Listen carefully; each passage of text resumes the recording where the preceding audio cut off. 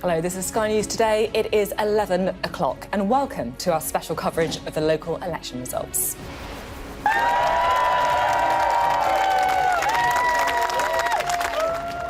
Delight for Labour with key victories over the Conservatives. Sir Keir Starmer says his party is ready for power.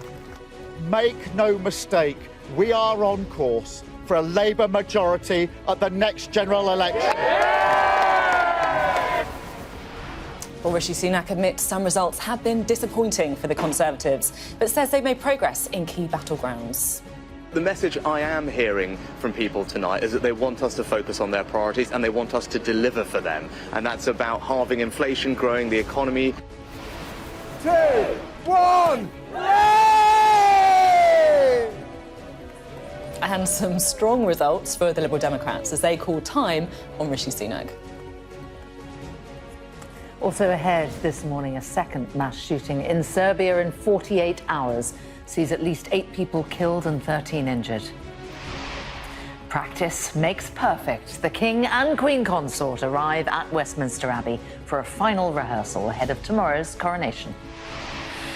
Camping out for the crowning moment. Royal watchers take up their position on the Mall to witness a moment in history.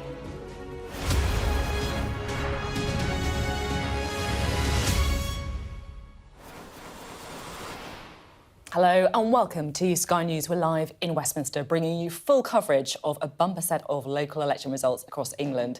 It's really been seen as a dress rehearsal for the general election, and it is turning out to be a bad day for the Prime Minister and the Conservatives.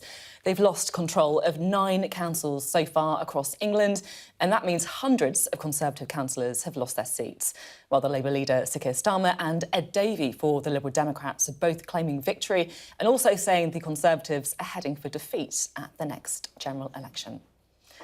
Well, we'll be bringing you all of the results throughout the day. We can have a look now at the latest. So this is the current state of the parties, with 62 of the total 230 councils in so far. And you can see, so far, this is the councils. Labour have gained control of 3 councils, the Conservatives losing control of 9 councils in total. The Lib Dems have taken 1 from them, and others have also taken 5 as well, going to no overall control. So a pretty bad day for Rishi Sunak in those early results. And we can have a look at a bit more detail at some of the councils that the Conservatives have lost so far as well. So these are just some of the latest. Of the 9 councils lost, you can see 1 has gone to Labour, 1 has gone to the Liberal Democrats, a good night for Ed Davey, and 7 have gone to no overall control. So in other words, no one has enough seats to take control of the council. But that loss to Labour, it's the first time ever that Labour have controlled Medway in Kent in its current form. Not even in that 1997 landslide did Labour have control of Medway Council. And the Lib Dems are also celebrating after they took one of their top target councils, Windsor and Maidenhead. They took that from Conservative control. So a sign there of some vulnerability to the Lib Dems in some of those southern heartlands, the blue wall, as some people refer to it as. Well, with the story so far on all of the election developments, here is our political correspondent, Rob Powell. A victory lap in the Tories' backyard. The Labour leader in Kent this morning after winning Medway from the Conservatives, a council even Tony Blair failed to take. Same story in Plymouth, in Stoke, up in Middlesbrough. And these are the key battlegrounds as we go into the next election. And make no mistake, this means that we are on course for a Labour majority at the next election. In Stoke-on-Trent too, Labour taking back control for the first time since before the Brexit vote, a brick back in the red wall.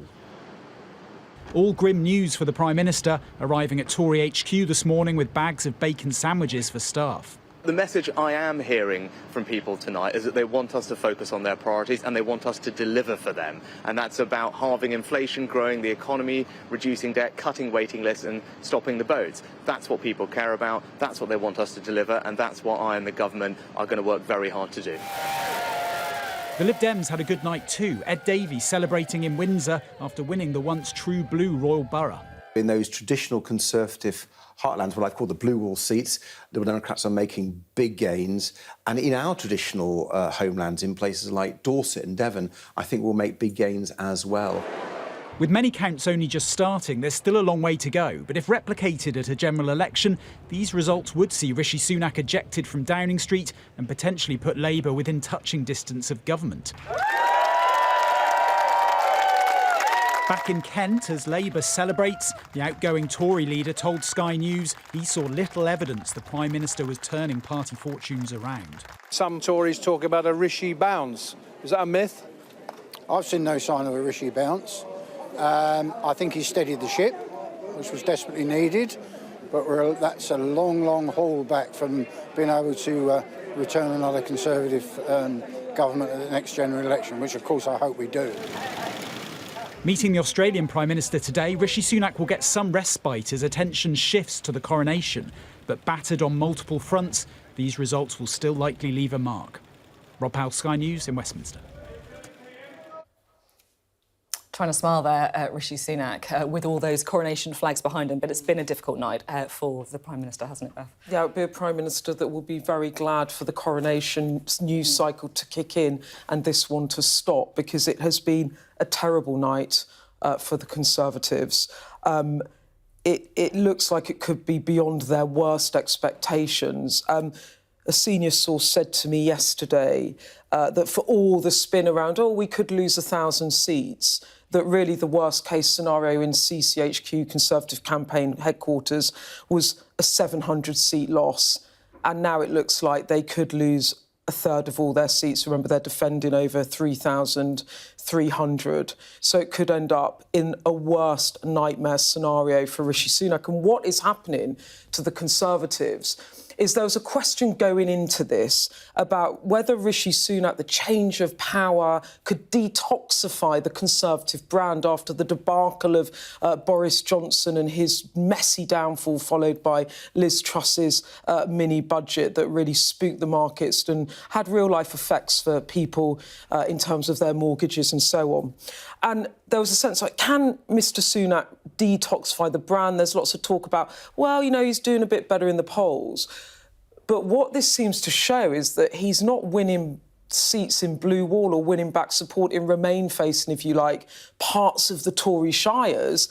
And he's also not holding the red wall ground that Boris Johnson won in some of the heartlands. And so he's losing. It's a pincer movement in which he's been squeezed on both sides with this potentially awful outcome for them. So a very bad night for the Conservatives, indeed. It's interesting, isn't it? Because, as you say, it does feel like there's that pincer movement. He's losing seats like Windsor to the Lib Dems, and then, obviously, Medway, that totemic Labour gain from the Conservatives.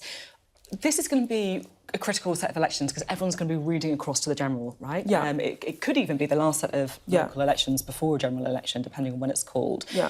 Has Labour done enough, do you think? Well, I think there's a couple of things saying that. The first point is only a quarter of seats have been declared, OK? Yeah. So we are really, if Keir Starmer has a mountain to climb in terms of these results and what that says you and I are still in the foothills of analysis, that's the first point to make. The other point to make is that I've been told that there could be a bit more patchiness in Labour's performance. They've had a great overnight. They've got momentum, that's for sure, going into the morning, but are they going to do slightly less well in the East Midlands? What about the West Midlands? They didn't do quite as well in Dudley, for example, as they hoped. And so the Conservatives will have bits to cling on to say, the progress of Labour, it's not quite what they're saying. But going back to the big question, that is the big question. The box office set of local elections is because it could be the biggest electoral test before the next general election. 7 out of 10 voters in England have an option to tell our politicians what they think of them. And in terms of what Labour is saying about this, now they are saying, Keir Starmer said it very clearly, these results show that we are on course for a majority government. Now, that's massive. It's a gargantuan task for Labour to overturn the majority of Boris Johnson back in 2019. It requires a swing bigger than Tony Blair achieved in the 1997 landslide, just to give you a sense of the scale of Starmer's task. And what we're looking at is, can they get to a double-digit swing once we take all the local election results and Michael Thrasher and the psephologists, our, brilliant team, kind of perform some magic, and then they extrapolate it out and they give us a projection of national vote share and of potentially parliamentary seats in a general election. And the big question is, can they get over the line? At the moment, Michael Thrasher was saying this morning, really good performance, really solid. Is it enough? We will get a better sense of it this afternoon. But I think what we can say for sure, Sophie, is that what these results are showing is that if 2019 and that set of locals it's a plague on both your houses, with Labour under Corbyn and the Tories under May doing really, really badly, this set is showing us the plague on the houses for the Conservatives, with, big performances for the Lib Dems and Labour. And it looks, therefore, that in some shape or form, Keir Starmer has much more confidence that he's heading to number 10. Minority government, coalition, majority, still to be seen. Really interesting. As Beth says, we're still in the foothills of our local election coverage today. There's going to be so much more of it, and that picture is going to become clearer as the day goes on. But certainly, difficult days for the Conservatives, losing to just about everybody. But at the same time, questions still to come as the day goes on. Is it enough for Keir Starmer to get that majority? Well, at the big screen, another person who is crunching through the numbers for us today is Ed Conway. He's looking at all the voting data to try and show us the story behind the numbers. Ed, what have we learned so far? That's right, Sophie. I mean, it's still, as you were saying earlier, and Beth was saying, still early days, and we still... Well, let me just show you the kind of scoreboard for the different councils, the results we have so far. What you can see there, well, there's quite a lot of red, but also the fact that a lot of this board is still yet to be announced. So we've yet to get results from about three-quarters of the councils here, and that's going to come over the course of the day, particular rush happening in the early afternoon. So we should know, though, as the day progresses, how this is panning out to be. And what the data we have so far does show is, well, you were saying it a moment ago, have a look at the big picture here. The Labour Party there up by 136 seats. These are seats, of course, so we're looking at councillors specifically here, so the numbers are bigger, but Labour up by 136 so far. And the key thing is here, in part, looking at the change and remembering as well that this is comparing it with 2019, which is the last time that most of these councils were up for election, which was pretty bad for both the Labour Party and the Conservative Party. But this time around, look at what's happened to those Conservative seats so far, down by another 216. And that is looking like one of their worst performances in a long time. When you look at the councils, so that was seats. Let's look at total councils, which is obviously taking control of different councils. And here it's a slightly different picture, of course. Labour Party up by 3, the Conservatives down by 9 so far. And this is so far in the ones that have been counted so far. And then you've got others going into this no overall control category, so where they don't, either they're independent or there's no overall control in those councils. But I want to just take you and have a look at this map here, because here we are looking at essentially just the political picture of the UK and how it's evolving. And what you can see is, again, most of these have yet to be declared. You've got some areas there, the dark grey, that's no overall control over there. But focus in particular, over here, Plymouth, so that's gone red. That was previously no overall control. And over here as well at Medway. So there's Medway. That was Conservative before, and actually Labour has never had control of that council, not even in 1995, so that was the one just before Tony Blair's landslide. And if you have a look at what was happening there in Medway, look at these numbers here. Labour up by 13 councillors there, so 13 extra councillors for Labour there in Medway. Labour gaining for Conservatives, first time they've ever held control of Medway. Plymouth getting it back from no overall control. A lot going on beneath the surface there in Plymouth. But if we look at the numbers in Plymouth, OK, so just what we're going to have a look at is vote share. So there's Plymouth. Here's the vote share, OK, and this is just showing you, obviously, an equivalent vote share of the major different parties. In a sense, the striking thing here is partly that Labour has been going higher and higher, or give or take those bounces recently, but it's more just about this Conservative line, which has just cratered. It's absolutely cratered in Plymouth. This is Plymouth we're specifically looking at here, and that line there in terms of the share of the vote, down to the lowest level. It might even be lower than in 1995. So disastrous there for Rishi Sunak in an area where the Conservatives have previously done really quite well. And when you look at these numbers and kind of take them apart and kind of try and extrapolate what is happening beneath the surface, here's an interesting insight that we've got here. This is showing you, obviously it's the vote share for Labour. You can see the big standout is the Labour Party and how big those vote shares are. But what we're specifically looking at here is how that kind of relates, how it correlates with Brexit votes. So this is people who were more keen on Brexit, areas where you had higher Brexit votes, and areas where you had lower Brexit votes. So more Remain down here, more Brexit up here. And look at the blue bars in particular. So Conservative change in the share of the votes. Look, the more Brexit areas are still down, OK, but the more Remain areas are down even further. So you're seeing the Tory vote falling much further within those areas where people were less keen on Brexit, where they're more likely to vote Remain. We are seeing some of these trends starting to emerge. As I say, it is really early in the counting, in the results, and in terms of the analysis. But as the day goes on, we're going to get more results. We'll see different areas of the country as well, and we'll get more of a sense of what this means for the political picture in the UK. Thanks very much, Ed. We'll be going back to Ed as those numbers come in. We've got another result to bring you. Blackburn with Darwin. That's a Labour hold. No big surprise, but look, they picked up 2 seats on the council there. The Conservative dropping 1. It is a borough and unitary authority area in Lancashire. There is a Conservative MP in the area, though, Jake Berry, even though it is somewhere that we would expect to go Labour in this election. But certainly signs of strength there continuing around those former industrial areas. Well, we can go now to Newbury and talk to our political correspondent, Tamara Cohen, who is there keeping an eye on the West Berkshire constituency for us, for the council area for us. Currently held by the Conservatives. How are nerves where you are?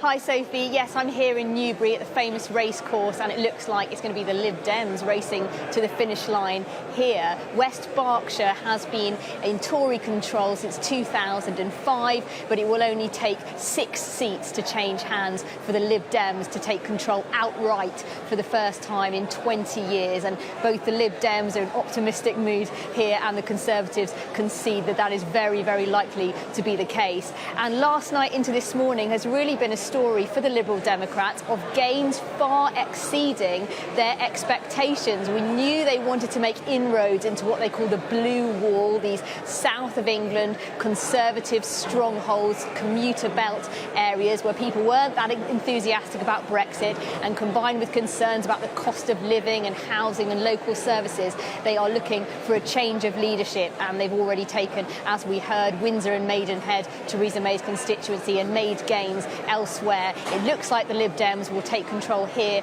in West Berkshire too. Now, what could that mean at a general election?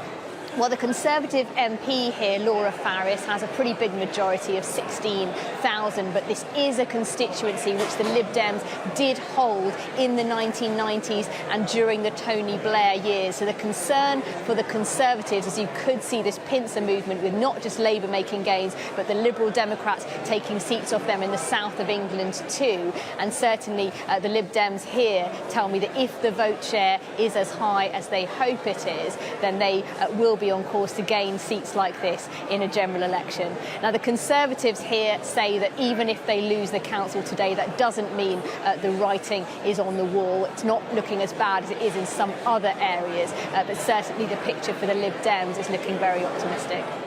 Yeah, optimistic indeed. Sir Ed Davey, having a good night so far. Thanks very much, Tamara. We'll go back to Tamara and all of our other correspondents who are dotted around the country, keeping an eye on some of those interesting counts for us. Well, we can get a bit more reaction to the results so far. Joining us now is the Labour Mayor for the West of England, Dan Norris. Thanks very much for being with us. What do you make of the results then? Well, I'm really encouraged. It shows that Labour is on course for a general election victory. And it's not just the size of the votes that are piling up behind Labour, but it's where those votes are happening. So they're happening in the places where they will make a difference, in constituencies that will determine who will form the next government. So that's really encouraging from the Labour perspective. And I also think what it shows is that Labour has done an amazing job already. Coming from the result we had in 2019, Keir Starmer has brought us to this place now where we are seriously in contention of winning the next general election. But it's not done yet. There's a lot of work to do and a lot of trust building that Labour still has to work on. At the same time, clearly a good set of results for Labour and a difficult night for the Conservatives. But our election analysts are not saying that you're in majority territory, you're in largest party territory. And if you look at some of the results, Bolton, Hartlepool, still no overall control. Are you making enough gains to have an outright win at the next election? Well, certainly I think we are. And based on my knowledge of the West of England as the mayor and as an MP in this area, actually the successor or the predecessor, to Jacob Rees-Mogg, there are now only 3 Tory councillors in Jacob Rees-Mogg's current constituency. That has never been as bad as that, ever in living memory. I think it's a sign of how Labour has made real progress. But we know that there's a long way to go. This is a stepping stone to reaching that objective of forming a government. But we have to take the electorate with us. We have to persuade them and keep doing that. But it's been an amazing journey so far. And Keir Starmer has done a fantastic job. And I believe he'll get us over the next stage, which will be even tougher. So we know we've got a tough fight on. I guess the question that some would ask is, look, are you just picking up the bad feeling towards Conservatives rather than setting out your own positive case for the UK? I mean, what would you say, for example, is the single biggest blockbuster Labour policy?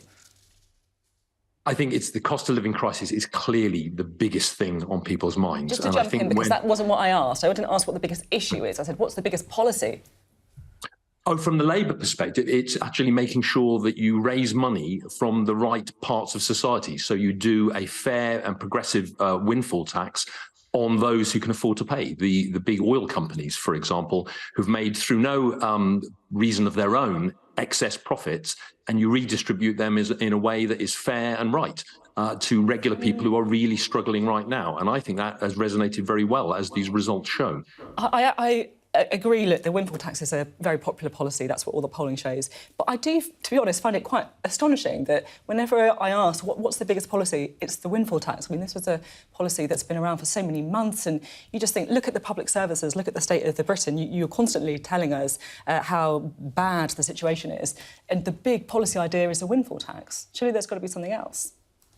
Oh, well, I think there's a whole range of things. But the thing about being in opposition is that you have to time those things properly as you approach an election. And I say that as having been part of the Tony Blair landslide. That is exactly the same. And I was asked similar questions as you're asking me now, Sophie, about what are our policies. The thing is, the government's in power. They're making the decisions.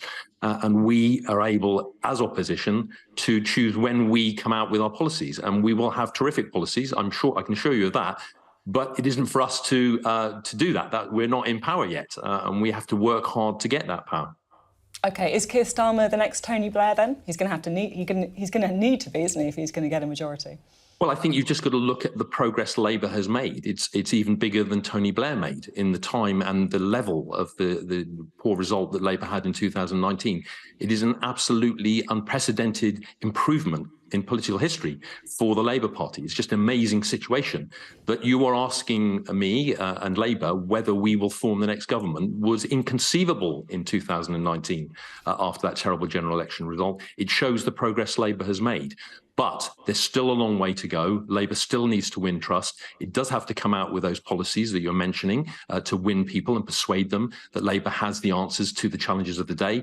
And I'm confident under Keir Starmer we will do exactly that. It's been a good night as well for the Liberal Democrats, particularly in some of those southern seats and the blue wall, if you like. Would you be prepared, do you think, to go into a coalition with the Lib Dems?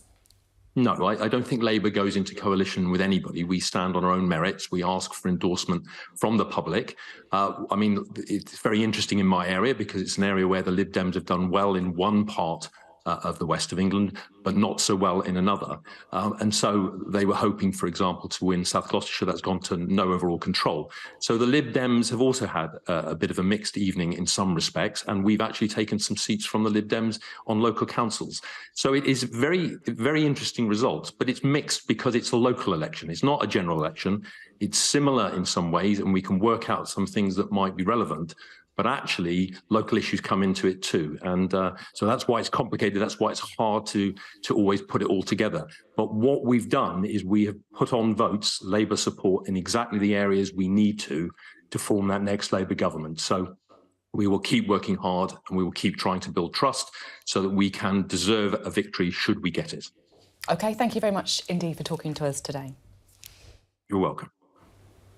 And actually, that is a fair point. Local elections, people do vote for all sorts of reasons. There are often local residents groups, for example, who can do very well on council. So difficult to read completely across to a general election. But at the same time, the story of the day so far is the Conservatives losing to just about everybody. Good night for the Liberal Democrats and also the Labour Party.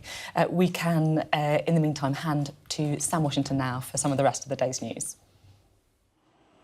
Thanks very much, Sophie. It's not the only story in town, of course. It is now just a day to go, in case you hadn't noticed, until the coronation. And in a timely boost for the royal family, King Charles is becoming more popular in the run-up to the coronation. That's according to an exclusive poll for Sky News. But it's also found that support for a republic has risen to its highest level since the early 1990s. Our home editor, Jason Farrell, reports. Kenilworth in Warwickshire, a fortress for King John, Lancastrians, Tudors, Elizabeth I. Here you'll find a giant ruler of royal succession. And the strength of this timeline through our history has always depended on events and who wears the crown. These walls may have crumbled, but King Charles inherits a country still predominantly monarchist. However, a Sky News Ipsos poll shows support for a republic is at 25%, its highest since the early 90s. So what makes a popular monarch? Well, I think it's a number of factors, of course, but firstly, I'd say a monarch shouldn't really kill or persecute its subjects. That's obviously a clear thing. But also, it's all about society, whether society did well at the time. Was it prosperous? Was it politically stable? Were there wars? I mean, Elizabeth I, for example, has gone down as being called Gloriana and Good Queen Bess, and I think that's because she had such a stable, long reign. And in these times of financial difficulty, our poll shows that more than half of us feel the royals get too much public money.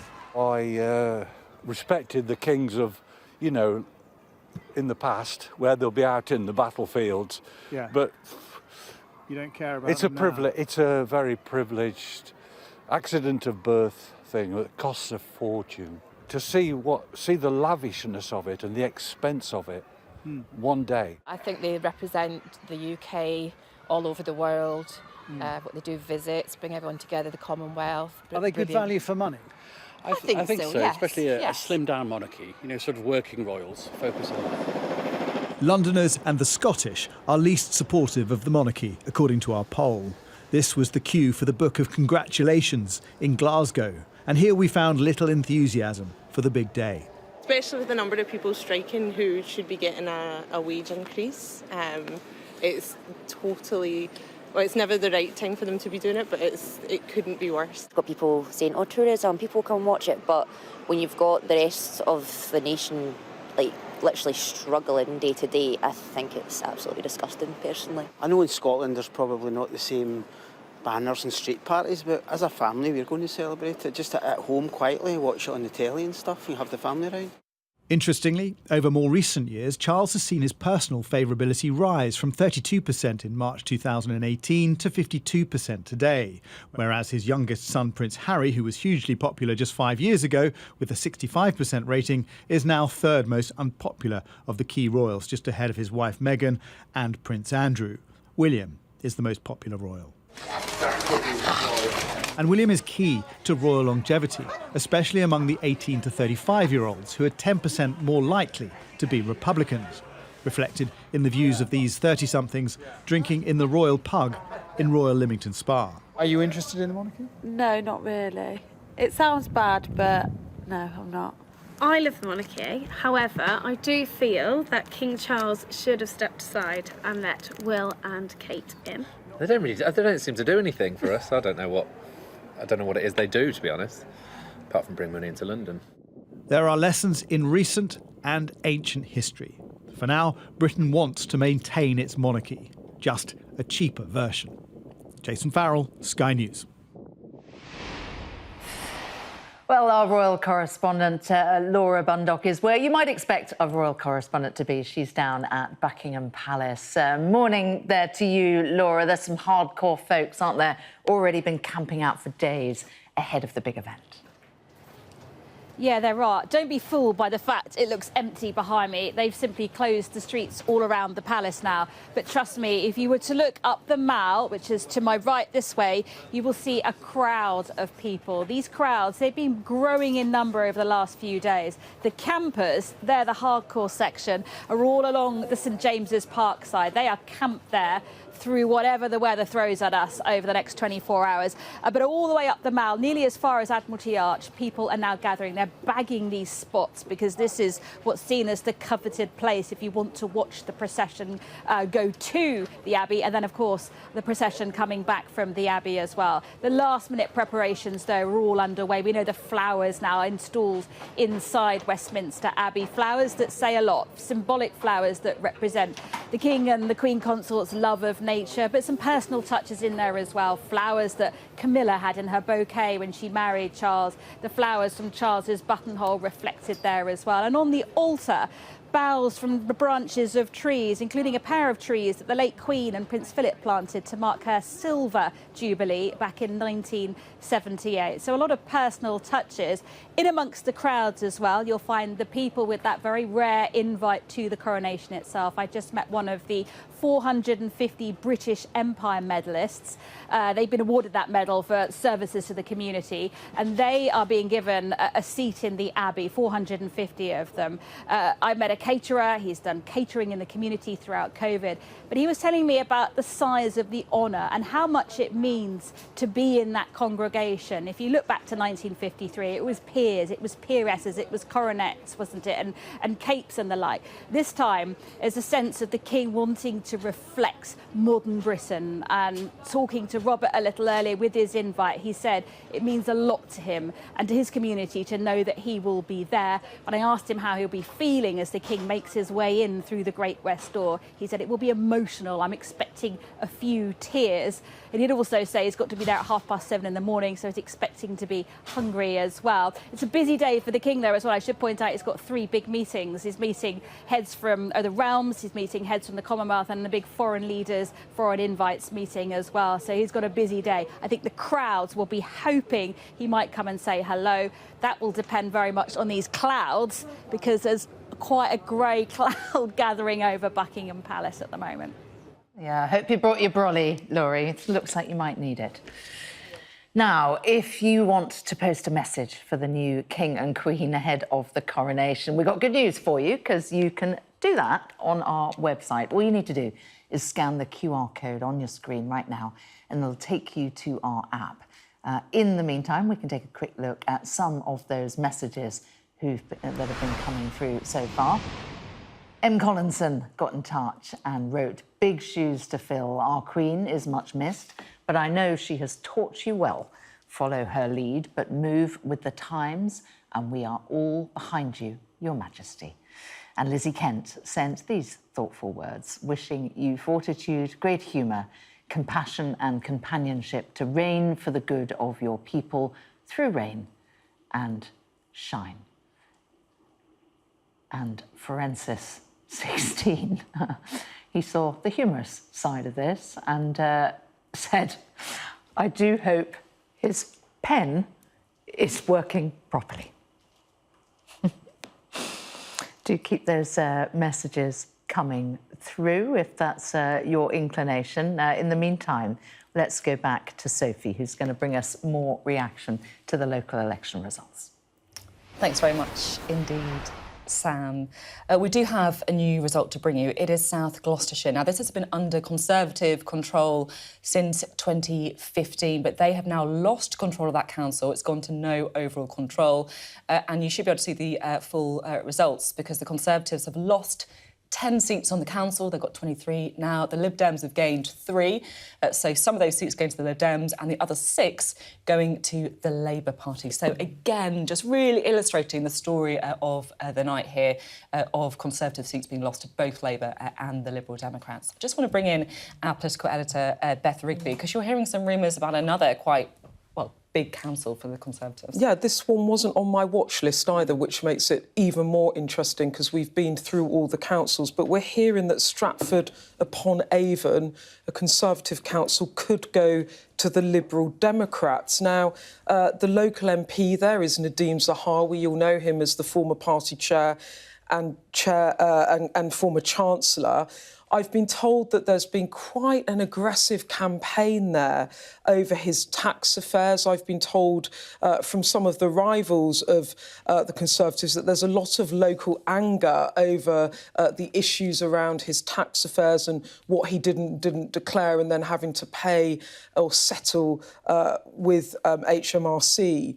And that I'm hearing, and this is from sources on both sides, so the Tories and the Liberal Democrat sources, suggesting that that council could go to the Lib Dems. Now, that would be a big deal. The Conservatives have 26 of the 41 seats there currently. The Lib Dems are only on 10. So has there been a quite aggressive, I imagine, local campaign by the Liberal Democrats that could see Stratford-upon-Avon go into the Liberal Democrats? Fascinating. Yeah, really a big deal if that does happen. The first time that the Conservatives would have lost the majority since the early 2000s, if that does happen, as Beth has been hearing. Well, joining us now is the Conservative MP for North Somerset, the former chair of the Conservative Party, Liam Fox. You're smiling, but it's been pretty difficult night, right? Well, it's not exactly unprecedented. I mean, I've been in politics in the House of Commons for 31 years. We've had a lot of nights like this over the years. The thing is that governments who've been in office a long time lose seats in local elections, pretty much as a rule. It's disappointing, of course, and it's a shame to lose very dedicated people who've given so much to local civic life. But these things are part of it. And I think you also have to see it in perspective. I was doing these programmes in 2019. 2019, it was predicted we would get a 28% share of the vote. 6 months later in the general election, we got 43.6 and an 80-seat majority. So all I'm saying is, I'm not saying that they're not uncomfortable, but you've got to try to see it in some sort of historical context. At the same time, though, this is more than just midterm blues, isn't it? And you're talking about 2019. Well, I remember 2019. I think it was your second worst set of results, and Theresa May left shortly after them because they were so bad. And now you're going down from there. Well, I think for me, what would have been worse would be if we'd had these elections 6 months ago. And in the 6 months since Rishi Sunak's been in charge, the party has recovered in the opinion polls. These results would have been worse 6 months ago. And the government, we're moving towards Prime Minister's 5 priorities. This election, there's not going to be a general election next month or any time soon.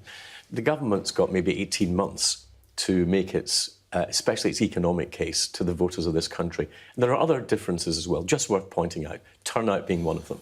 In local elections, you get a turnout, we think this one's around about 33%. General elections are around about 70%. In 2019, it was predicted, if you went on those results, that the other parties, apart from Labour, Conservative and Lib Dem, would get 25% of the vote. Well, they got nothing like that. So you've got to be careful about extrapolating local government results into national ones. General elections are a choice about the next government you have, not a referendum on the popularity of the sitting government. At the same time, and I accept, look, there's lots of reasons that people vote in local elections, but this is the first big test for Rishi Sunak at the ballot box, right, since becoming Prime Minister. And you've got to say, by any metric, he's failed. No, I think it's not a great result for us by any means, but as I said, this is not a verdict on Rishi Sunak. Rishi Sunak actually seen the party's electoral chances improving. You've seen what's going on in the opinion polls over the last few months, where there's beginning to recover. I think there's no doubt that you've seen some improvements in both Labour and Lib Dem, but even in places where Labour have been doing well, places like Plymouth, their increase in the vote share wouldn't give them a majority in a general election now, at this point, given everything that's gone on.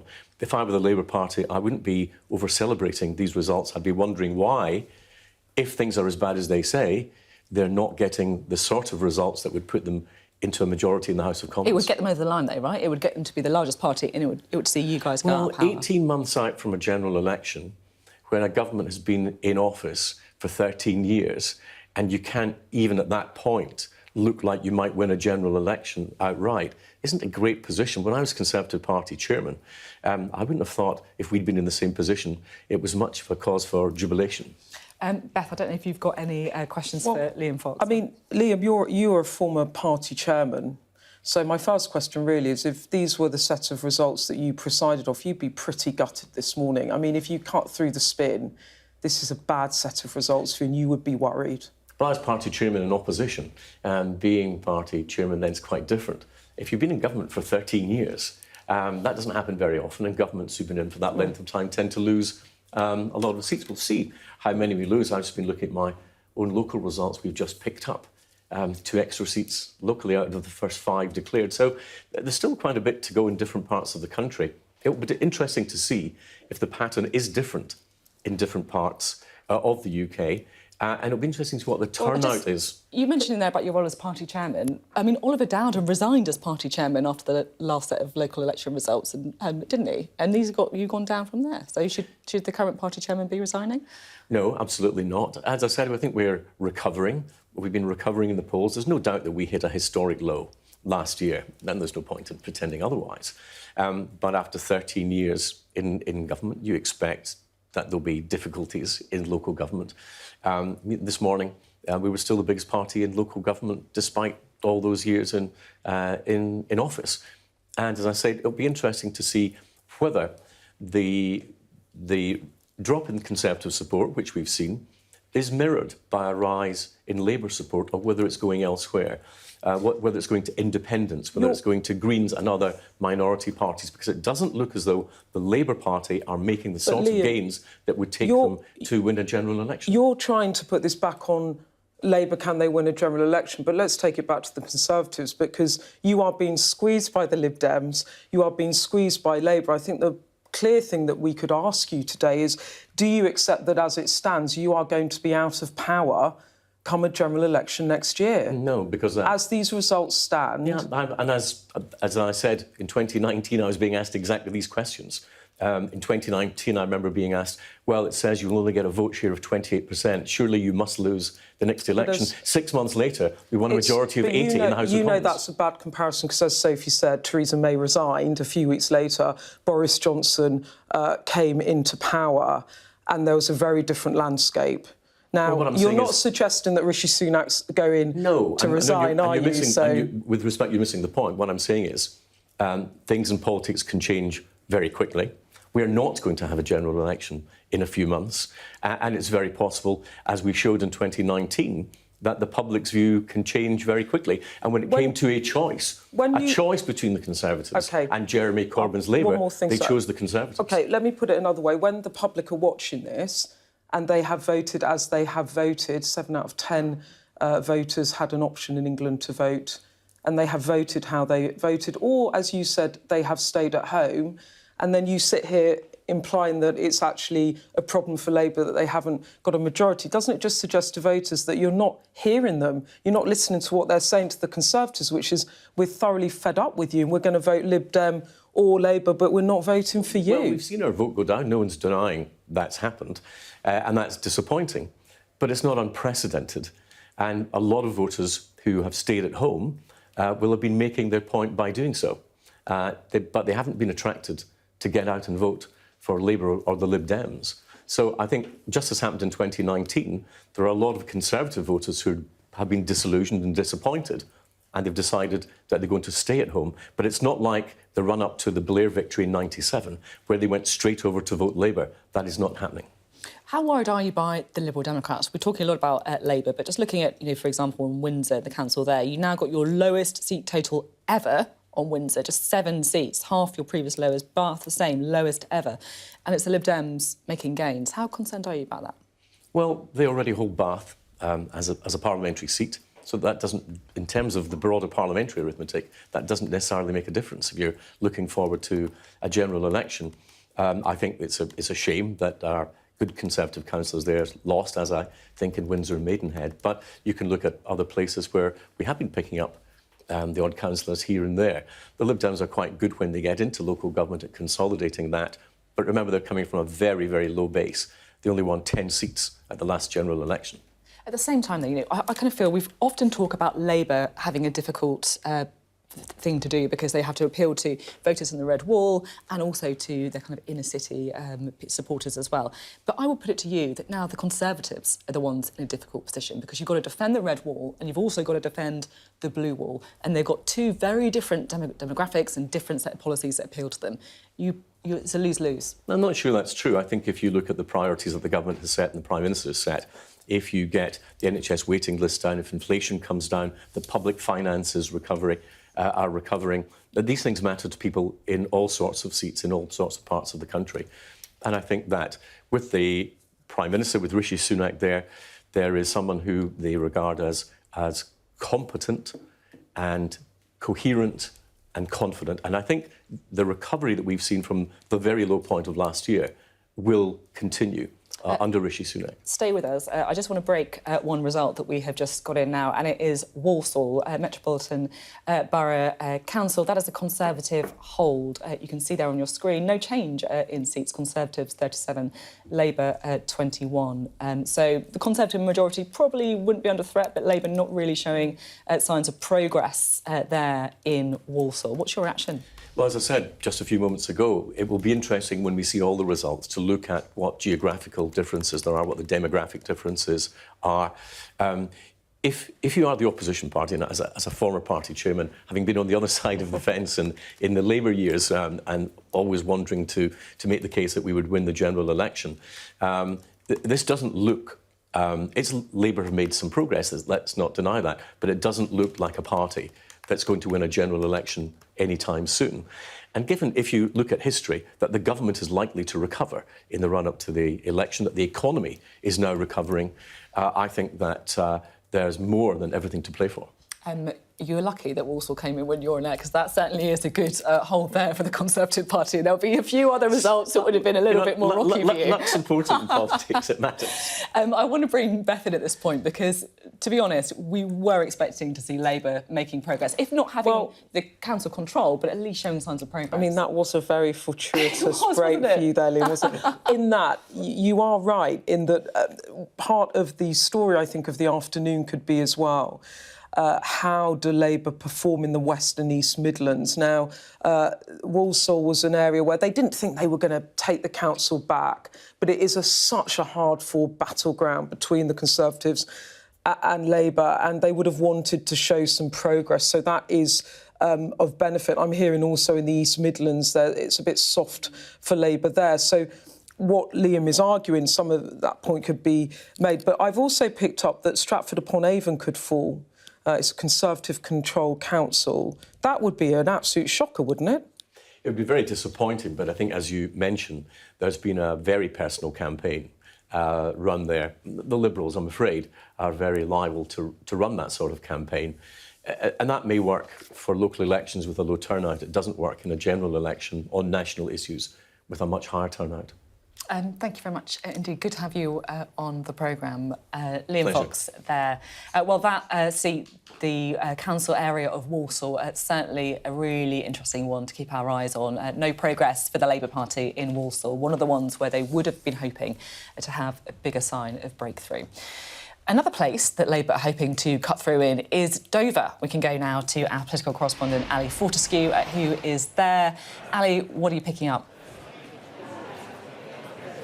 Hello, good morning. I mean, it is very early days, both sides sounding pretty optimistic. It would be a huge blow, it's fair to say, for the Conservatives if they did lose here. They only need to lose 3 council seats to lose overall control in the council. The challenge for Labour is harder. They would need to make 7 gains to take overall control. The Labour leader here telling me he thinks that's achievable, thinks things are looking quite positive, but it would be, I think, a symbolic blow for the Conservatives because, yes, local issues obviously come up on the doorstep here, the cost of living, traffic, particularly obviously because of the port of Dover, bins, these are the sorts of things that come up on the doorstep. But one of the biggest issues here is small boats. That comes up, I'm told, again and again on the doorstep, and that obviously speaks to the broader immigration policy. Is Rishi Sunak's stance on small boats, is his tough talk cutting through with voters here? So this, I think, is a big electoral test for Rishi Sunak on that national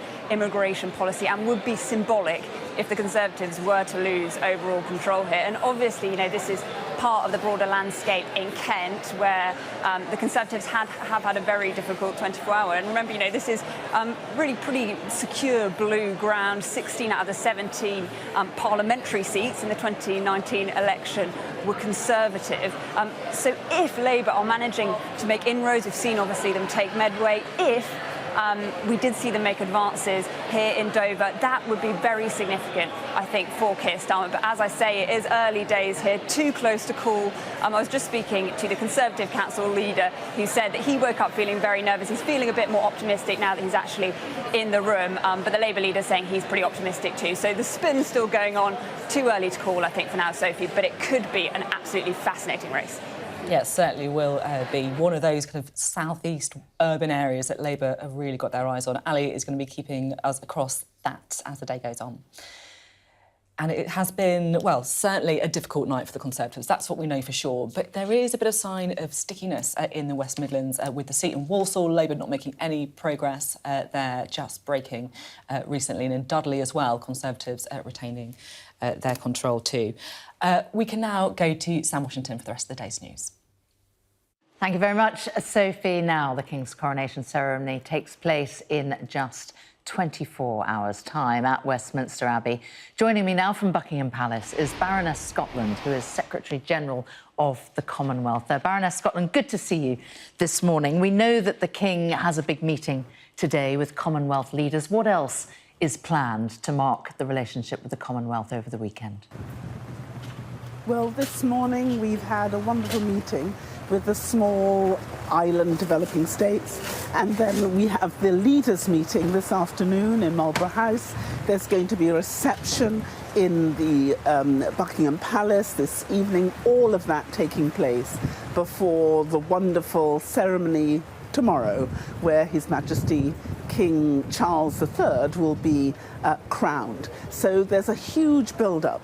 But what's been exciting is to see leaders coming from the four corners of the world to celebrate this, and for all of our 56 members of the Commonwealth, representing 2.5 billion people, 60% of whom are under the age of 30, they're all here because back in 2018, when the question was raised, sadly, as to what might happen or should happen when Her Majesty Queen Elizabeth II died, who would become head of the Commonwealth, because it was not a hereditary principle, the ministers and the leaders then at Chogham in London in 2018 made the decision that in that event, His Majesty would, because of all the work that he had done over the years for all of the Commonwealth countries, that he should be the next head of the Commonwealth. And that was probably a great moment, because this was not something that he inherited. It's something that, as a result of his own hard work, dedication, and support for the Commonwealth, the leaders felt was the appropriate thing to do, and that he would be the best person to continue the Queen's legacy and, in his own right, to be head of the Commonwealth. Notwithstanding all of what you just said, of the manifold pressures on the monarchy, you've got to count the Commonwealth up there pretty high. The Australian Prime Minister, for example, has not ruled out a referendum on making the country a republic, and Jamaica could hold one as early as next year. So there is pressure. Mm-hmm. Well, you know, it's really important that we all remember that when the new Commonwealth was created in 1949, it was created because 8 countries in the Commonwealth no longer wanted to be realms, but wanted to become republics. And from that 8, we now have 36 republics. And we've got 5 countries in the Commonwealth who have their own monarchies. We've got 33 small states, 25 island states. And the most recent countries to join the Commonwealth had nothing to do with the empire. That's Togo and Gabon. They'd both been part of the French family, and now they've come to join us in the Commonwealth because of our values, because what we're doing on the rule of law, good governance, climate change. Remember that it was the Commonwealth in 1989, through the Langkawi Declaration in Malaysia, decided that we had to concentrate on climate because it created an existential threat. So it's all those things that bind our Commonwealth together. No, I hear what you're saying, Baroness Scotland, but it does sound a bit like an advertisement. You can't deny there is pressure. There is pressure brewing in the Caribbean, and if Australia breaks with the monarchy, that's a pretty big democracy that may well pave the path for others. Yep, but what I'm saying is it has always been so. Barbados left just recently, but they remained a member of the Commonwealth. They remained grateful that the fact that King was going to continue the head. So it will continue to happen. Every single Commonwealth country who has democratically listened to the people, decided what they wanted to do, they've all stayed as full members of the Commonwealth. So I think it's really important for us not to amalgamate these two things, that every single country has the right to self-determine. What would you advocate the King does to maintain good relations? There's been a lot of tension about the colonial past, and I'm also wondering whether he needs to deploy, perhaps, Prince William. No, I think if you look at what has happened, every time His Majesty has visited any of the Commonwealth countries, he has been warmly welcomed. The Commonwealth creates a platform for us to discuss some of the most difficult questions facing the world today, not just the realms, the world. And our leaders are going to come together today to do just that. Talk about the young people in our Commonwealth. What's the future of the Commonwealth? How are we going to make it a smarter, more relevant Commonwealth?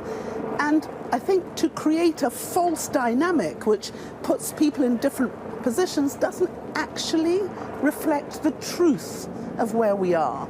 And this world is a very difficult place, a very fractious place. And what I know from having been Secretary General since 2016 is that the Commonwealth has remained a beacon of good sense and an opportunity for people to come together and to cooperate, which is what's going to happen. Baroness Scotland, it's really good to talk to you this morning. Thank you for your time. And you. Thank you so much. Well, we are here to guide you through all of those local election results today. The Conservatives losing control of 9 councils in total, Labour picking up 3 so far, the Lib Dems picking up 1. Beth, what's your kind of main takeaway so far? Well, bad night for the Tories. How bad can it get? Strong for Labour, but are they going to be tilting to a minority government or an overall majority? And we're going to have a fascinating set of results coming up soon. Herefordshire, Rochdale, Gateshead, Manchester, Worthing. So plenty still to go at. Walsall, as we just said, encouraging for the Conservatives, a little glimmer of hope in the West Mids there. And we're certainly going to be ramping up when it comes to those results. They are going to start coming in thick and fast. We will be here with you, so do stay with us here on Sky News for all of those critical local election results in England.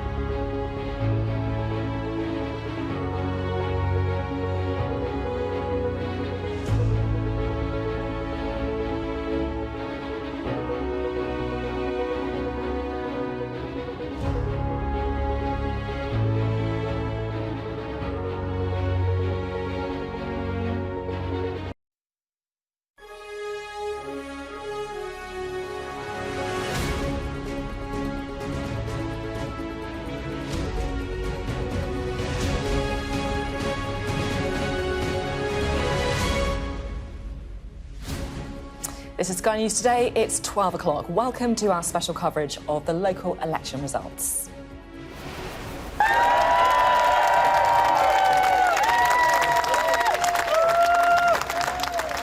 Delight for Labour with key victories over the Conservatives. Sir Keir Starmer says the party is ready for power. Make no mistake, we are on course for a Labour majority at the next general election.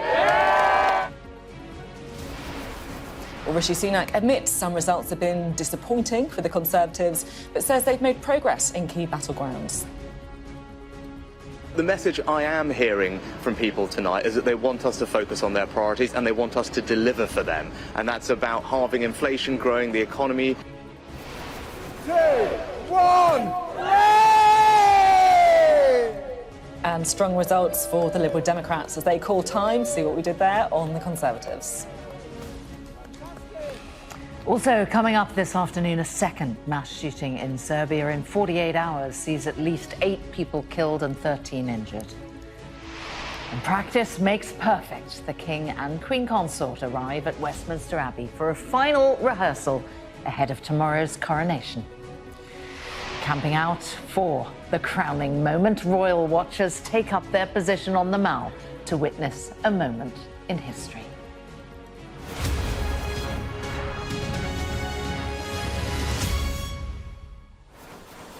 Hello and welcome to Sky News. We're live in Westminster for you, bringing you full coverage of those crucial local election results across England on what is turning out to be a pretty bad day for the Prime Minister and the Conservatives.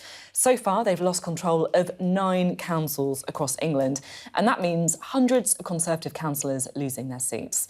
Well, the Labour leader, Keir Starmer, and also Ed Davey for the Liberal Democrats are claiming victory and also claim the Conservatives are heading for defeat at the next election. Well, we're bringing you all the results throughout the day. We can have a look at the latest state of the parties. This is where we are currently at. You can see there that the Labour Party have taken control of 115 seats and 3 councils. The Conservatives have lost 199 seats so far.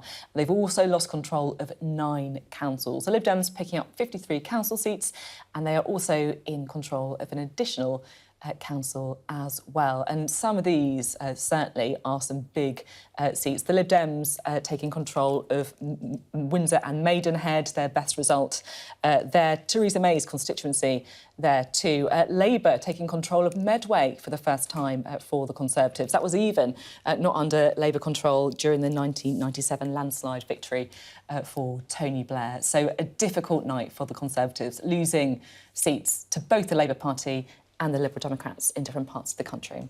And we can look in a bit more detail at some of the councils that the Conservatives have lost now.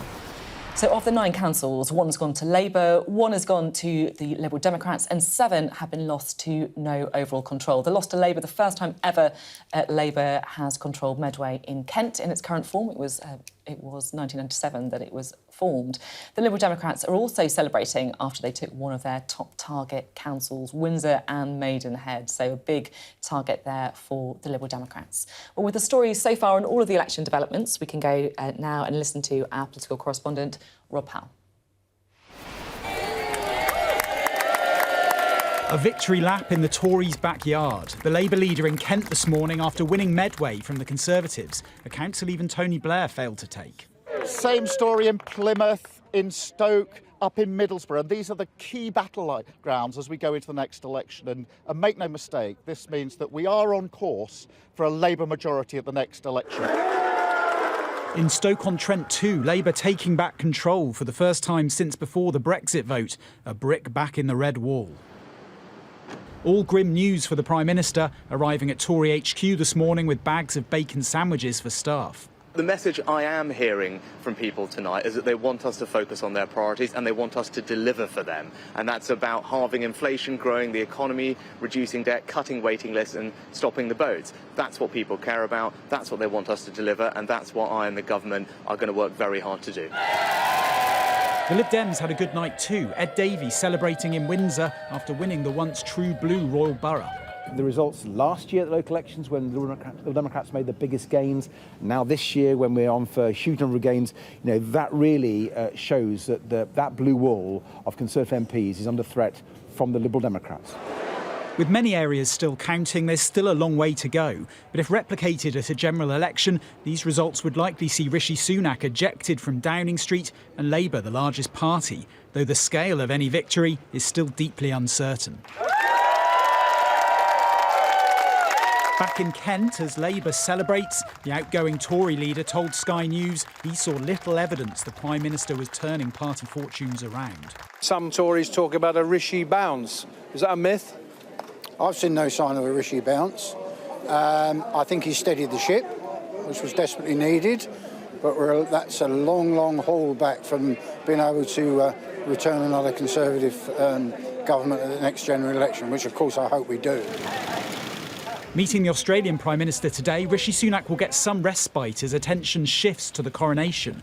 But battered on multiple fronts, these results will still likely leave a mark. Rob Powell, Sky News in Westminster.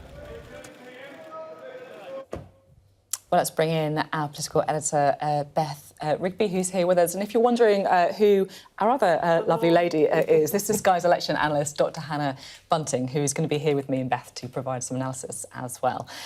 So, Beth, it feels like with these nights, right, you get spin from both sides. They pick individual councils or even seats to just say, look, actually, we're doing great, ignore what everyone's saying. Cutting through all of that, what do you think the story is? Well, you're absolutely right. And then you get into the weeds and you go, well, Walsall's done, and actually what we need to do is zoom out and what's the big picture. And I think there's sort of three elements to this set of local elections. The first one is clearly, do the national polls, what it's been showing, a massive Labour lead, does that translate at the ballot box into Sir Keir Starmer becoming the Prime Minister at the next general election? So really we're seeing, are Labour on course to win a general election? And then if you decide the results suggest that they're on course to winning, then it's a question of, are they an outright majority winner? Is it a minority government? Do they need a coalition, right? So there's that question. I mean, really, this is the story of, are we going to have a change of government next year after what will be 14 years of Conservative power? And just to jump in, we have had a breaking result, just as you were talking, which I think illustrates your point. Welwyn and Hatfield District Council. Now, the Conservatives lost this to no overall control in 2019, but they regained it in 2021.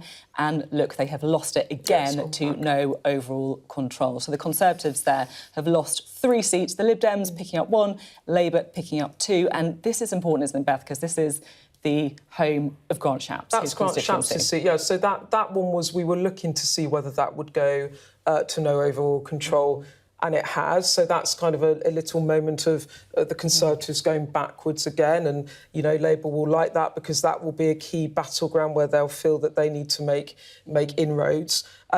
But going back to the big picture, so the first question is, can Labour win a general election? Then the sub-stories within all of this, subplots, if you like, which are playing out kind of in stereophonics, really, is number one, the Lib Dem fight back, but in the blue wall, because this is a set of elections in which, last local elections, it wasn't the Tory shires where we were getting a sense of how were the heartlands feeling about the Conservative Party, and now we're getting a real sense of it, and what we are seeing is this massive erosion of the Conservative vote in some key ground, and actually what's even more interesting about this, which Hannah will know much more than I do, is that it's a high watermark for the Lib Dems. They did really well in 2019 on this set of elections, and we were looking at, weren't we, like 150 or more gains. That would be great. Now, I'm hearing that they think they're going to get 300 or more seats, right?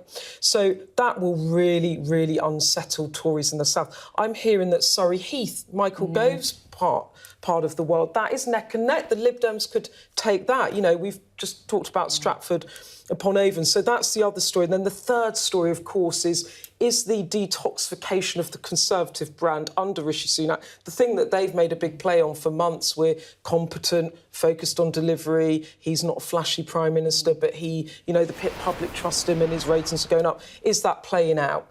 And the evidence is it doesn't seem to be, because they are losing pretty much everywhere. I think, as Liam Fox and we were talking about, there could be some crumbs of comfort in the West East Midlands, a key Conservative Labour battleground.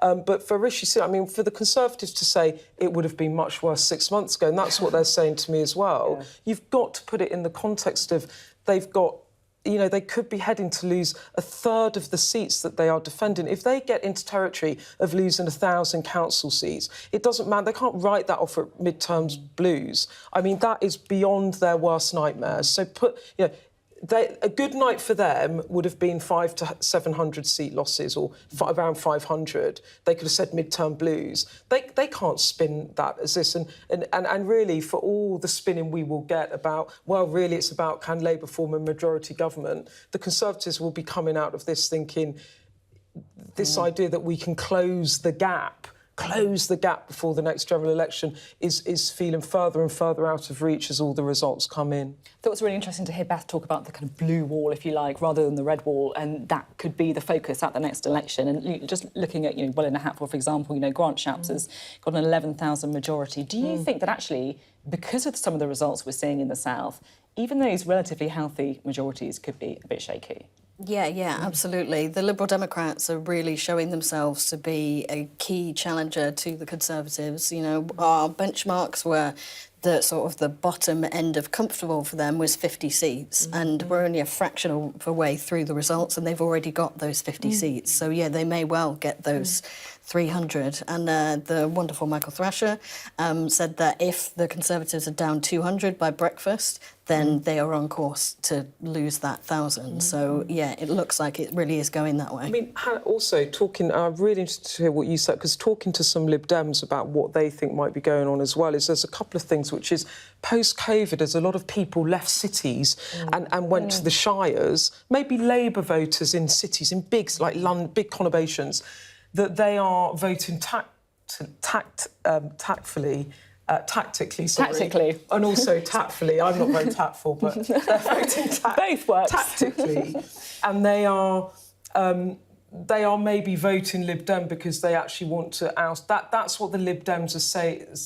Do you see that as an emerging pattern, or is it Lib Dems protest vote, local elections, they always outperform, and then it reverts back in a general? Yeah, well, there definitely has been demographic change, as you say. We picked that up in the census, which was partway through the pandemic, sort of 2021, and there's been even more change since then. So I think that's definitely a factor, but they were the key challenger anyway to the Conservatives in those areas, and if the Conservatives are losing seats or losing voters, then they're probably directly going to the Liberal Democrats, plus benefiting from that demographic change. Really interesting to hear from both of you. We'll have lots more big picture and small picture from us as the day goes on. But let's go now to the big screen, because Ed Conway is looking at all of the voting data to show us some of the story behind the numbers. Ed, what do we know so far? Yeah, the picture's starting to form, isn't it, Sophie? I mean, it's still early, as you say, but we're starting to kind of fill in this departure board, as it were, of councils with the colours of which party is controlling them. Of course, let's not forget here, we're talking about 230 councils across England. It's specifically England for these elections. Northern Ireland does have elections coming up in a couple of weeks, but this is England we're looking at here. But it does give us a sense, maybe, of that bigger picture, as well as having local issues, as well as some changes in terms of the composition of your local area. If you live in some of these areas, we're also getting a sense of what's happening in the bigger picture about kind of public appetite for the political parties. And when it comes to that, well, there's the big picture, and that's going to continue to kind of fill in as the day goes on and we get more results. Rush coming up in the next few hours, I think. But let's look at the picture of councils, just kind of giving you a sense of who is doing better and who is doing worse. And when it comes to the overall control of these different councils, well, Labour there with 22 so far. So of the ones we've had declared so far, about a quarter we've had thus far. But the key thing here is looking at the change here. So it's looking at the Labour being up by 3 in terms of control of councils, but the Conservatives down by 10. Look at that. Look at how far back that bar goes. And I think that's one story that's pretty clear. As for quite how good a night and indeed a day it has been for Keir Starmer, that's starting to emerge at the moment. It's looking pretty good. Same for the Lib Dems as well. But what is in no doubt is that for the Conservative Party it's been pretty disastrous. And when you have a look at some of the places that we're talking about here, here's the map. So I showed you the kind of departure board before of different councils, but here's the map of England and all of the places that are being contested at the moment. As you see, most of it's still light grey, so we're yet to get some of these numbers. But focus for a minute on here. That's Windsor and Maidenhead there. So that is now yellow, as you can see there. That's now gone kind of yellow-orange for the Lib Dems. And if we have a look at those numbers in Windsor and Maidenhead, actually, over here, here's the interesting thing, OK? So the overall control has gone from the Conservatives to the Lib Dems, and you can see the numbers of councillors there, so 22, 7, 12. But here's the really striking thing. When you look at the change, look at how big those numbers are. The Lib Dems gaining 13, the Conservatives losing 16. 16 of their councillors down to 7. That's the striking thing. It's those numbers about what's happening beneath the surface that's giving us a sense of just how people's appetite is shifting. Similar thing as South Gloucestershire, those numbers just coming through relatively recently. So that was Conservative. That's now gone to no overall control. So the Conservatives losing control of the council. And again, it's the same thing. So Labour up by 6, Lib Dems up by 3, but the Conservatives down by 10. So beneath the surface, as well as seeing those overall changes in control, you're also seeing what's happening in terms of who people are voting for and what's happening with different councillors across the area. You know, a lot of these areas which typically the Conservatives had hoped to hang on to, they're not doing well at all. When you look at the kind of trends, you know, what is it that might be leading to that? Well, a lot has happened in the last year alone. But still, there's one trend that seems to be prevalent, which is there is a kind of Brexit pattern here. So 2016 may feel like a long time ago. It is really a long time ago. But still, those kind of changes in the different population and different parts of the country who were keen on Brexit. So this is basically kind of looking at the vote share and the change in the vote share by areas which were pro-Brexit, OK, so pro-Brexit, down to areas that were kind of pro-Remain. And what's striking here, particularly look at those blue bars, the Conservative change in the vote. Look, it's down a bit in the most pro-Brexit areas. It's down quite a bit more in the kind of slightly pro-Brexit areas, and in pro-Remain areas, it's down a lot more. You're seeing that kind of trend. The more Remain areas are, the less keen they are on the Conservative Party, and the more they're swinging away from them and swinging towards the Labour Party. Look at those bars for the Labour Party. Just incredible, really, the change in the share of the vote there. So big changes happening here. Still a lot more results yet to come. As I say, we are about, what, a quarter of the way, not quite a quarter when you look at the number of seats, of the way through. And there are going to be many more numbers and, indeed, results yet to come. And we'll bring you those over the course of the next coming hours. So still lots more news yet to come on these local elections. And Ed will be keeping across all of those numbers as they come in. Well, Ed was just saying there, wasn't he, about how the Conservative vote is doing particularly badly in Remain areas. Well, let's go to one of those who voted Remain, West Berkshire. Tamara Cohen is in Newbury for us. What's going on where you are? Hi, Sophie. Yes, Newbury is one of these areas where the Conservatives have been in control of the council since 2005, but the Liberal Democrats are pretty optimistic of taking the council outright for the first time in 20 years. They haven't actually started counting yet in West Berkshire, but the Liberal Democrats are in buoyant mood, and their leader tells me that they think they've done more than enough. They only need 6 seats to change hands to take control, and they think they will get more than that, though perhaps not stunning a result as we've seen, for example, in Windsor and Maidenhead, where the Lib Dems took the council there. But this is very much what Ed Davey calls blue wall territory, area that wasn't that enthusiastic about Brexit or Boris Johnson, and is an affluent voters, but there has been a cost of living squeeze combined with concern about housing and concern about the environment, and all that has come together to make a lot of people feel that there may well be a change of leadership here. What could that mean for a general election? Well, look, the Conservative MP here, Laura Farris, has a big majority of 16,000, although the boundaries will be changing a bit next time. But the Lib Dems did win here in the 1990s and during the Tony Blair years, so you could see this pincer movement where Labour do very well in the general election, but in seats where they're not really in contention, the Lib Dems do very well too, and that's going to make things very difficult for the Tories. So Lib Dems confident of taking the council here in West Berkshire from the Conservatives, and perhaps if the vote share is high enough, that giving them the momentum to deliver an upset later down the line. Thank you so much, Tamara. Tamara, they're keeping you across one of these key areas where the Lib Dems are making inroads on the Conservative vote. We can get a bit more reaction now to the local election results so far, because we're joined now by the Labour MP and also the Shadow Economic Secretary to the Treasury, Tulip Sadiq. Thanks very much for being with us. Well, look, you're up 117 seats and you're also up, I think it's 3 councils.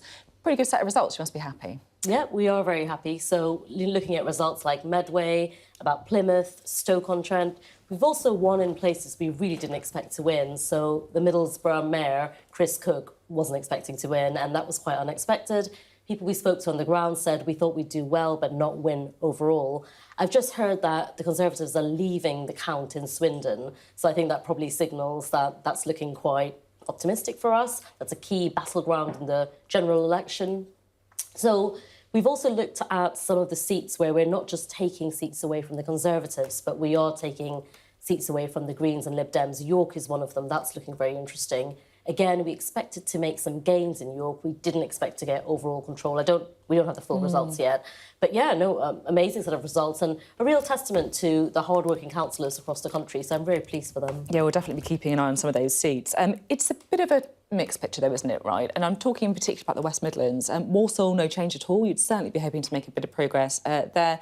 Dudley, again, I think you've picked up a couple of seats, but it's not really the breakthrough in every area of the country that you'd need if you're going to have a landslide, right? If it's translates, if the votes translate and we're 8 points ahead, it will be a Labour majority government. Obviously, we'd have to look at Scotland and have the expected recovery that we're wanting to have. There is a question on that, because our election analysts, Professor Michael Thrasher, believe that you're not on course for a majority. You're on course, yes, to become the largest party, and the Conservatives, obviously, to leave government, but it is a completely different calculation, isn't it, to get a majority, and you're also supposing what's going to happen in Scotland. Yeah, I mean, no one can say what's going to happen in Scotland. Let's park that aside. I think the polling does show that we're going to do well in Scotland, but no one can say. And I think what I would say to that is, for a start, it's hard to predict exactly what will happen, as we know the polls have shown. Sure, which is why we're looking at some of the experts to look at that. And if since the 1950s, you haven't formed a government with less than 40 seats in Scotland. But obviously Scotland, like I said, we have to assume that the expected recovery will happen there. But even looking at all the results here today and all the results overnight, for a start, people vote differently in national and local elections. That certainly happens in my patch. But even if you look at Lib Dem vote share, so in 2017, they had 17%, I think, of the overall vote. But when it came to the general election, they only got 8%. So there's obviously different ways of people voting. The other thing I would say... I just want to jump in, if I may, just because we've got a new result coming in that I want to ask you about as well. Burnley. Now, Burnley has remained under no overall control. Labour gained 1 seat, Conservatives gaining a seat as well, I think, and then a seat down for the Lib Dems. Now, this is quite significant, right? Because in 2019, Labour lost it to no overall control. You only needed 4 gains to take majority control, but you didn't manage to get that. So that a bit of a disappointing result for you? I mean, obviously, we would want to get overall control in any situation, but at least, it looks like we've won 2 seats. The other thing is, one of the things you've got to look at is, are the Conservatives winning seats from independents? Because I looked at the results in 2019, which was obviously the worst set of results because we hadn't left the EU like they had thought we were going to. Theresa May obviously resigned, but a lot of the seats were lost to independents. If they're winning those seats back and they're trying to pretend that's a huge victory, I mean, I don't think it is, because those were strong Labour seats, strong Conservative seats, and they shouldn't have lost those seats in the first place. So I don't know if did they win that from a... Well, I'm not sure, but I know that there was a UKIP candidate last year and some Burnley and Padiham independents in Burnley, so we're not clear exactly where the distribution was from. I was looking at some of the results and I was seeing some of the Conservatives winning seats from independents, which they should have never lost in the first place, and then gloating about how they've won a seat. Well, still seats are seats, right? I mean, I don't I'm know. sure Labour would do the same. Low. I think the bar is quite low if you've lost it in the first place and it was meant to be die-hard Tory. I'm not sure it's such a boast in that case. Beth. I mean, I'm just looking at the Burnley result, and it wasn't necessarily expected that Labour would take that council, but I think it speaks to the bigger point that is beginning to emerge in lunchtime into the afternoon, which is Labour's performance a bit too patchy? I mean, is it going to be the barnstorming, making progress across the country, or is Keir Starmer's Labour still struggling a little bit more in the East Midlands, West Midlands and parts of the Red Wall. And it looks like that could be an emergent story. But I think overall the results look very positive. We won seats like Worthing, which I'm not sure I would. I mean, we'll get a full picture. I think by the end of this evening we would have a full picture of everything. But so far, I do think we're winning seats in places we didn't think we would. There's seats like, I know everyone keeps going back to 97, but Worthing we didn't actually hold even in 97. So it's different seats and I think different analysis. The other thing I think I should really mention, because it's a lot of the feedback we're getting from people, is the number of people who are disenfranchised from voting as well. And I feel like that's got to be talked about as well. We're getting messages from people saying that, and you'll see that on social media, nurses who turned up to vote with their NHS ID and were turned away because of their ID. And, you know, I'll make this point by saying I don't want to politicise this because I feel like people should vote regardless. Obviously, I want them to vote Labour, but they should vote regardless. But taking away someone's democratic right to vote, I think, is something that we've just got to discuss before the next election, because our voter turnout is not very high anyway. And on top of that, if we are restricting people from voting because of the lack of ID, I think it's disgraceful. How disappointed are you by the strength of the Lib Dem performance? Because it's not just Labour's night day, is it? You're having to share the glory, if you like, with the Lib Dems. It's not great for you, is it? Well, the Lib Dem local election results normally do not translate nationally for them, and that's been shown in election after election. So I think I just quoted that statistic when I first came on, which was that they got 18% of the vote share in 2017, but if you go to the general election, it only translated into 7% of the vote share. So I think they they overperform in local elections, certainly the ones that I've seen, but in general elections, I'm not sure that will translate. So I think it's going to be a fight between the Conservatives and Labour. I don't think the Lib Dems will really perform quite that well in general elections, so I'm not too worried. OK, thank you. One seat to bring you, or council, I should say, not seat, to bring you as we were talking. That's Gateshead. It's a Labour hold, no surprise there. But Labour actually lost 2 seats on the council. They're still at a very healthy 49, but the Lib Dems, they're picking up 2 seats from the Labour Party, which puts them on 17. So more, I guess, evidence of what we were discussing, that actually it has been a pretty solid performance from the Liberal Democrats, to say the least. There'll be lots more from us as the afternoon wears on and all of those results continue to roll in. But for now, let's go back to Sam Washington for the rest of the day's news. Thank you very much, Sophie. Now, you might have noticed it is just a day to go until the coronation. And in a timely boost for the royal family, King Charles is becoming more popular in the run-up to the coronation. That's according to an exclusive poll for Sky News.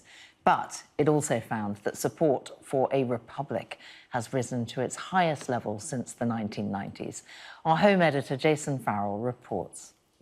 Kenilworth in Warwickshire, a fortress for King John, Lancastrians, Tudors, Elizabeth I. Here you'll find a giant ruler of royal succession.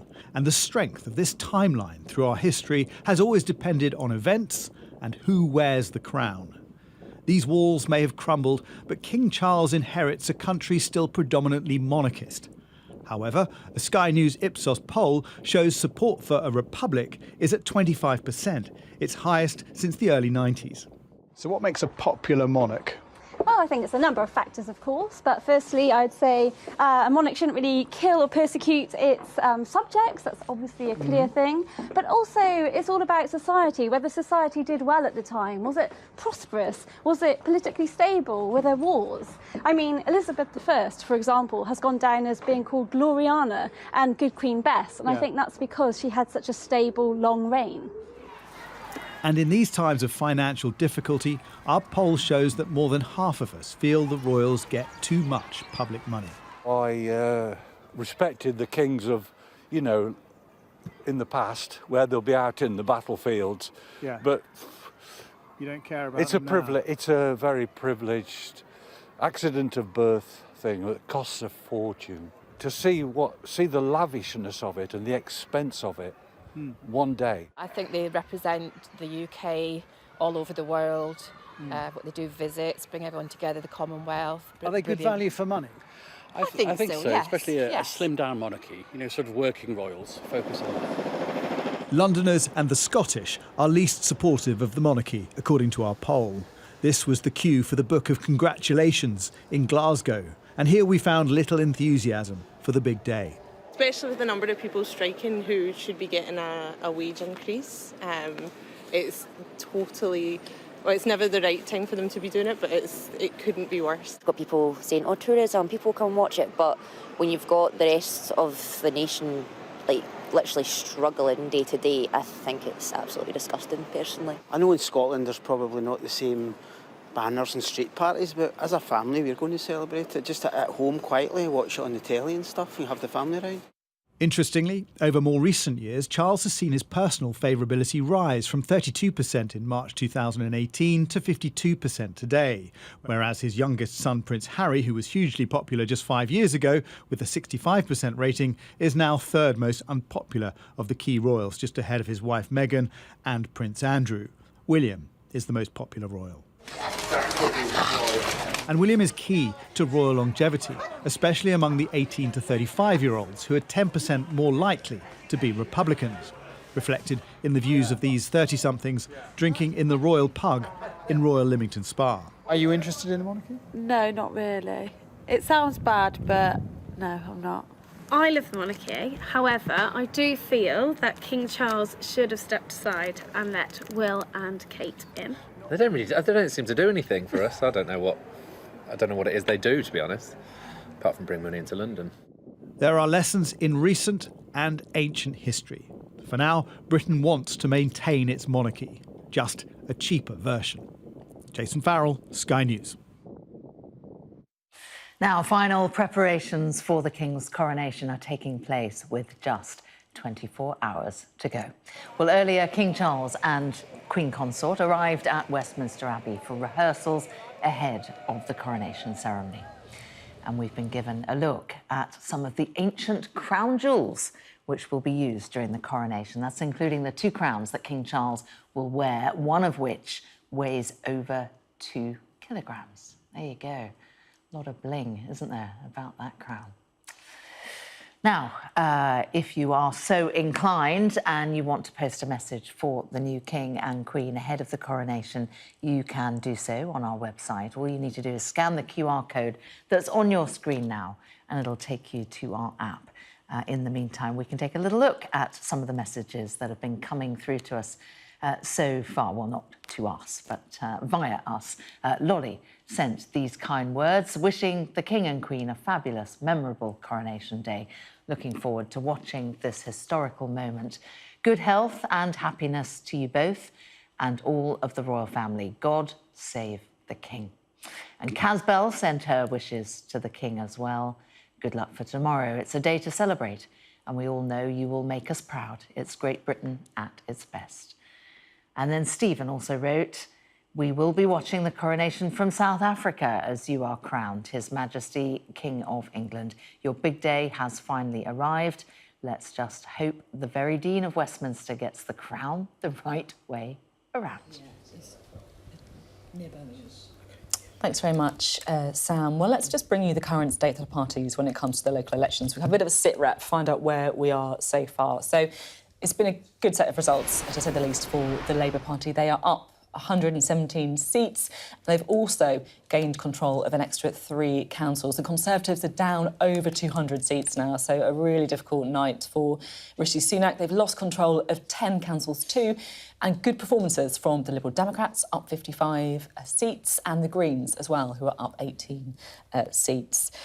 We're hearing rumours, Beth, aren't we, from the Labour Party about another seat that is not even, I'll be honest, it wasn't even in one of my kind of to-watch seats. This is East Staffordshire. What are we hearing? It is in my watch list, but I should give a shout-out to Molly and Izzy because they've made the best document I've ever read on these things. But this is a fascinating seat because Labour, as you said, look, we haven't had it confirmed, health check, but Labour are calling East Staffordshire for them. A Labour spokesperson saying it's a hugely significant result that confirms we're on course for a majority Labour government. We've been going backwards in Staffordshire in recent general elections. With this gain in our win in Stoke, we're making real progress in the places we need to win the election. I checked my my document, and that is currently, East Staffordshire is a Conservative-controlled council. They have 25 seats and Labour have 10.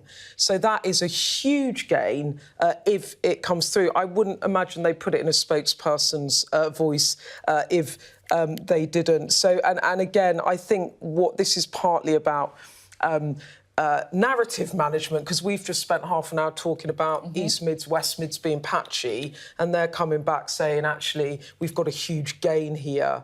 So that is a really significant seat for Labour. They'd be delighted, wouldn't they, if it's correct? Yeah, absolutely. You know, it's sort of an industrial area where they had been losing to the Conservatives for, you know, a number of years now, sort of since the Brexit years. And if they're starting to make gains in those areas, as well as the other areas that we've seen, and as you said, even though there were quite a few marginal wards there, when you look at the total number of seats, that 25 to 10, if that's been overturned, then yeah, that's a big victory for Labour. We've got another council that has declared, and that is Rossendale. It's a Labour hold. They had 22 seats now on the council, so they've gained 3 seats in Rossendale. The Conservatives have lost 3 seats as well. The Greens up 1 too, and that's a district in Lancashire, in England, so a real key battleground there. And also that I mean, look, we expected Labour to hold that, but of course, Jake Berry, the former Conservative Party chair, he's the MP in that seat. So a Labour councillor, Conservative MP, and 1 seat that will be clearly in Keir Starmer's sights come the general election. Well, really interesting to see those results come in. We're going to be keeping our eye on that East Staffordshire one in particular. I think we can cross now to Stockton, I believe, and talk to our political correspondent, Liz Bates. I think that is right. Great. Liz, what's going on where you are? Yes, so we are here in Stockton-on-Tees. What you can hear behind me is one of the wards being announced, so we'll wait to see that. The announcements have been going on now for the past few hours. We're in an area of the country here in the northeast where the Labour Party has been absolutely hammered over the past few years. The Conservatives have made inroads here. They've taken constituency seats. They've got MPs here. They've lost councils. And if you remember as well, of course, that Hartlepool by-election in 2021, a massive swing to the Conservatives. They need to start taking back places like Stockton-on-Tees. Now, this council is quite interesting. They're defending 22 seats here. If they win just if they win just 29 seats, they will take overall control of this council, take this council back. Quite interesting. Given the national picture, you might think that might be quite easy to do. The feeling on the ground, I think it's fair to say, is that it could be a bit more of a mixed bag here. Labour may be gaining a few. The Conservatives look like they might gain a few as well. We haven't had any switches yet. But let's ask the Labour MP for Stockton North, Alex, given the national... This is Alex Cunningham, sorry, I should say. Given the national picture, you would expect to be making big gains here in Stockton-on-Tees, but tell me how you're feeling. What you know more what's going on the ground. How's everything going? Well, first of all, I would say huge congratulations to my colleagues in Middlesbrough and Hartlepool, who we've taken the mayoralty in Middlesbrough and we've now taken control of Hartlepool Council. Here it's very much the mixed bag that you've just described. I'm waiting to see what the actual results are, but it looks as though we're facing a situation where we'd probably be even Stevens at the end of the day. It's not starting to feel here at all like kind of landslide territory, is it, for Labour? And you need that. When you're looking at the next general election, you have an enormous mountain to climb, particularly in areas like this in the Tees Valley. You have to win back areas like this. So is this a bit worrying? We're always going to have challenges in an area where, you know, a mixed economy like this, we have a very different groups of people in different parts of the constituencies, so we've got to work hard for every single vote. That's what we've been doing during these council elections, but of course they're very different because we have a tremendous independent factor here in Stockton, and you know, that doesn't necessarily feed into any general election result in the future. But rest assured, over the next 12 or 18 months, we will be fighting on to try and get every single vote we can. Given that you're not making big gains here, potentially not making big gains here, and you've been working really hard, what's standing in your way? Well, I think the independent factor is important, but I also think there's some local issues. We've seen some changes in the area, and people have voted accordingly, and I understand that. But no, a clear message to us: if we don't win overall control of the council, we've got to work even harder in the future to make sure that we do. Is Keir Starmer a problem in this area? Because when I speak to people here, they don't love the Labour leader. They did really like Boris Johnson. Many people around here wish that Boris Johnson was still Prime Minister. Do you think Keir Starmer's a problem? Well, Boris Johnson isn't even Prime Minister anymore. I mean, his own party dealt with him the way they should have done. People still like him, though, but they really don't like Keir Starmer that much. Oh, yes. I mean, I like circuses and clowns, but, you know, people have got every right to like who they wish. But in an area like this, we know that we've got to continue to fight hard. We've got to win seats like Darlington and Stockton South and Redcar. But, you know, on the basis of some of the results I've seen already, you know, we're actually on course to do quite well. OK. Thank you very much, Alex Cunningham. So, as you heard there, that is the Labour MP for Stockton North. I think the expectation here is that maybe that incredibly positive picture that we've seen for the Labour Party across the country is not going to be replicated here in Stockton-on-Tees, given how people are feeling here on the ground. The results are still coming in, and we will bring them to you as soon as we get them. Thanks very much, Liz. We'll be going back to Liz to get more reaction just as soon as that constituency in that council area declares. We can get a bit more reaction now to the local election results so far. Joining us now in the studio is the former MP Luciana Berger, co-founder of the pollster JL Partners, and, oh no, I think James Johnson we're going to speak to later. Apologies. Let's talk to Luciana for now, shall we? What do you make of the results then? Well, so far it's been dire, I think, for the Conservatives. Some real terrible results and really positive for the Labour Party and for other parties across the country as well. Do you think the story is more about the Conservatives doing badly or Labour doing well? And I guess I'm asking this because, yeah, look, you look at the results, the Conservatives are losing all over the place, but are Labour really cutting through in the way that they need to if they're going to be on course for a majority? Well, let me take both elements of those questions. Let me start first and foremost with the Conservatives. The Conservatives sought to manage expectations in advance of these elections today, saying they would lose around 1,000 seats. The idea that was going to be a positive thing. You know, they already lost at the last elections in 2019, just over, it was 1,300 seats. This would be bad news for Rishi Sunak to continue to lose seats, bearing in mind the polling at this time is higher for the Conservatives than it was back in 2019, and they've really targeted those independent seats and then just not making the gains if we look at the numbers that they should be doing today. So they endeavoured to set expectations, but setting expectations of a loss of 1,000 was pretty poor, and they should be gaining seats at this time. Of course, it's incumbent, therefore, on the opposition to be picking up seats at this time. I'm really moved by the results that we've seen so far. If we look at what the Labour Party needs to do at this time in advance of the general election that we expect will come next year, it needs to be picking up seats in the south. Well, they've done that in Plymouth. The party needs to be picking up seats in the Midlands, and we've seen that taking over Stoke, the council there. The party needs to be picking up seats in areas like Northern Kent, and that's happened in Medway. And areas like Teesside are really very important, and the party so far and the results that we have taken back control of the mayoralty there. So I think we've got some really strong positive indications of what the party will do. I don't want to in any way fall into the trap of downplaying some of the gains you've made, like, you know, Medway, first time ever control of that council, for example. But you mentioned the West Midlands there.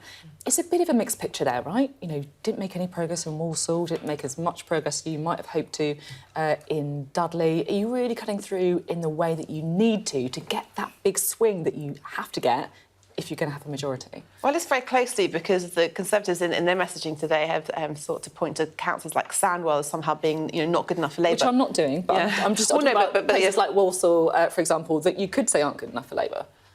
And what will be really important is to assess on a constituency-by-constituency basis those constituencies that the party needs to win in order to win at the next general election. And every indication is that there's very many Midland seats that the party is going to be picking up if you were looking at it on a constituency basis, like Dudley South, for example, very important. I just want to zoom out for a bit because lots of our viewers will know you for being somebody who left the Labour Party under Jeremy Corbyn, yes. Being forced out, and you would say, right, because of the attitudes within the party at that time. You've since rejoined under Keir Starmer. How different a party do you think it is now compared to the party you left? I mean, the reason why I left the Labour Party was because I couldn't sleep at night. I rejoined a couple of months ago because I can now sleep again, and that was important for me personally. I think we're looking at a party that's very, very different today under the leadership of Sir Keir Starmer than it was 3 years ago. Certainly, if we look in terms of what the party's done to address the very specific issues that led me to leave around anti-Semitism, we know from the Equality and Human Rights Commission that the party's done everything that it was mandated to do in order to ensure that it was taken out of special measures and it was returned to where it should be, a party that stands up for equality and fights against anti-racism. That was an important moment. We've also seen a massive sea change if we look at the membership of the party, who the activists are. There's a new cadre of the next generation. Fantastic to see so many young candidates standing in these council elections. Some really fantastic general election candidates that have been selected right across the United Kingdom. This is a party that is, for me, is completely changed and looks completely different than it did when I left in February 2019. You've just rejoined, Lisa, and I hope you don't mind me asking you about this. Diane Abbott, she's currently under investigation for anti-Semitic remarks she made. She's apologised unreservedly. How are you feeling about Diane Abbott? Do you think that Keir Starmer can allow her to remain in the party and still be true to his word of stamping out anti-Semitism in the Labour Party? So I obviously listen very closely to what Sir Keir Starmer has said throughout the entirety of his leadership so far, and particularly at that moment, just was it 2 Sundays ago. He said, well, first and foremost, it wasn't just the words that he said, but it's the action that he took. So not only was he very robust in his response to what emerged from the letter that was published and that Diane had written, but also the action that he took to suspend her and the investigation that's now underway by the Chief Whip. I don't know what the outcome of that investigation was, but in terms of taking that swift action and being very robust in his response, I think it was absolutely right that he did that. Would you personally be comfortable remaining in the party with her if that's what he decides to do, to allow her to stay? Well, it's not him, it's his. It's the Chief Whip of the investigation, and I don't want to pre-guess or presuppose what the outcomes of that investigation were. I would judge him on what's happened so far, and I think it was absolutely the right course of action to suspend her at that time. I think it's only right that that investigation is allowed to carry out, and we see it through its course. Okay. Thanks very much for coming on and talking about the local election results. We're going to have many more throughout the day. A couple of ones to bring you now, because we have Knowsley, which has just come in now. Labour holding on there, so they have retained control of Knowsley. They did lose 2 seats, though. Interestingly, they were to the Green Party, so the Labour Party there on 31 seats, down 2, though. I mean, comfortable majority, sure, but the Green Party picking up 2 seats from the Green Party, and that comes off the back of Gateshead, where they lost 2 seats to the Liberal Democrats. Well, we can bring in now the co-founder of the pollster JL Partners and former polling chief for Theresa May, James Johnson. I just want to pick up off the back of that Knowsley result there. I saw Labour just dropping 2 seats to the Green Party. But look, we shouldn't read too much into individual areas or individual seats, but is there a bit of pressure going on to the Labour Party from the Lib Dems and also the Greens? Yes, there's a little bit of that, though it seems that, broadly speaking, the sort of pressure from independents or the Lib Dems seems to be hurting the Conservatives a little bit more. Labour do need to watch their left flank, especially in a general election, where they'll need to make sure they mobilise the turnout of their supporters. But the story generally of these results so far is the Conservatives losing support to Labour, but also to the Lib Dems and other parties, and Labour broadly either improving or staying steady on last year's performance, and therefore being able to make quite a few gains from the Conservatives. Let's talk about the Conservatives first, shall we? Because it felt that the Conservatives knew that it's always going to be difficult, but they believed that there was a small landing zone for Rishi Sunak to win the next general election. Looking at these results, where you say they seem to be losing to both the Labour Party and also the Lib Dems, is that landing zone still there? Look, I think if you're the Conservative Party, trying to look for positive signs in these results is not straightforward. These are clearly bad results, clearly good results for Labour. I think the big question is, can they turn things around in the next 12 to 18 months? And I think that is a bigger question mark.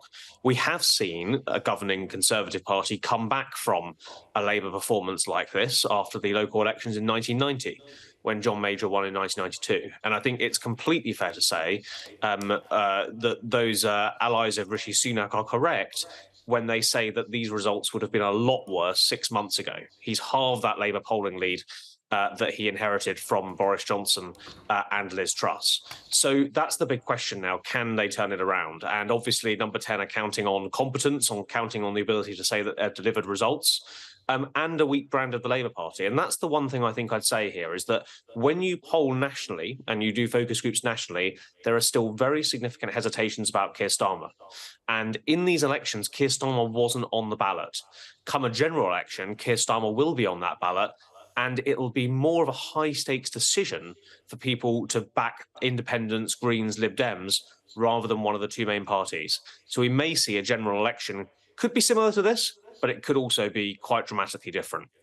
Well, we'll have to see, as you say, whether that does play out or not. When it comes to the Labour Party, there does seem to be a bit of a divergence of opinion, shall we say, about whether this is a performance that is good enough to win a majority. Labour say, yes, it is. They are absolutely on track to gain a majority in the next general election. Our own analysts say, hang on a minute, they may be the largest party, but it's short of a majority. What's the truth? Yeah, I think that is over-reading to say that they're on track to win the next general election. These are local elections, as I say, they take place in a different setting. Voters are thinking about different things. A poll that we did on the day of the released on the day of the voting yesterday showed that the biggest three issues for voters were hospitals, buses, and potholes. Those issues will be, particularly hospitals, they will be important at a general election. But voters then will be thinking about who's going to be the next Prime Minister, who's best to run the economy. Now, look, there's no doubt at all these are good results for Labour. They're the best results in local elections for Labour since they left power under Gordon Brown more than a decade ago. But nothing is written in stone in elections. And I think that's what I'd sort of, stress is that over the next 12, 18 months, voters are incredibly volatile. They change their minds easily. In focus groups, I see voters change their minds, within sort of 15, 20 minutes of saying one thing and another. So it's always quite worrying to hear. Thank you. Look, don't blame the voters. They've got a lot of stuff thrown at them. They've got a lot of different arguments and things to consider. But it's certainly these local elections certainly suggest it's advantage Labour. But I don't think it's quite all over yet. OK, thank you very much for your analysis. A couple of breaking results to bring you. North Hertfordshire has remained under no overall control. But I want to take you in particular to Hyndburn in Lancashire, a district council. Now, that has remained under no overall control. Labour would have been hoping to make some gains there to show the party was on track for the next election. But just look, the Conservatives are the ones who've actually picked up 2 seats off the Labour Party. So they are both on 16 seats on the council overall, no change in the other party status. But the Conservatives, they're picking up 2 seats off the Labour Party. Hannah, is that a surprise? In some of these areas, it will be down to the local councillors and the people who are campaigning. I think something that James was picking up on there is that what you don't see in the opinion polls is when a campaign is started and people aren't just sort of imagining who they might vote for. They're actually coming into contact with these candidates and then going into a voting booth and putting a cross next to their name. It does become a more concrete and more tangible decision that they're making. So, yeah, we've also seen in Knowsley, I think it was, that Labour have lost to the Greens, but these small changes like that are not necessarily indicative of sort of a national mood. Solihull in the Midlands, we are also hearing that the Conservatives have held on to Solihull. It used to be a solidly Conservative area. There was a bit of a challenge from the Liberal Democrats that they managed to hold that off. They've actually picked up 2 seats, which means that they have retained control of Solihull. Beth, it's interesting, isn't it? Because it does feel as though, look, the broad story, let's not forget, is Labour doing very, very well and the Conservatives losing seats. But it is a bit more nuanced than that. It is, and actually, I mean, what you're seeing is, as more results come through, is that, and this has always been the question really for Keir Starmer, was could he really kind of win back those battlegrounds of the West Mids, East Mids and the Red Wall? But look, they are making gains, and I think certainly it's it's useful for the Tories to be able to say we've made a net gain of a couple of seats in Solihull, or you're talking about Highburn, but, you know, the corollary of that is we've just taken these staffs, etc. So, and on we go, and on they trade. I think, look, the big picture here, and I think it's really important to not get lost in the weeds of it completely, is that, and I was just checking with Hannah, as we look at where the state of the parties are, the Conservatives are down 205 seats and look to be, by the close of play, down 1,000 council seats, losing a third of their councillors. That is beyond their worst nightmares. You know, people who weren't spinning me, who, you know, have had conversations with people in CCHQ, were telling me yesterday anything above 700 is a disaster for us, right? And so that is a disaster. And Labour are on 120, you know, and Hannah was saying that looks like they're on course by the end of play to make gains of 700. So they're in the zone. They're in the zone. And I think that, yeah, there will be kind of questions about, is it a complete barnstormer for Sir Keir Starmer all across the country? But if you're Labour, you'll be coming out of this thinking, we're pretty confident that we can take power at the next general election. Now, what the configuration of that may be, well, that's for us to talk about incessantly for the next year. That is the key thing, but, isn't it? you know, the thing is, for the Conservatives, and talking to Conservatives about this going into it, there has been a sense, and I think you picked that up from Liam Fox there, that if you can hold the losses and you've got Rishi Sunak in and he's got his 5-point plan and he's going to deal with inflation, he's promising on small boats and he'll say he'll cut waiting lists, you know, the watchwords of Liam Fox, competence and delivery, maybe they could close the gap going into a general election. If you get to single-digit lead for Labour, you know, Rishi Sunak's he's in with a fighting chance. And, you know, could it turn out to be the Kinnock, where, you know, in 91, everyone thought that Kinnock was going to beat Major, and he fell a few seats short, yeah? So that's the kind of model that the Tories are wondering if they can replicate. And I think, you know, we'll have a clearer sense as these results carry on through the day, whether that looks likely or whether we're now looking a bit more, maybe not at a Blair huge majority, but are we looking at a kind of, I don't know, David Cameron 2010? Exactly, which, like you say, that does mean a change of government. We are going to be keeping across all of these seats. If you're Rishi Sunak right now, you'd be thinking, where on earth am I going to visit to show a success story? It may be that the West Midlands is the place, because Solihull, of course, they did manage to pick up 2 seats there. It was around that area that Rishi Sunak started his campaign trail as well. I've just seen there the Conservatives holding on to Epping Forest as well. So a couple of glimpses of positivity. I mean, you know, Rishi Sunak did a clip this morning going into CCHQ when only a quarter of the results were declared, and I wonder whether that's the last we'll see of him today, actually. To be honest, that may be true. That he might not want to do another clip, and he moves straight on to the coronation. Could be submarine Prime Minister for a couple of days. See you in a moment.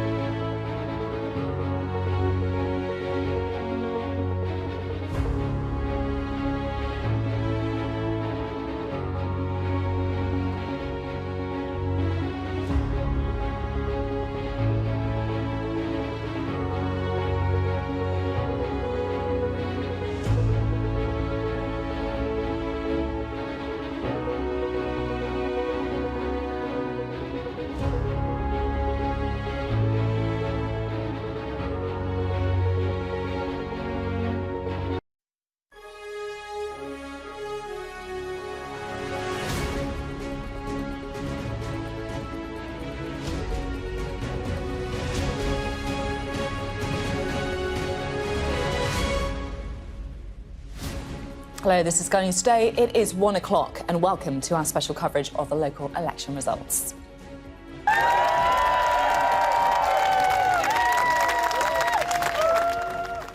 Delight for Labour with some key victories over the Conservatives. Sir Keir Starmer says his party is ready for power. Make no mistake, we are on course for a Labour majority at the next general election. Well, Rishi Sunak admits that some results have been disappointing for the Conservatives. He claims they've made progress in a couple of areas. The message I am hearing from people tonight is that they want us to focus on their priorities and they want us to deliver for them. And that's about halving inflation, growing the economy. 2, 1, And strong results for the Liberal Democrats. Ed Davey there could hardly be more excited. Also this afternoon, a second mass shooting in Serbia in 48 hours sees at least 8 people killed and 13 injured. As final preparations for the coronation continue, the King meets Commonwealth dignitaries at Buckingham Palace for the Governor's lunch. And we'll take a sneak peek at the crown jewels that are being used in this weekend's coronation.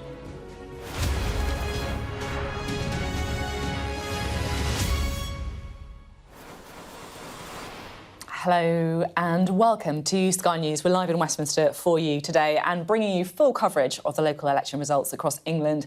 What is turning out to be a bad day for the Prime Minister and the Conservatives. They've lost control of 10 councils so far across England, and that means more than 200 Conservative councillors have lost their seats. The Labour leader, Sir Keir Starmer, and Ed Davey for the Liberal Democrats are both claiming victory and also saying the Conservatives are heading for defeat at the next general election. Well, we're bringing you all of the results throughout the day. We can have a look at the very latest state of the party. So this is where we are currently, looking at a bit more detail. Labour up 117 seats. They've also gained control of an extra 3 councils. And look at that number in blue. The Conservatives losing over 200 council seats. They've also lost control of 10 councils. Good night for the Lib Dems. They're up 61 seats and 1 council. And also a good night for the Green Party. They're up at 19 seats. So that is the state of the parties. And you can really see there the Conservatives losing to just about everybody on both sides, to the Labour Party and also to the Liberal Democrats as well. We can have a bit of a look in some more detail at some of those councils that the Conservatives have lost. So of the 10 councils, 1 has gone to Labour, 1 to the Lib Dems and 8 to no overall control. Now, the loss to Labour, that is Medway, the first time ever that Labour have controlled Medway in Kent, not even in that landslide in 1997.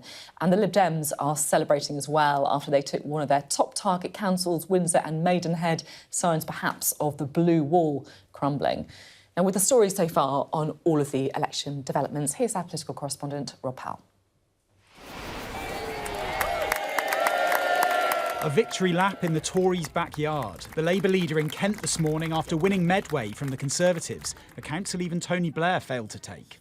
Same story in Plymouth, in Stoke, up in Middlesbrough. And these are the key battlegrounds as we go into the next election. And make no mistake, this means that we are on course for a Labour majority at the next election.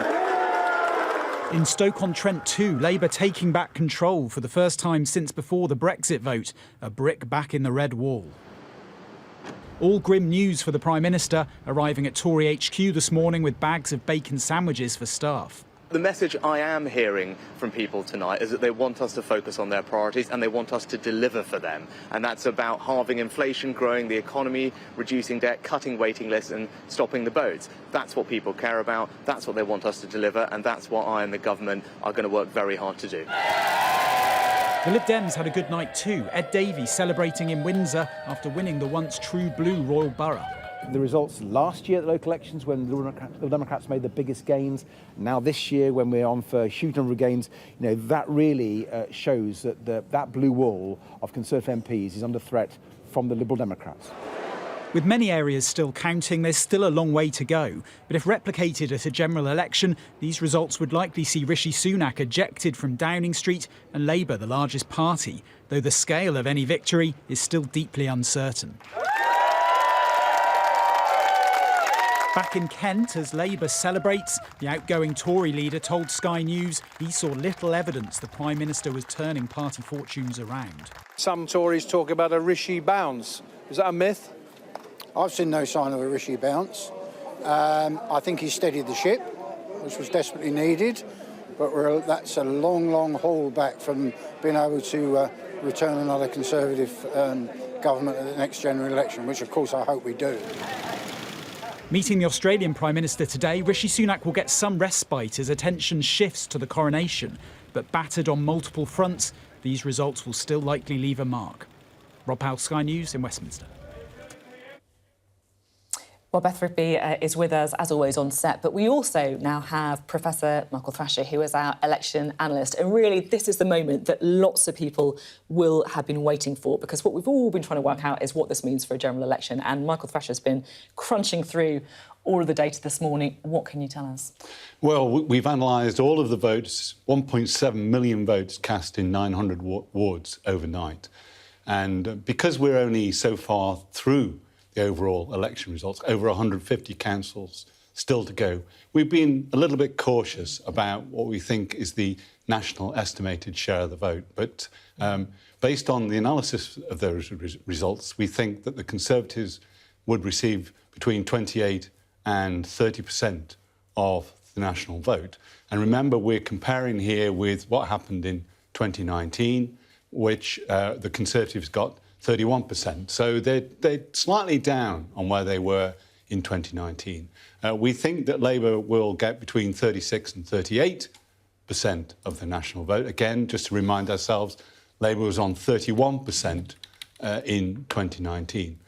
The Lib Dems, as we've seen from the overall results in terms of making gains and so on, we think the Lib Dems are on a low of 18, but they may well push to the magical figure of 20%. Hence, that's a pretty good election for them, and they've advanced the most in terms of where they were in 2019. And finally, the others. The others are proving a little bit intractable in terms of the independents and the smaller parties. So our range for them is broader than most. So it's between 16 and 19%. So what would this mean? It shows about a 4% swing since the 2019 results, but critically, in terms of looking at the outcome on a general election, you would say that Labour are set to become the largest party, but in a hung parliament. So a very good result, but not quite getting over the line. So the Labour Party have been saying to us that, look, they are on course to get a majority, particularly, obviously, these seats don't include Scotland. Is that plausible? I think from their point of view, it's a rational argument to make. But of course, when we are doing this projection, we don't know anything at all about what is happening to the SNP vote or Plaid Cymru's vote. So we just don't know.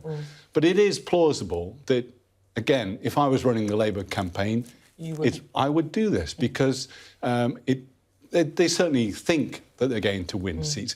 Whether they would be enough seats, and as you pointed out earlier, Labour doesn't form a majority government in the UK without a big number of seats coming to them from Scotland. But it's a reasonable argument to make that, yes, we would cross the line with those additional SNP seats. Can I just jump in with a couple of councils that have come in at the time that we've been talking? Firstly, East Staffordshire. And I think we can have a look at East Staffordshire because Labour have gained East Staffordshire from the Conservatives. Labour are up 11 seats and the Conservatives down 8. The Lib Dems also losing a seat there. So that they're a big gain for the Labour Party. Labour gaining control of East Staffordshire Council. What's your reaction? This really does make the point about what we will see today. Overnight, many of the councils that were choosing their councillors were just choosing a fraction. But now we're looking at whole council elections. And overnight, the Conservatives were losing about 1 in 4, a third of the seats. And they're over 200 losses now. But if we look at the overall picture, they go into these elections with 3,300. So simple arithmetic says 1,100 seat losses, which, you know, was at the upper end of all of our benchmarking for the Conservatives. I mean, obviously, I've spent the past few days just studying everything you've written and said about all this, so I've got all my notes. Yes. Like a girly swap here. But, I mean, in terms of the projection and in terms of the seats, this is exactly where you were predicting it would be, right? In that it's reasonable to envision Labour support running into the high to mid-high 30s, Tories high 20s, Tories might lose 1,000 seats, Labour could be heading for 700 gates. Is this kind of about as good as you think it was going to get for Keir Starmer, given how difficult it is for him to replicate the kind of performance we saw in Blair in '97? That's a very difficult question. And what I focus upon here is that the story is not just about Tories losing ground to Labour, such as that is, and it's very important. But the Liberal Democrats are also, if you like, they're spoiling Labour's party in all of this, because inevitably we're going to... The headlines aren't solely about Labour taking councils, taking seats off the Conservatives. They did in East Staffordshire, but that's part of the Midlands where they're doing it. What we're about to see emerging is parts of southern England, like Surrey, Cambridgeshire, Hertfordshire and so on, where the Liberal Democrats will kind of... and we already saw that with Windsor and Maidenhead and Newbury, West Berkshire, I should say, to come. So the Liberal Democrats will advance and they will, you know, get a reasonable share of the vote, which takes away from Labour's performance. The other seat we've had, the other council that we've had in as well is Maidstone, where the Conservatives have lost control. That's gone to no overall control.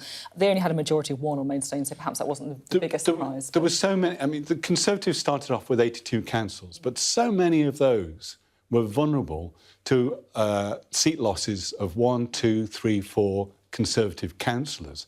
So as soon as those kinds of councils tumble into no overall control, not many councillors will switch straight from... Medway is one, but not many will switch straight from Conservative Labour. Maybe Swindon will do it later on today. And Mike, we've talked a bit about kind of Keir Starmer and where it leaves him. What about the current Prime Minister? Because, you know, in the run-up to this, when I talked to Conservative strategists and politicians, it was all about, can Rishi Sunak contain the demise, detoxify the party, encourage voters to give him another look instead. You know, they talked about people slamming the doors in our faces. Now they're not slamming the doors. But this doesn't suggest in any way that he's winning over any part of the country or any particular brand of Conservative, if you like. No, but given the circumstances of these local elections, not surprised. I wouldn't be at all surprised.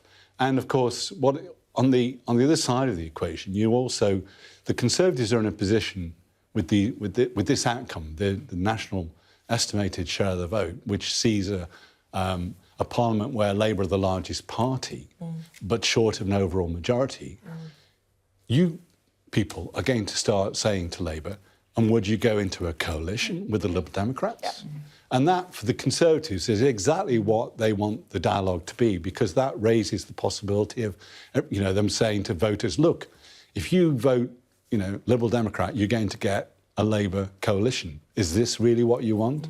We need to go to Ali, Fortescue and David, but before I do, I've got one question that I do want to ask you, right? Because on the Sunday and Wednesday programme all the time, and I'm sure you get this as well, when you're talking to Conservative politicians, they say, we're always going to lose 1,000 seats. That's what Professor Michael Thrasher says. Like, no big deal. Yes. Can you just explain why that spin is wrong?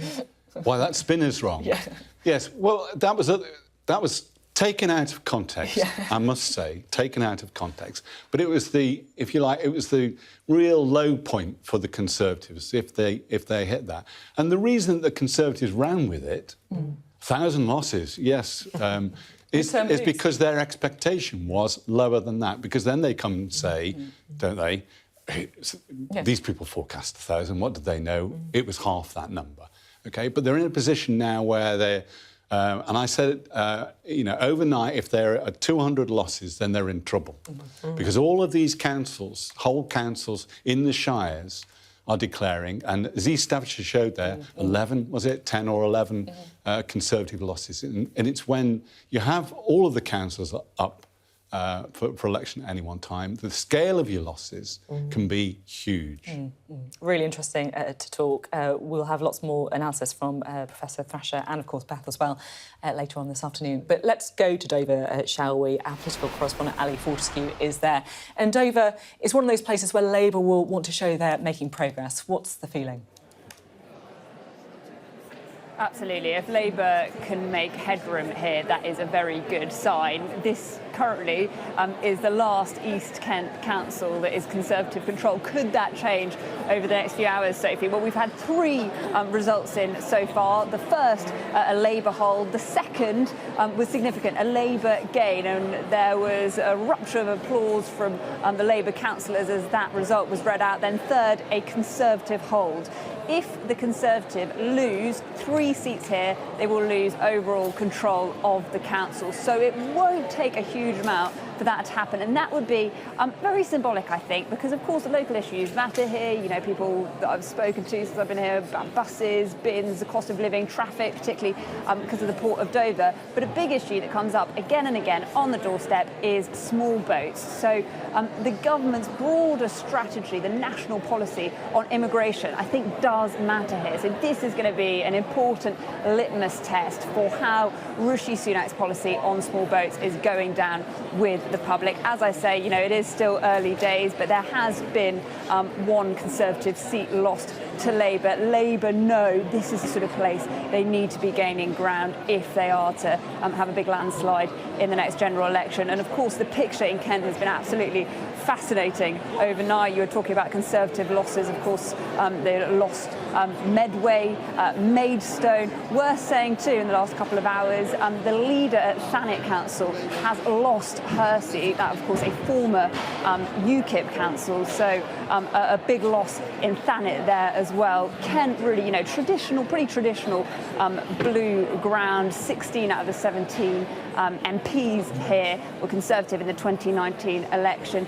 These are the sorts of places that Rishi Sunak really needs to be holding on to when the whole country goes to the polls. So the result here, I think, will be very important. At the moment, there is still early days, and all sides saying it is too close to call, but there has been 1 Conservative seat lost to the Labour Party. Interesting stuff. Ali, thank you very much indeed. Ali Fortescue will be taking us through all of those results coming in Dover. Well, it's been a pretty busy day for us so far. You're watching Sky News at 1. Coming up, how popular is King Charles? We'll find out what the public think about the royal family.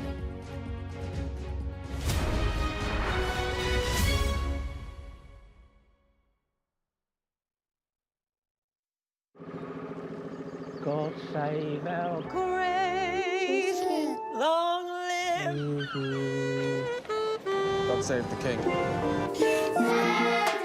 Victorious. Glorious. Long to reign over us. God save the. Join together to celebrate the historic coronation of King Charles III on Sky News.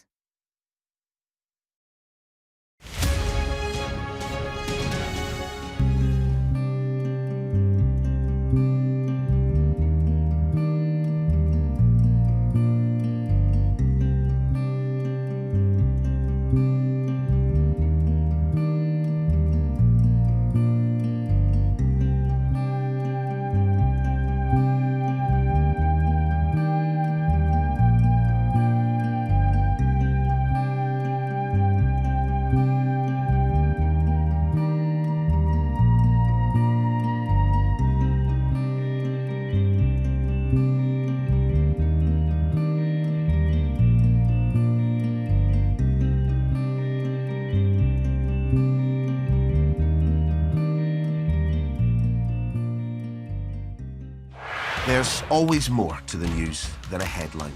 We want to discover, to delve a little deeper, to find out what's really going on. Explanation, analysis, the people. at the heart of every story. I'm Neil Patterson, and this is the Sky News Daily Podcast. Alex Crawford joining us now from Ukraine. Their personal possessions are all scattered around the place. Our economics and data editor, Ed Conway, try and make sense of the big numbers for us. Things can change incredibly quickly, and that's what they have done. So, by the end, we'll hopefully all understand what's going on in the world just that little better. Available wherever you get your podcasts.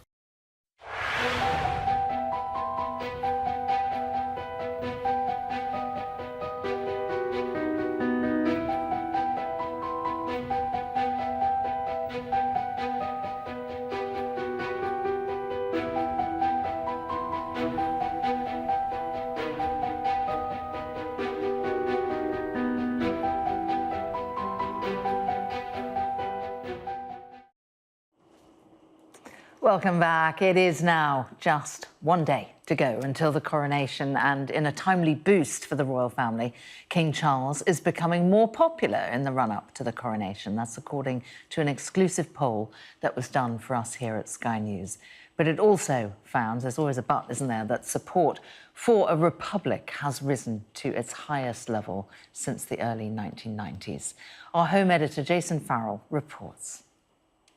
Kenilworth in Warwickshire, a fortress for King John, Lancastrians, Tudors, Elizabeth I. Here you'll find a giant ruler of royal succession, and the strength of this timeline through our history has always depended on events and who wears the crown. These walls may have crumbled, but King Charles inherits a country still predominantly monarchist. However, a Sky News Ipsos poll shows support for a republic is at 25%, its highest since the early 90s. So what makes a popular monarch?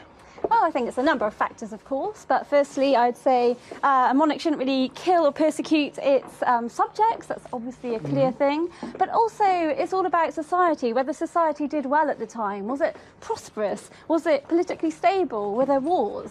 I mean, Elizabeth I, for example, has gone down as being called Gloriana and Good Queen Bess, and I think that's because she had such a stable, long reign.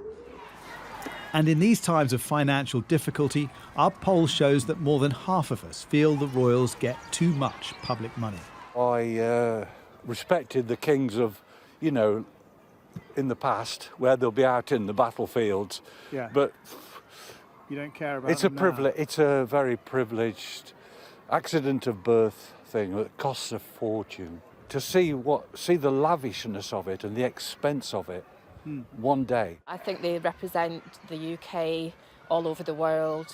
What they do, visits, bring everyone together, the Commonwealth. Are they good value for money? I think so, yes. Especially a slimmed-down monarchy, you know, sort of working royals, focus on that. Londoners and the Scottish are least supportive of the monarchy, according to our poll. This was the cue for the Book of Congratulations in Glasgow, and here we found little enthusiasm for the big day. Especially with the number of people striking who should be getting a wage increase.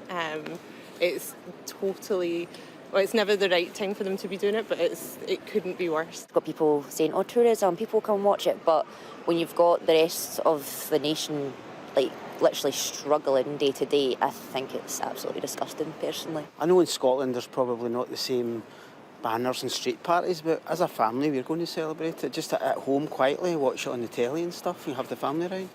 Interestingly, over more recent years, Charles has seen his personal favourability rise from 32% in March 2018 to 52% today, whereas his youngest son, Prince Harry, who was hugely popular just 5 years ago with a 65% rating, is now third most unpopular of the key royals, just ahead of his wife Meghan and Prince Andrew. William is the most popular royal. And William is key to royal longevity, especially among the 18 to 35-year-olds, who are 10% more likely to be Republicans, reflected in the views of these 30-somethings drinking in the Royal Pug in Royal Leamington Spa. Are you interested in the monarchy? No, not really. It sounds bad, but no, I'm not. I love the monarchy. However, I do feel that King Charles should have stepped aside and let Will and Kate in. They don't seem to do anything for us. I don't know what it is they do, to be honest, apart from bring money into London. There are lessons in recent and ancient history. For now, Britain wants to maintain its monarchy, just a cheaper version.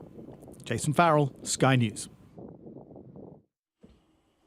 Well, as you can imagine, final preparations for the coronation are well underway. This morning, King Charles and the Queen Consort arrived at Westminster Abbey for final rehearsals ahead of tomorrow's ceremony.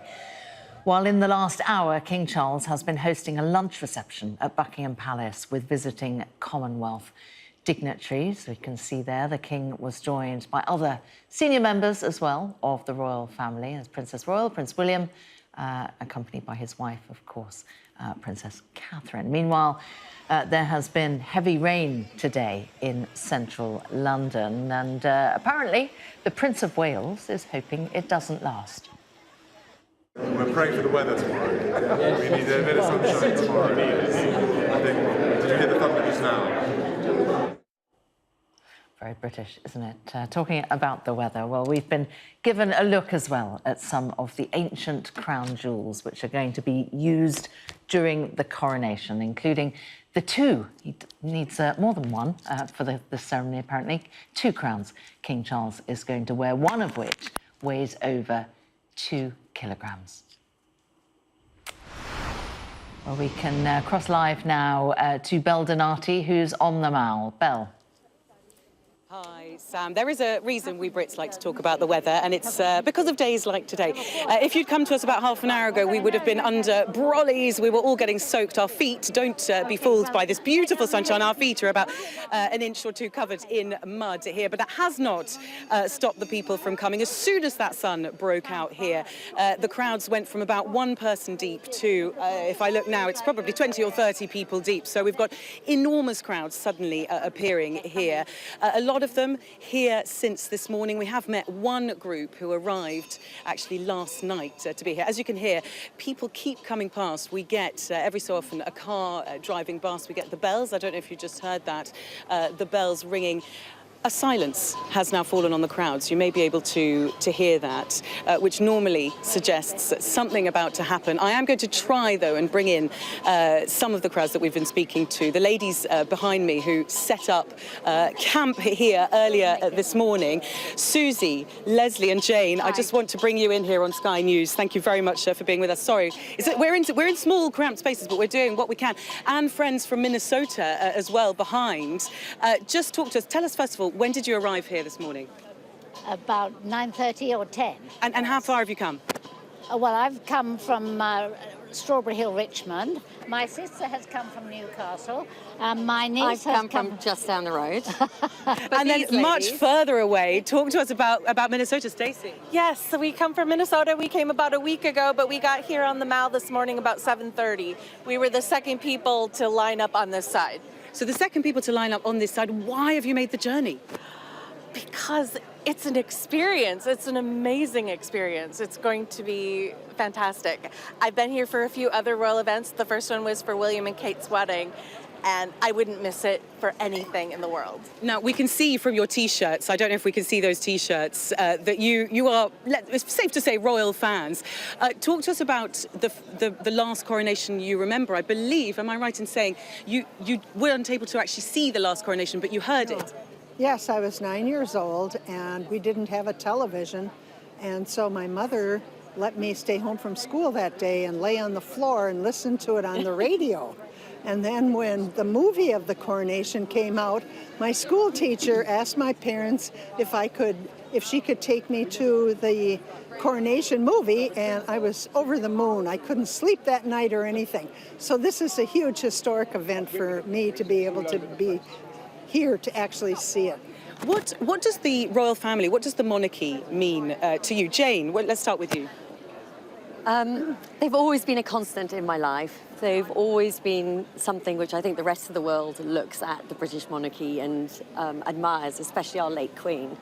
And yeah, I just think that they bring so much to us as Brits. Would you agree with that, Leslie? Yes, I think they give us tremendous values. Certainly, King Charles has been ahead of his time with a lot of his agriculture and things like that, and I think he's done a fantastic job, and he's going to be a superb king. Very quickly, will you all be here tonight camping out? Absolutely. Yeah, absolutely. Oh, look at that.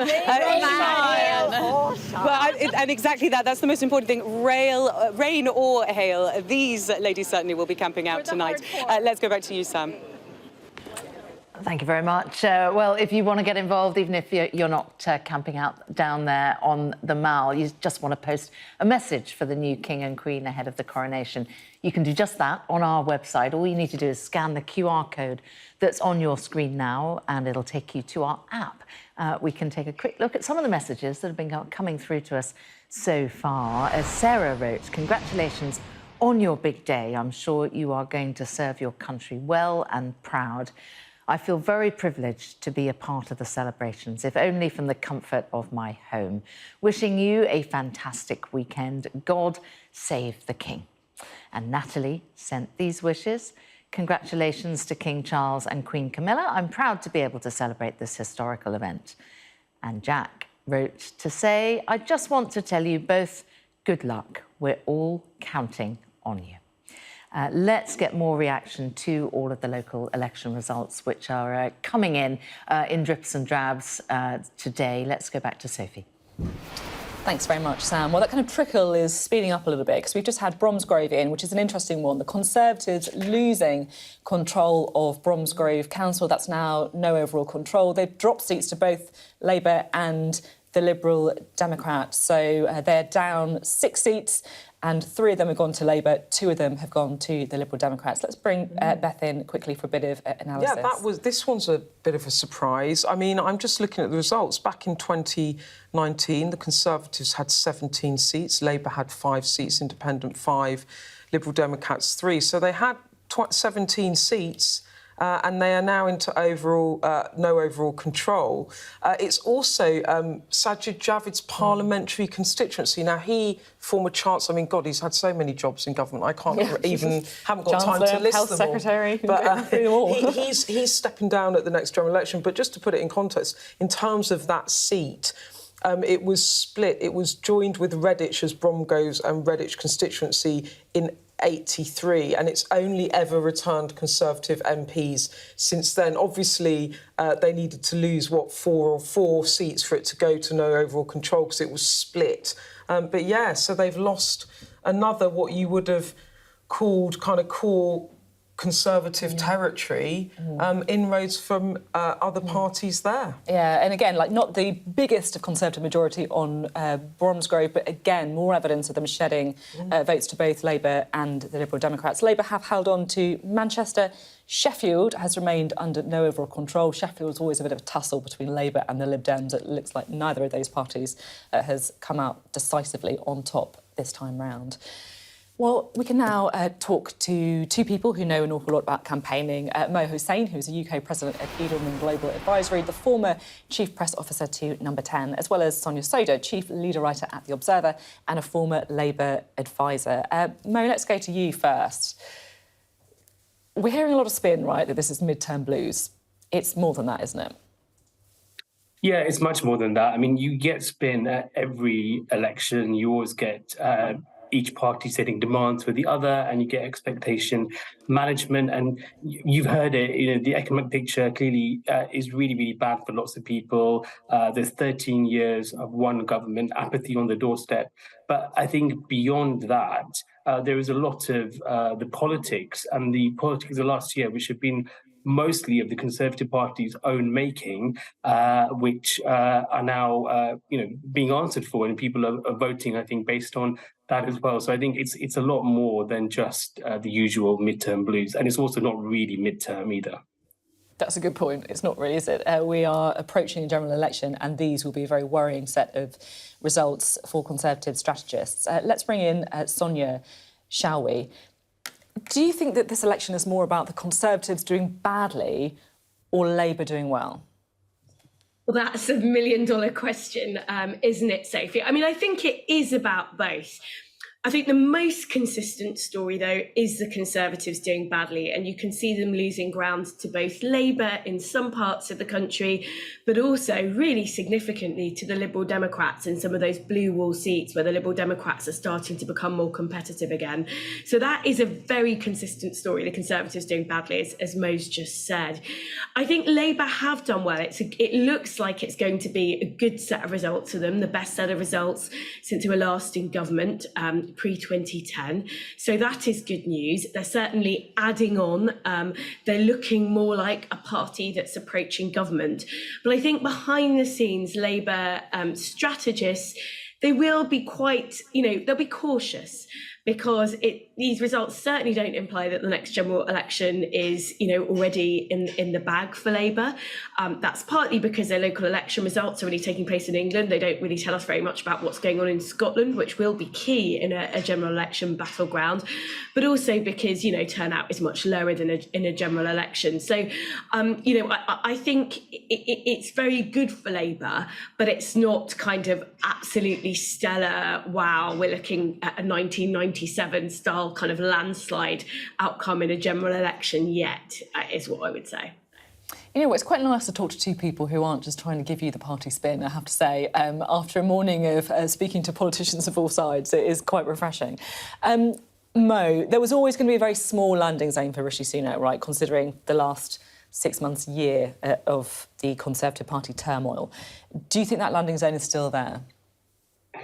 I think it's decreasing. He's done well to keep various factions of the party relatively happy. You saw that in the make of his cabinet. You saw that in the fact that he derives his power from his MPs. But these results now will lead to people asking questions about where is the party going forward, and is it an issue of the politics? Is it the box set drama, as he said, over the last few months, or is it actually the policy? You have some Conservatives saying it's because we aren't building enough houses, we're not appealing to the younger people, and some people saying because we're building too many houses. So this feels much more existential, and I think you're already seeing some of the backbenchers who may not be fans of Rishi Sunak, but have just kept their powder dry, becoming more vocal around let's go back to a lower tax, pro-growth agenda, and you still have the economic constraints that we've had now for many, many months. So I think this debate will rage, and these results, and if they get worse, which I think they're likely to do, will just magnify that debate even more. Yeah, it certainly will. There'll certainly be lots of questions about how best people can go forward and strategise in the time that is left before the next election. Sonia, Michael Thrasher, our election analyst, has said that based on the vote shares, we're looking at a Labour victory at the election, but not an outright majority. And that, of course, immediately brings you into questions about coalitions and about deals with other parties. Do you think that's comfortable grounds for Labour? I think it's sort of much more comfortable than it would have been around the time of the sort of 2017, 2019 election, particularly in 2019.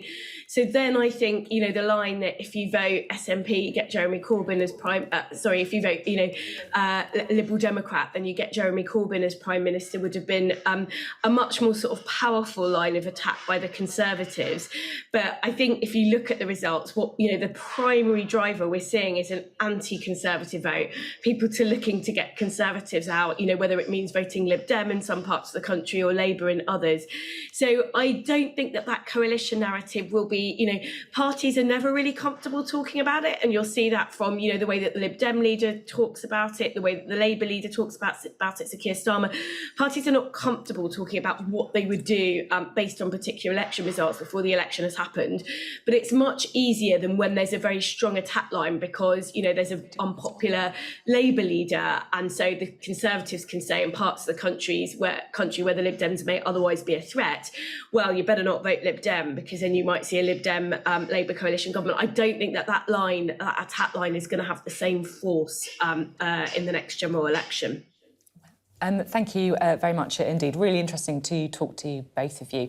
We've had a couple of results come in while we were talking. Preston, Labour has held. They've gained a seat. The Conservatives have dropped one. But I just want to look at West Oxfordshire, if I may, because West Oxfordshire has remained under no overall control. But I just want to have a look at that result, the breakdown in a bit more detail, because you can see that it's pretty close between the Lib Dems and the Conservatives. The Lib Dems are up 3 seats. They're now the largest party, although, of course, short of a majority. And the Conservatives have lost 3 seats. They're now on 17 on that council. The Greens also picking up a seat. But again, I think this talks about the overall story we've been focusing on a lot today, which is not just the red wall, but what is happening in the blue wall, what's happening in some of those seats in the south and Oxfordshire, potentially a battleground there between the Lib Dems and the Conservatives. The Lib Dems leapfrogging the Conservatives in West Oxfordshire. Yeah. Beth? And I'm just getting in, this is from Labour, I don't think we've got this confirmed, but it looks like they have taken Swindon. Now,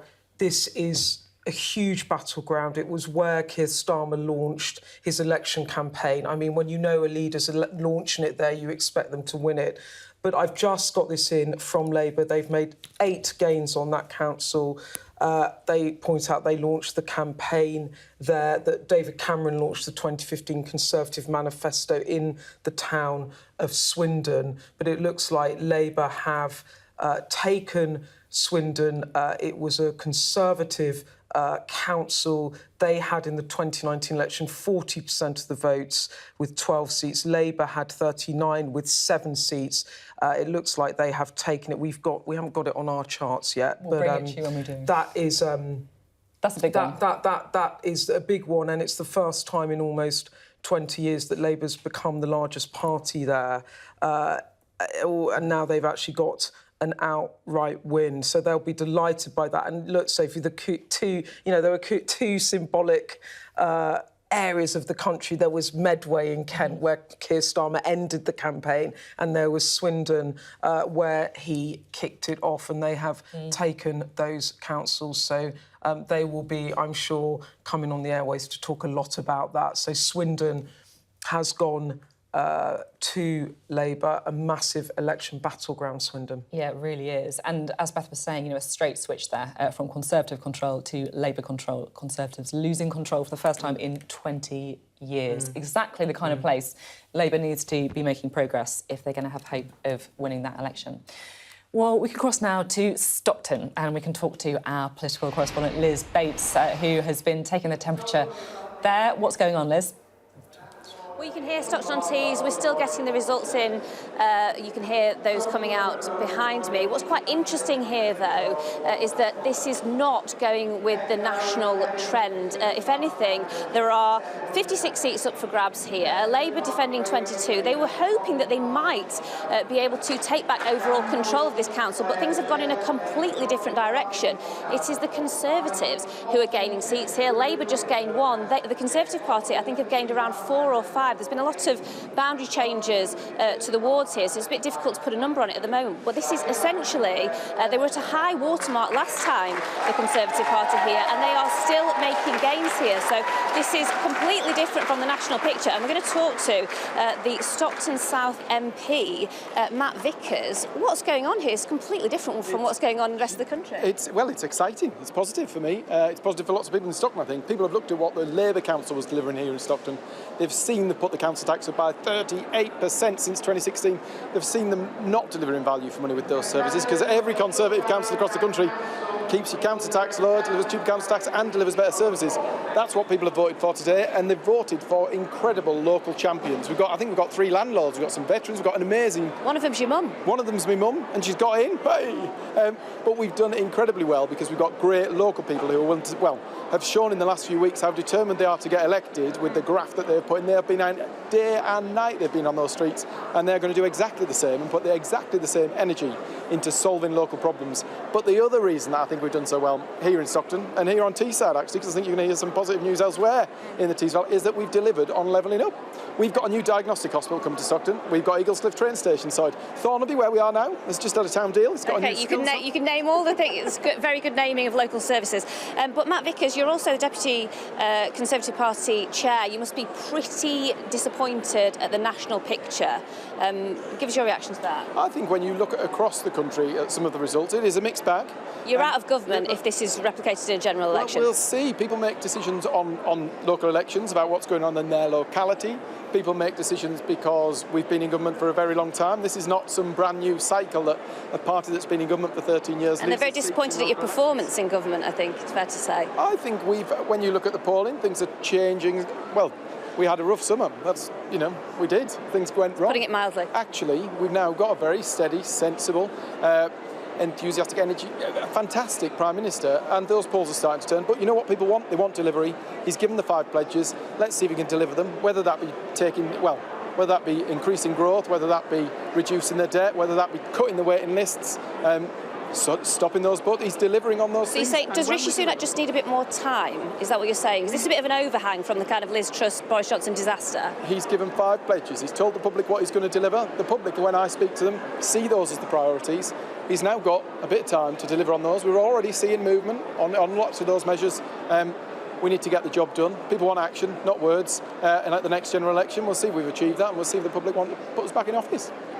Well, Matt Vickers, well done on the ground here tonight. One of the only Conservative success stories at the moment. Thank you very much for speaking to us. So that was Matt Vickers there, the Stockton South MP. This is really the only area of the country, I think it's fair to say, Stockton-on-Tees, where the Conservatives say this can genuinely say they are doing quite well here. They made inroads last time in 2019. They're continuing to build on that. More results to come. Labour Party, I think it's fair to say, pretty down in the dumps here. If it's replicated across the region, and we have seen other results coming in, and we'll see more of that today, that could be an area of concern for Keir Starmer. Is he not as popular, and his party not as popular in the North East as they are in the rest of the country? Something to think about, but we'll bring you more results as they come in. Interesting stuff. Thanks very much for the update. Liz Bates there in Stockton. Now, one more result to bring you. This is East Cambridgeshire, which is a Conservative hold, and there's been no change in seats in East Cambridgeshire. The Conservatives have still got 15 and the Lib Dems have still got 13. But the reason I just wanted to bring it to you, despite the lack of change, is because the Lib Dems were hoping for change. They were looking for a bit of sign of progress in Cambridgeshire. It's an area with a lot of demographic change, lots of young people moving towards the area. So I think the Lib Dems would probably be a little bit disappointed with that result, Beth. Yeah, they will be. I mean, they were talking up taking seats in East Cambridgeshire. That was somewhere where the Lib Dems wanted to make gains. But they are also talking about whether they can make gains in Surrey and Hertfordshire. Also, I'm told now, I was telling you earlier about Stratford-upon-Avon. The Lib Dems are now calling that. They've put out a statement saying that they believe they have taken that council, and they've said Nadeem Zahawi now faces a Shakespearean tragedy in his own backyard. See what they did there? I do, yeah. As the Liberal Democrats are set to take overall control of this council area, Stratford-on-Avon. This incredible result for the Lib Dems show just how fed up voters are with the endless stream of Conservative sleaze and scandals. So they've taken Stratford on Avon. It's a large rural district covering most of southern Warwickshire. Nadeem Zahawi, we know all the hot water he got into over his tax affairs, forcing him to resign. Well, actually, he didn't resign, he got sacked as Conservative Party chair. So that's another big scalp for the Lib Dems there. And uncomfortable for Nadeem Zahawi. But as Liam Fox was saying to us earlier, there was a particular local campaign there run very hard against Nadeem Zahawi as the local MP rather than the Conservative councillors per se. Yeah, always difficult to read too much into local results. So many different issues under the bonnet. Labour holding on to North Tyneside. They're also holding on to Calderdale. No real change in the seats there. Well, the one person who really is on top of the numbers for us today is Ed Conway. He's at the big screen. He's crunching through all the data. What can you tell us, Ed? Yeah, I don't know if I know everything really on this. It's actually, I mean, it's quite a fast-evolving story, but it's worth just kind of taking a step back and looking where we are. I've got a few different ways we can kind of see the big picture here. Obviously, this is the kind of departure board of different councils, the results that we've had so far through, and you can see that there's still a lot that we have yet to know about what's happening in this election. But if we look at what we do know so far and just look at the seats, so council seats that have been decided so far, well, it's a pretty clear picture, isn't it? Look, the Labour Party there, and what you're seeing beneath these big numbers, which is just each of these is the number of seats that they have so far won in these elections. And on this side, you have anywhere that has gained. So the Labour Party have gained a lot, and they have lost few. The Conservative Party, you can see, so there have been some positive stories, so they've gained 2, but then set that against the fact that they have lost 250 as well. The Lib Dems there, again, gaining more than they are losing, despite the fact that last time around 2019, they did really quite well, the Lib Dems. And same thing for the Green Party, and then you've got others as well, so independent candidates as well. But another way of looking kind of more or less at the same thing is just by looking at the change in the share of the vote that we've seen since 2019. Why do I say since 2019? That was the last time that these seats were being contested and these councils. And here's the big change. And remember, 2019, not a good time for Labour Party, not good for the Tories either. It was kind of pre-Brexit, Theresa May there and Jeremy Corbyn for the Labour Party. But the Labour Party have done very well indeed in terms of increasing their share of the vote. The Lib Dems, it may look like they've done kind of not very well, but actually, remember, they did really well in 2019. So in a sense, they're kind of cementing some of the seats they got and some of the results they got there. And on that front, it's worth looking at South Gloucestershire, because here, South Gloucestershire, look at the numbers here. Conservatives losing control of South Gloucestershire. Down to 23 councillors there. The Liberal Democrats up to 20, and Labour Party as well, getting up into that kind of number as well, so getting up to 17 too. And what you see if you kind of look at the trend in those votes in places like South Gloucestershire here, you can see just how the Conservative vote, which was strong throughout most of the 2000s, has just started to fall. And you can see the Labour Party starting to go up as well there. And the Lib Dems kind of, as I say, did very well last time around, but cementing some of their vote. And here's one other way we're going to be looking at this, giving you a sense of just how well the Tories are doing, and indeed the Labour Party, versus expectations, OK? This is kind of speedometer, is one way of looking at it, showing what would constitute a good night or indeed a bad night for the Conservative Party. And here you can see this line, this kind of dial is showing where we are right now. So the arrow is where we are right now. And anything here is the loss of seats across England in these elections. Anything going that way would be kind of good for them, although gains, as we say here, were looking unlikely. But right now, the Tory party, that needle going down, down, down, down, down. At the moment, it's in areas where they might well think that it's not too bad. But remember, we've only had about a quarter of these seats declared so far, and they're already very far down compared with where they would like to be. And according to Michael Thrasher and many other people looking at these numbers, it might well be that they end up around this part, so down maybe as much as 1,000, maybe more than 1,000, which would be, well, it says it there, very bad, bad, very bad. And we will update that, this kind of speedometer, negative speed in the case of the Tory party, over the course of the day. And the same thing again for the Labour Party as well. So how are they doing versus expectations? Again, for them, it's about raising it, so it's about going above 0. And at the moment, of course, they're in what you might call kind of very bad territory, but this is all about what happens at the end of the night. So this needle will potentially move and move and move and move and move. And some people thinking that Labour Party might well end up here, but we'll have to wait and see, because over the course of the counting, these lines are going to go up, the arrow is going to go through, the dial is going to change, and we're going to find out more of a sense of what the electoral landscape in the UK and specifically in these elections in England is looking like. But so far, this needle is still moving. Keir Starmer is going into better territory. The Conservatives are going into worse territory. But things are certainly changing and evolving. Thanks very much, Ed. Well, as Ed was talking, we've had another council result come through, and it is Cannock Chase. The Conservatives have lost control of Cannock Chase. That is now under no overall control. We can have a look there at the change in seat numbers. They've dropped 4 seats, the Conservative Party. Labour picking up 5. Looks like they've picked up seats potentially from the Lib Dems as well. And the Greens up 1 as well. So that means that the Conservatives have lost control of Cannock Chase, Beth. Yeah, and I'm just looking up Cannock Chase because it's one of these seats that's, again, it's a key battle ground seat. So the Conservatives have held that parliamentary seat since 2010. It's actually Amanda Millen who's the MP there. She's another former party chair and a close ally, actually, of Boris Johnson. And that seat was created for the 1997 election. That year, Labour won Cannock Chase. Can you see what's going on here? So in the Blair years, it went Labour. 2010 went Tory, has stayed there since then. They're now into no overall control. So that's another really interesting one. The Conservatives had 7 seats, Labour had 4, the Greens 3, Lib Dems 1, and now the Conservatives has lost that council, gone to no overall control. I don't know where we've got the figures, but it seems they're losing quite a lot of councils now to no overall control. I can't see it on there. But yeah, I think they're down 15 councils overall, yeah, 15 the councils Conservatives. overall. It's really starting to notch up. They're down 232 council seats as well.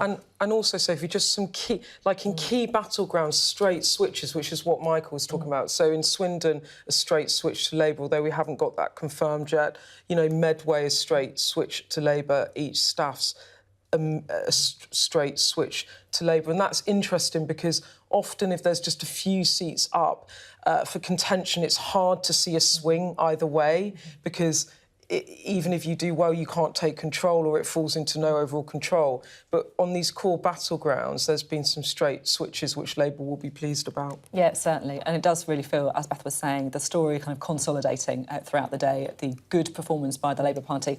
But more than that, I guess, the Conservatives really losing seats to both the Liberal Democrats but also the Labour Party as well. A difficult day for Rishi Sunak. Let's go to Sam Washington, shall we, who is going to bring you up to speed with the rest of the day's news. Thank you, Sophie. At least 8 people have been killed, 14 of them injured in a drive-by style shooting in Serbia. Now, it's the second in 48 hours. Police have arrested a suspect after an all-night manhunt. Well, let's speak to our correspondent, Milena Veselinovic. Milena, Serbian people reeling from 2 episodes of gun violence and tragedy in very short order.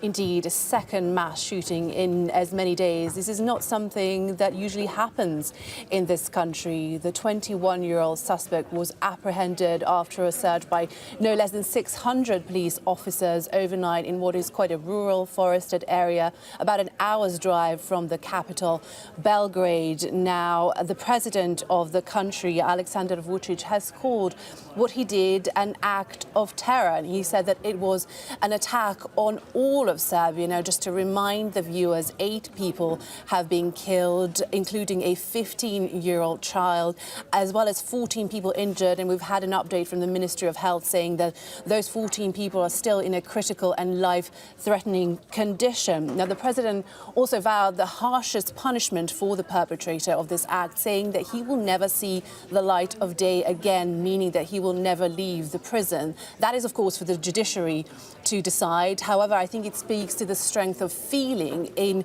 Serbia about what happened last night and also what happened on Wednesday when a 13-year-old boy killed 8 of his classmates and a security guard in a school in Belgrade. Now, take a listen to what President Aleksandar Vučić had to say.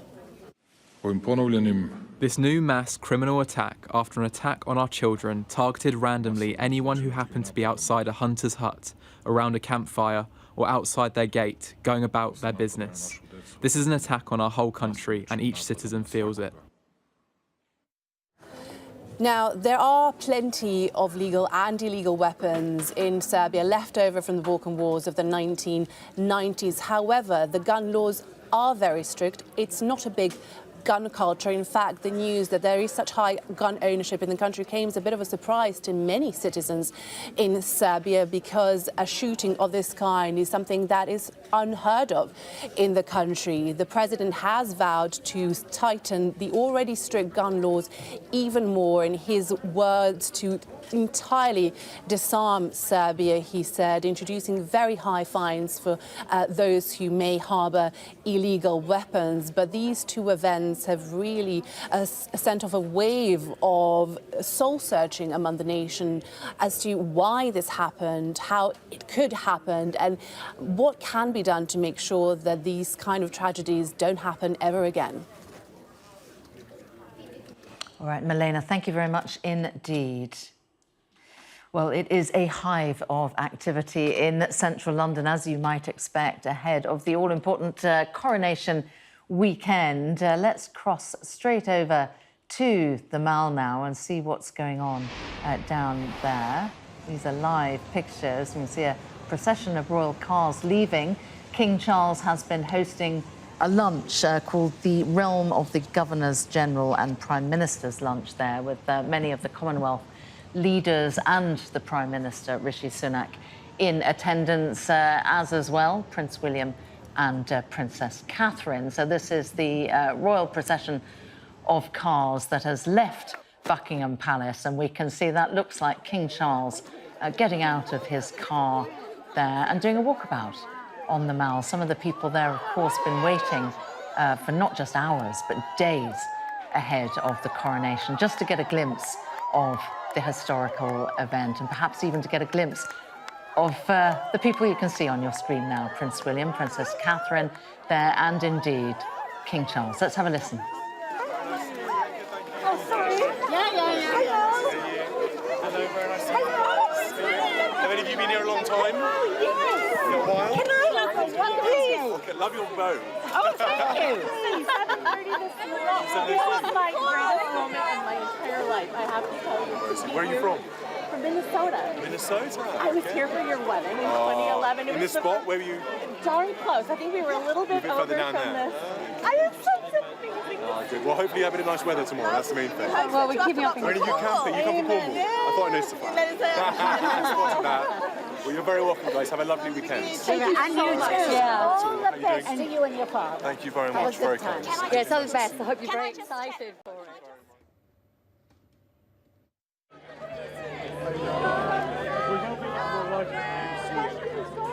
Thank you, sir. Thank you, sir.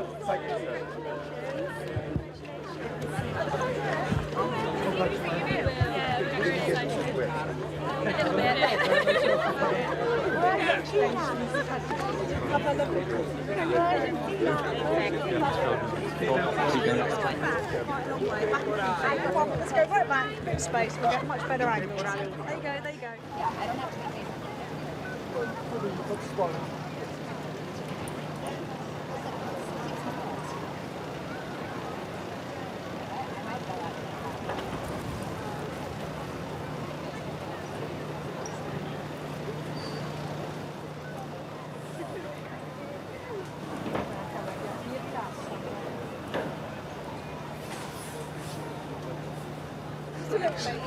Give you a full going on level, guys. Thank you.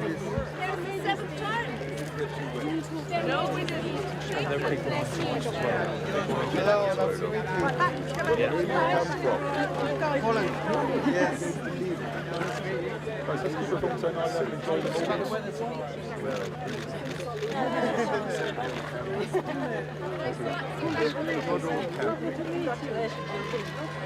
Look, we're longer in the flesh. And it's best of luck. Let's give this a bit more space, guys. Give it a bit more space. Yeah.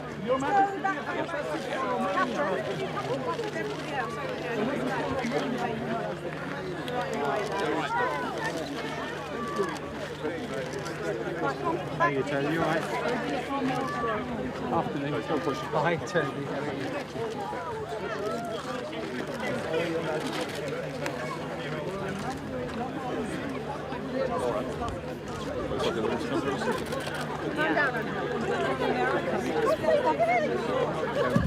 Yes, we are. Right, 72, I am. 3 cheers for the king! Guys, enjoy the morning. Hooray! God save the king! I love the seat. I came all the way here. Would you like me to? Thank you.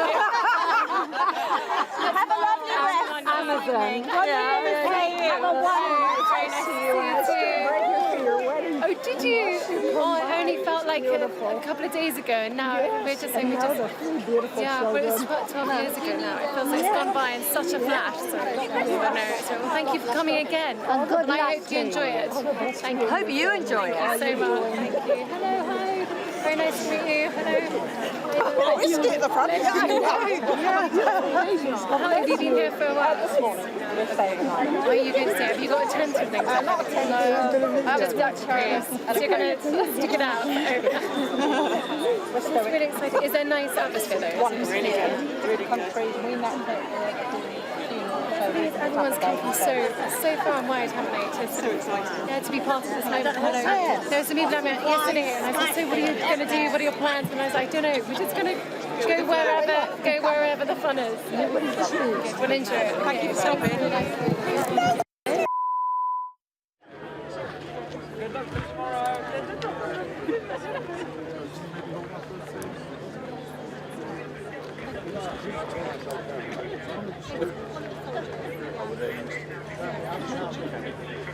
Don't get too wet. Are you nervous for tomorrow?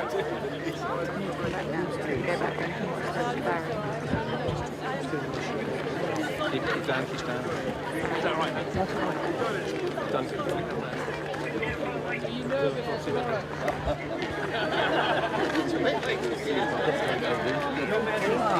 From Portugal, the longest airline between Britain and Portugal.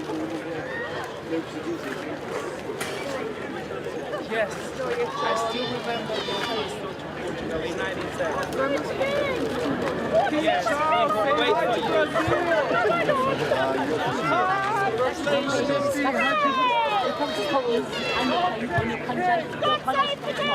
And we'll all see this. And 3 cheers to the king. Hip hip hooray! Hip hip hooray! Let's take the king. Charles, welcome from Scotland. Bit more space, guys, because there's no one here.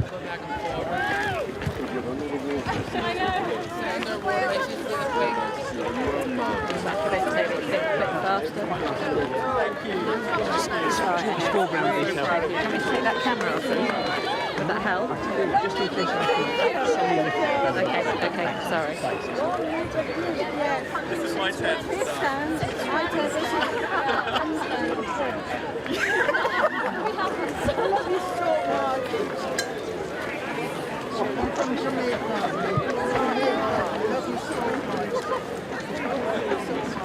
Lovely, Your Majesty. She's done it for 7 years. Wow. Enjoy the moment.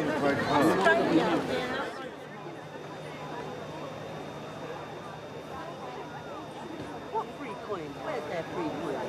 They're medals. They're the man's medals. I don't know what his medals are. You have to ask. Oh, I hope so.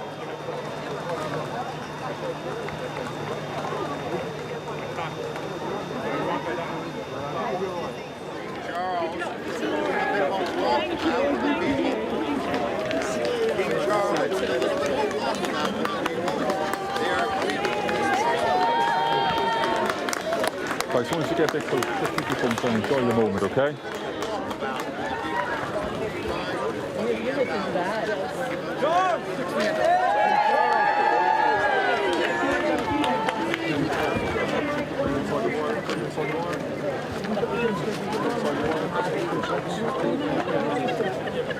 King, you're ready for the coronation. Charles.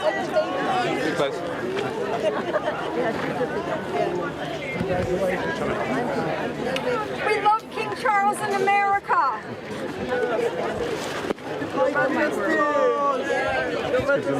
Enjoy the moment, enjoy the moment.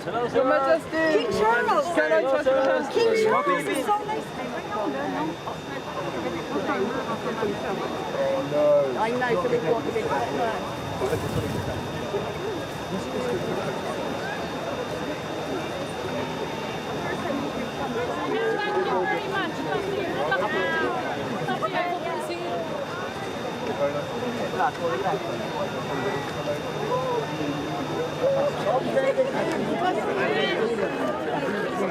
God save the King! God save the King!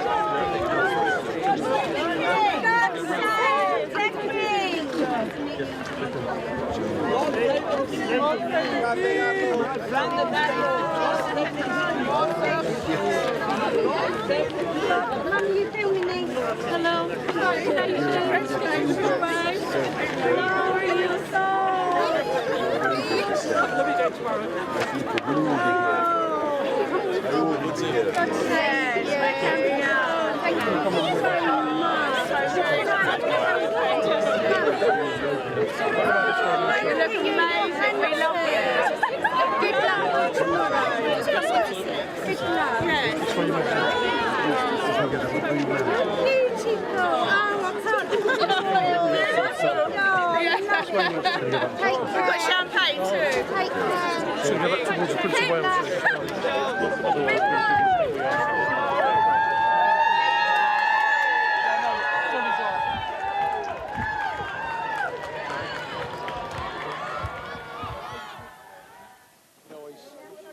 Hello.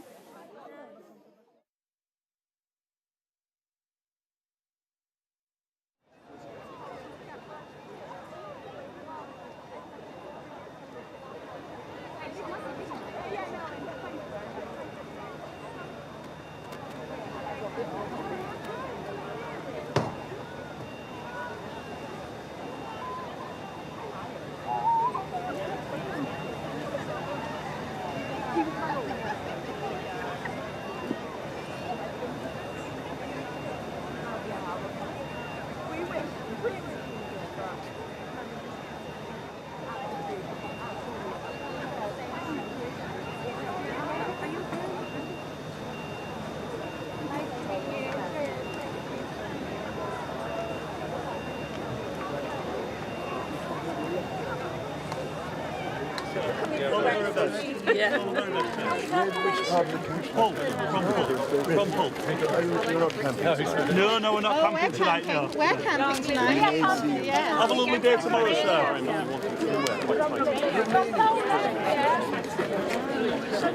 Really appreciate it. Thank you, man. Thank you. Thank you.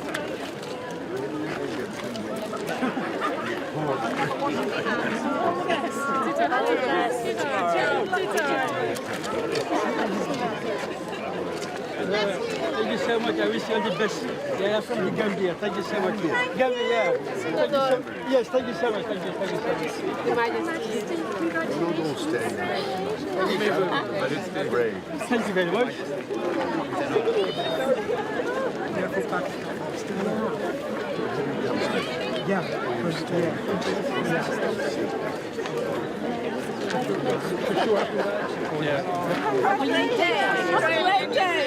I would like Catherine down here. Not all. Have a great day, sir. Colin.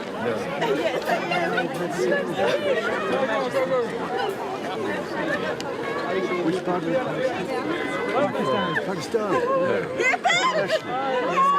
No national park. Congratulations, have a lovely weekend. Justyna, podam, że nie zrobiłaś mi zdjęcia, on mi rękę podał.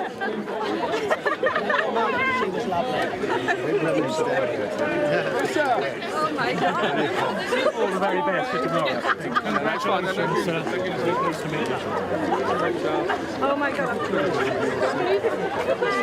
Yes, have I. Have I. Go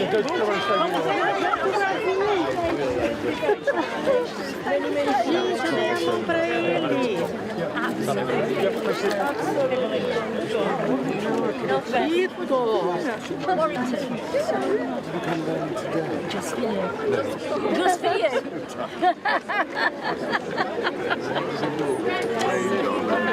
Good luck, Charles, for tomorrow. Good luck. Good luck for tomorrow. Best of luck for you tomorrow. Okay. Don't go back to me. I'll show my hand. I can't believe it. Oh my God.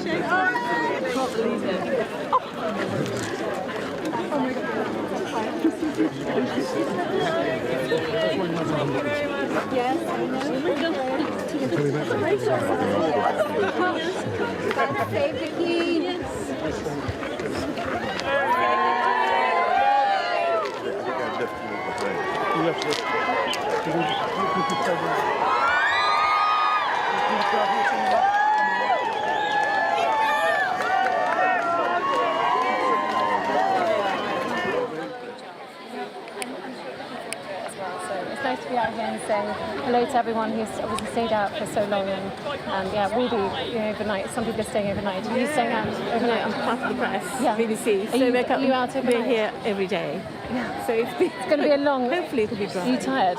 A bit. Yeah, I bet, because it's long hours for everybody. It is. But no, it's a really great moment. So have you got an early celebration as well. Have you got an early start tomorrow? Yes, an early start, but I think everyone has. Very nice to see you. Very nice to meet you. Enjoy tomorrow. Thank you. Come on, Eric. Very nice to meet you. Thank you for coming. It's going to be beautiful. It'll be amazing. You were in our market town a few weeks ago. Malton, yeah. That's where it's not where you come from. Good job. You're not all camping. No. Nothing is rare.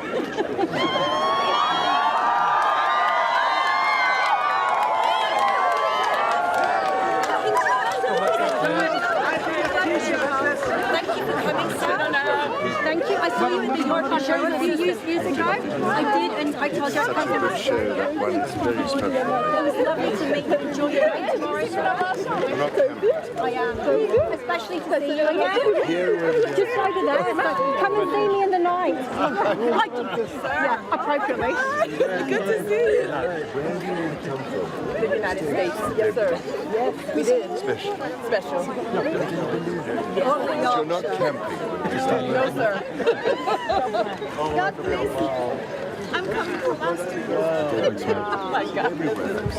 Congratulations, Your Majesty. God bless you. God bless you. And good luck for tomorrow.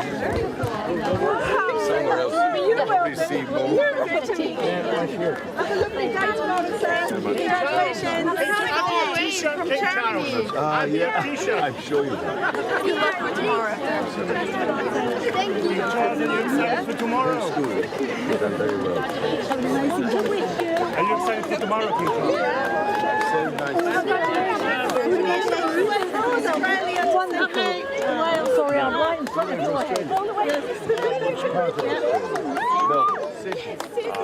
We're back to Northern Ireland. Congratulations. Congratulations. So nice to see you. Yes, we are. We got sorrow. Jen there. I was here 70 years ago. Exactly the same position. The old man was travelling exactly the same position.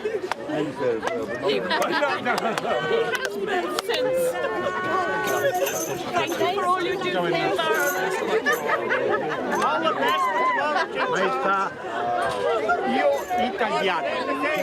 italiano, però lì ho scritto che venivo proprio per la sua incoronazione, ma io ho scritto anche a sua mamma col giubileo e purtroppo un'altra quando è morto suo papà. Comunque lì ho scritto che venivo.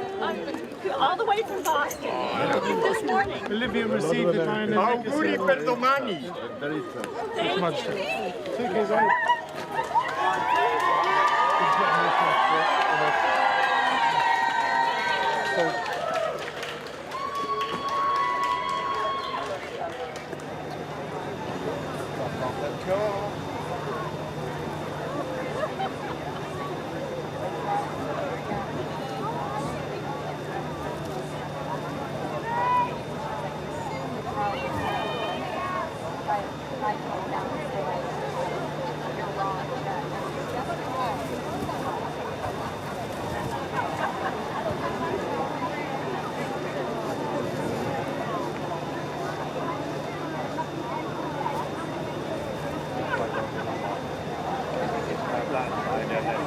I'm out of the way then.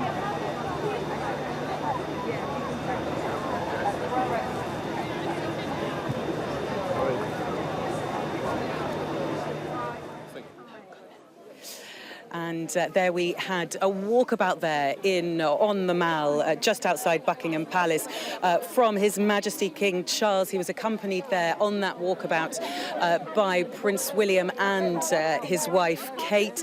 The three of them taking their time as they walked up the Mall. We were just a metre away from them as they came up the Mall there, shaking hands of the people who've been waiting, some of them since last night, to meet the royals and to be here for the big day tomorrow.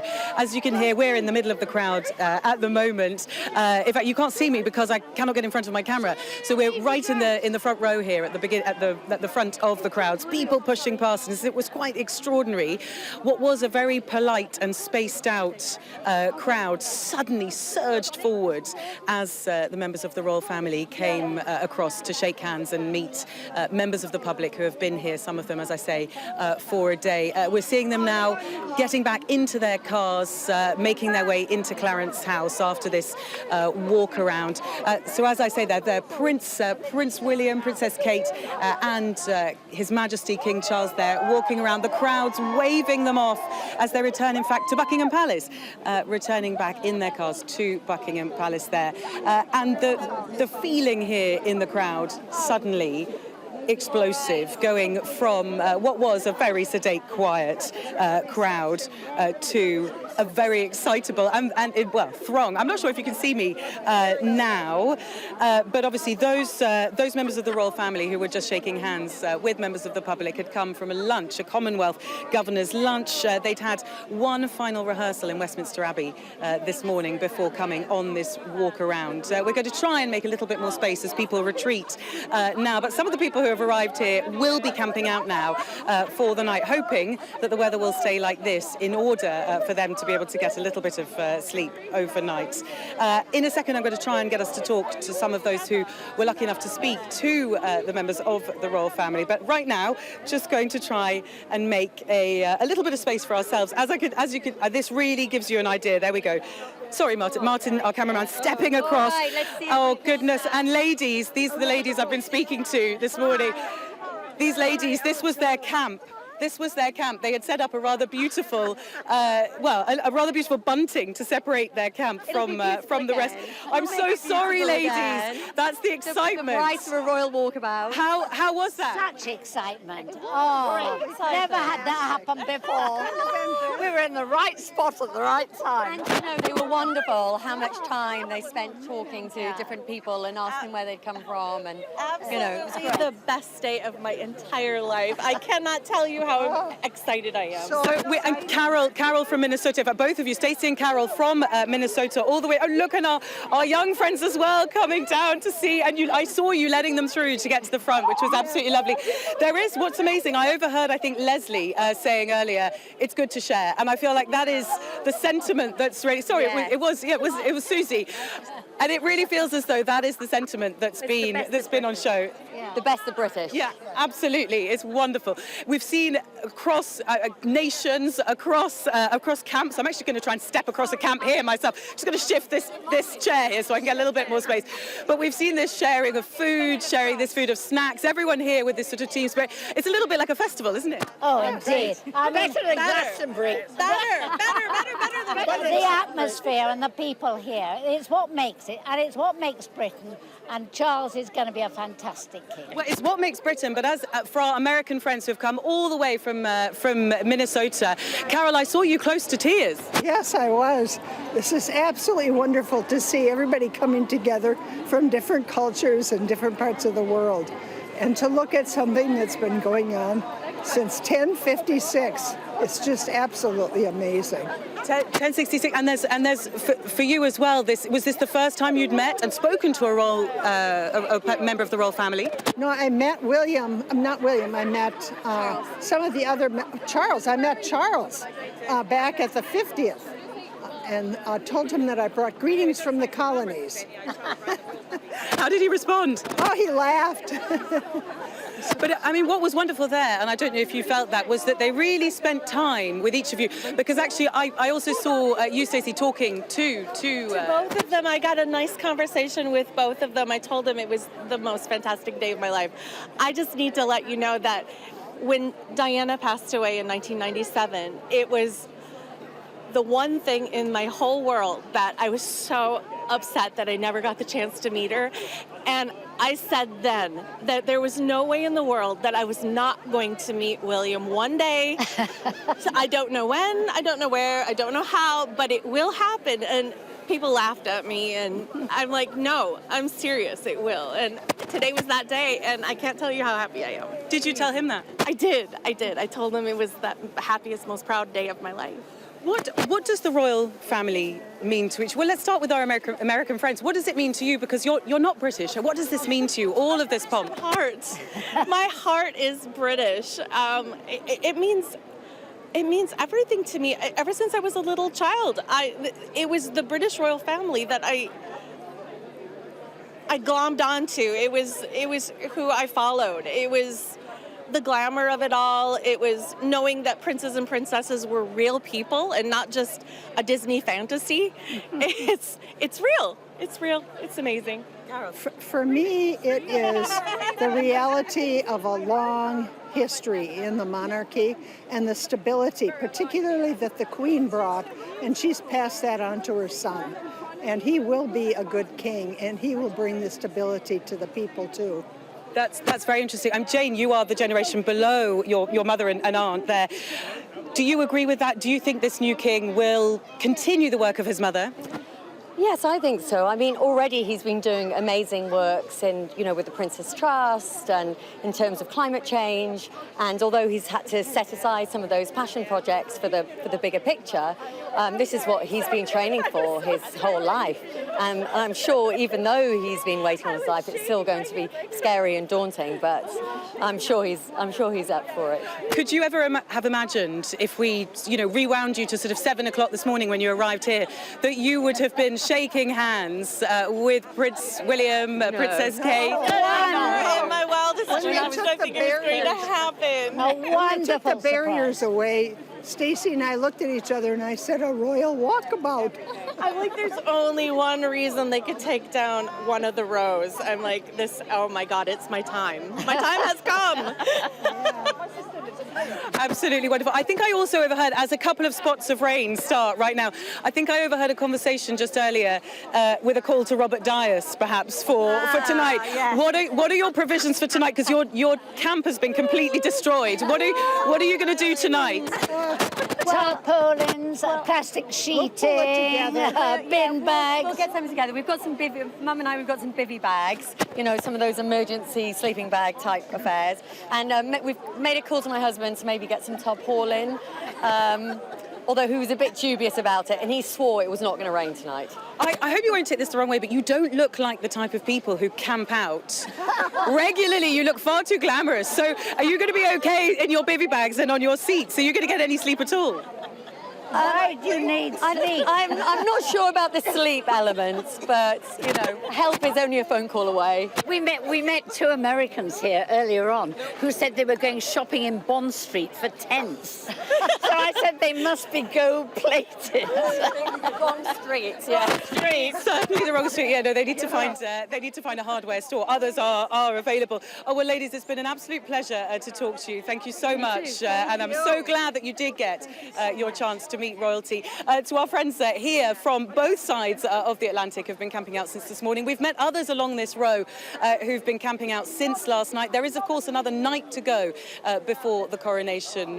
But from the Mall for now. Thanks. Absolutely wonderful stuff. Belle Donati there, speaking to people who were trying to meet the royal family ahead of the coronation this weekend. A little bit of breaking news to bring you now when it comes to COVID-19, because the World Health Organization has been meeting today and they have decided to downgrade COVID from a pandemic to an endemic, and that effectively means that it's no longer considered a global health emergency. So a real milestone there for the COVID-19 pandemic, which of course killed at least 7 million people worldwide. Just to bring you a statement from the Director General, he said, "It's with great hope that I declare COVID-19 over as a global health emergency." He did go on to say that does not mean that COVID-19 is over as a global health threat. Well, I have to say, given the last few years, I'm sure you watching and also for us as well, it does feel like a real moment that COVID-19 being downgraded, no longer seen as a global health emergency.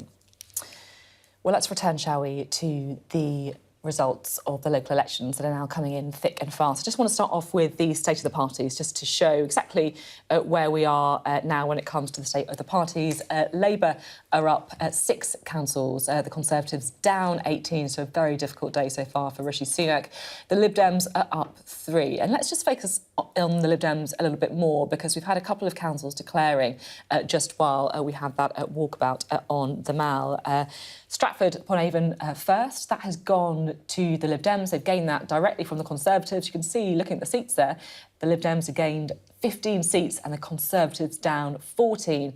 Another similar story as well in Dacorum too, which is in Hertfordshire. The Lib Dems gaining that from the Conservative Party. It was a big target for the Lib Dems. They've gained that from the Conservative Party.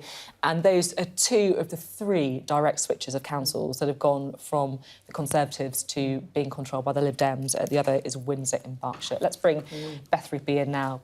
Signs the blue wall looking vulnerable. And actually, I didn't remember this, but someone did send it to me, that Dacorum was the location where, at the launch of the Lib Dem campaign, you might remember it, how could we forget, really, Ed Davey bursting through the bales of hay that had been painted blue to demonstrate on a combine harvester, was it? I don't think it was. To demonstrate the breakdown. And I'm sort of joking a bit, because do you remember actually another image jumps to mind, which was Boris Johnson doing exactly the same thing about breaking the get Brexit done, breaking through the wall. Do you remember that? I do. Back in the 2019 election. So Ed Davey kind of aped this, but actually he's having the last laugh at the moment, isn't he? Because he is picking up seats very strongly in these blue wall areas. These are the rural parts of the south, the Tory shires, the heartlands. And, Dacorum, a Lib Dem gain from the Conservatives, the first time in 20 years they've won a majority there. And it is home to 2 parliamentary seats which are Conservative. They've also taken Stratford-upon-Avon, 15 gains there from Tories losing 14 seats. So, as you said, straight switches here in Windsor, Dacorum and Stratford. So for the Lib Dems, and I can't remember what seats, so they're on about plus 60 now, I think, are they? They I haven't got exact figures here. They're plus 3 councils. Oh, no, they're on plus 79. That is a lot. I tell you, blink, Sophie, and they're up 20 seats. But they're up, they're up to 80, nearly 80 seats now. The Labour up 150, the Conservatives down 116. Like, if you stand back and you go, what's going on here? I mean, as I was saying earlier, back in 2019, before Theresa May lost her job and there was the Brexit election and Boris Johnson won that astonishing victory in the polls.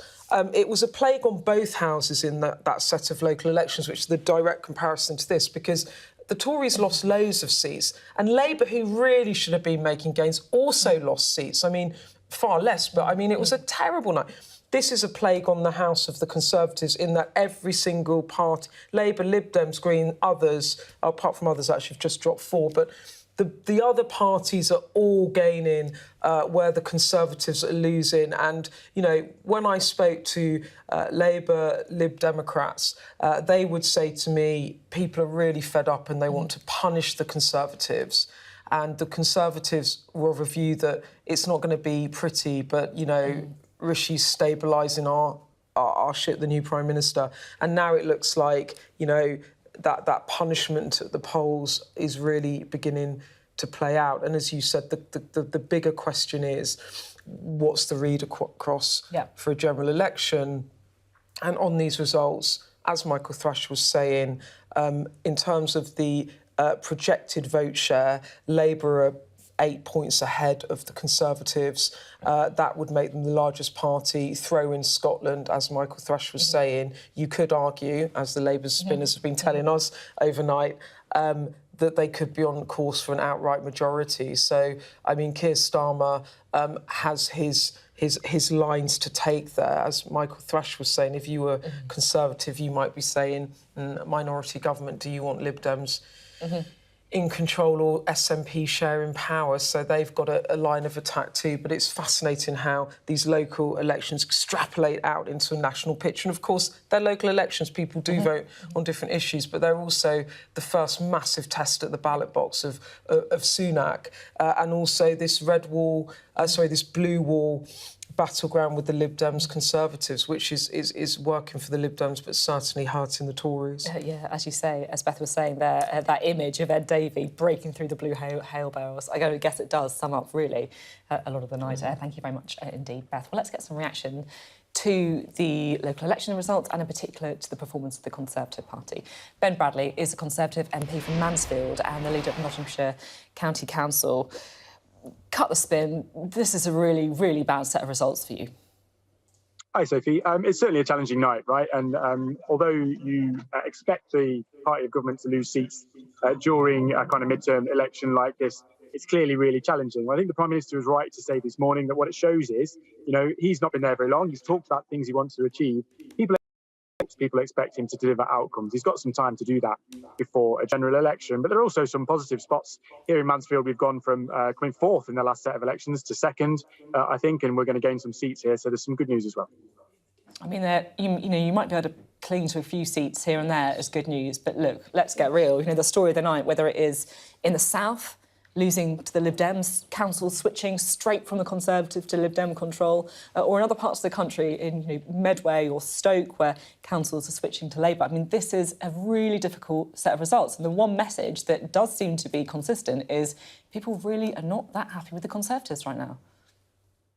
Well, I think, we know that we've been through really difficult times, both in terms of the politics of the autumn that's just gone, and also the economy, right? One of the biggest tests of election and how people will vote in elections is, do I feel better off? And certainly at the minute, things are challenging economically. But the Prime Minister has laid out his priorities for the next year. There's a year, 18 months for him to deliver on those. And I do think he's picked the right things. Ultimately, what I've heard on the doorsteps in recent weeks is, to a certain extent, everybody talks and nothing ever happens in politics. Well, he's got 18 months to deliver on those things. And if he does so, I think we'll be OK. But if you look at the swings around the country, certainly across England, I don't think that the swing to Labour the last couple of days is enough to get them a majority in Westminster. I don't think it's big enough. It's certainly not a 97 Blair kind of situation. They've made marginal gains that's won them a lot of seats, but the actual swing across the country is not massive.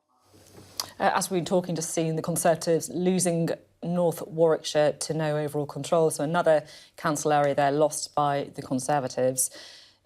I mean, look, this is the first electoral test for Rishi Sunak since he became Prime Minister. Boris Johnson left office when the polls were in a much healthier position than this. Do you think that actually that was a mistake? Well, I certainly think that the autumn of leadership contests and chaos to a certain extent has not helped, and that it should be blindingly obvious, really. But Rishi has certainly steadied the ship from that perspective. As I say, lots of people in my part of the world were very pro-Boris, and I've heard over recent months people being increasingly impressed with the Prime Minister. We've got a kind of unique situation here because we've got a really strong independent party that makes it a much more complicated electoral situation. They've been wiped out today, and the Conservative Party will make gains. So, it is a mixed picture. I just think that the shift from Conservative to Labour here is 2.5%, right, in a seat that is a 16,000 Conservative majority in the parliamentary elections. That is not enough for them to win back Mansfield in the next election, and they're going to have to show much better figures than that if they want to win an overall majority. You say that, though, and actually I agree that Professor Thrasher says that the results so far point to a Labour minority government rather than a majority government. But the first point to make is, either way, the Conservatives are being turfed out. But secondly, if you look at Scotland, it could be that Labour are in course for a majority. That surely the complacency that we've seen in some of the responses from the Conservatives so far, that's a bit of a slap in the face to voters. I don't think there's any complacency. We've all been out on the doorsteps in recent weeks. We all understand the frustrations that people have with all sorts of issues, and often the issues that Rishi himself has picked out. People do talk to me about small boats. People do talk to me about the health service in particular, and that the cost of living is a real challenge. They're the Prime Minister's key priorities. He's got 12, 18 months to deliver on those priorities. That's the commitment that he's made. And truth be told, if he does that, I think we'll be all right. If he doesn't, clearly the polls today show that that's going to be challenging, but there's time for him to do that, and I think the we've got the right priorities. I haven't heard anything on the doorsteps in recent days that I wouldn't expect, given the way things have been over the last kind of 6 to 9 months. So there's time for us to rectify that. Scotland's a massive unknown, isn't it? We don't know what the SNP situation is going to be. We don't know who's going to benefit from that, really. We can guess. But actually, the polls across England don't show at the minute that they've done enough to win that majority. Whatever happens over the next year, 18 months, whatever the results are, is Rishi Sunak going to lead you into the next election? 100%. There is absolutely no sense in us navel-gazing at this point. We have a clear plan of action. We have those Rishi's 5 points on the economy, on the health service, on small boats that we need to tackle. I think those things are broadly universally agreed, certainly across sectors of the population that would consider voting Conservative. They're the right things to prioritise. He's got time to deliver on those things, and he's made a start on those things. But we do have to deliver. There should be no complacency that if we don't manage to make inroads into those issues, we will find it really difficult. Colleagues, unfortunately, local councillors paying the price for that, and that always is really difficult. As a councillor myself, see really good councillors losing their seats because of national politics. That's always frustrating. But again, you know, it's not across the board. Here in Mansfield, we've gone from 4th to 2nd. We're making gains. Bassett Law just next door, the same. So there are spots around the country where we're still making good progress. OK, thank you very much indeed. Good to talk to you, Ben Bradley, there, saying that no matter what happens, Rishi Sunak is 100% going to be leading the party into the next election. We've got Ed Conway standing by, but I can just see Darlington remaining under no overall control. Well, let's go to Ed before we bring you that result, shall we? What have we learned so far, Ed? Yeah, I mean, it's interesting, isn't it? Kind of results actually coming in thick and fast at the moment. So Darlington, as you're saying, we're getting new numbers coming through at the moment as well. It's worth just kind of taking a step back as well and kind of looking at the big picture here. And when we look at the big picture, you know, these are the numbers.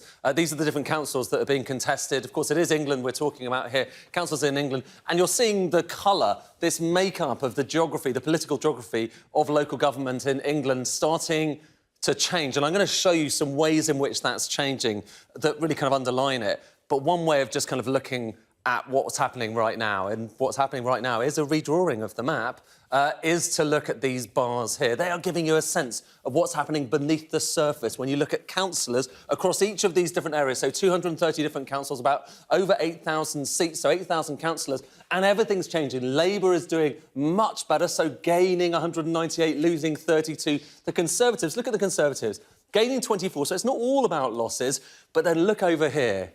317, that bar going down into negative territory, an extraordinary net loss for the Tory party. Lib Dems gaining 107, so Lib Dems having another good night as well, good elections. Green Party as well, so up by 55 for the Green Party too. But this is pretty clear here, the Conservatives not having a very good time. And when you look not just at the kind of at the colours of different, the names of the different councils, but at the map across England, you can see just how much that's changing. We still have a lot of kind of light grey areas, so areas where we have yet to have the results. And you see that here, look, only it's 2,636 seats that we have so far out of 8,000.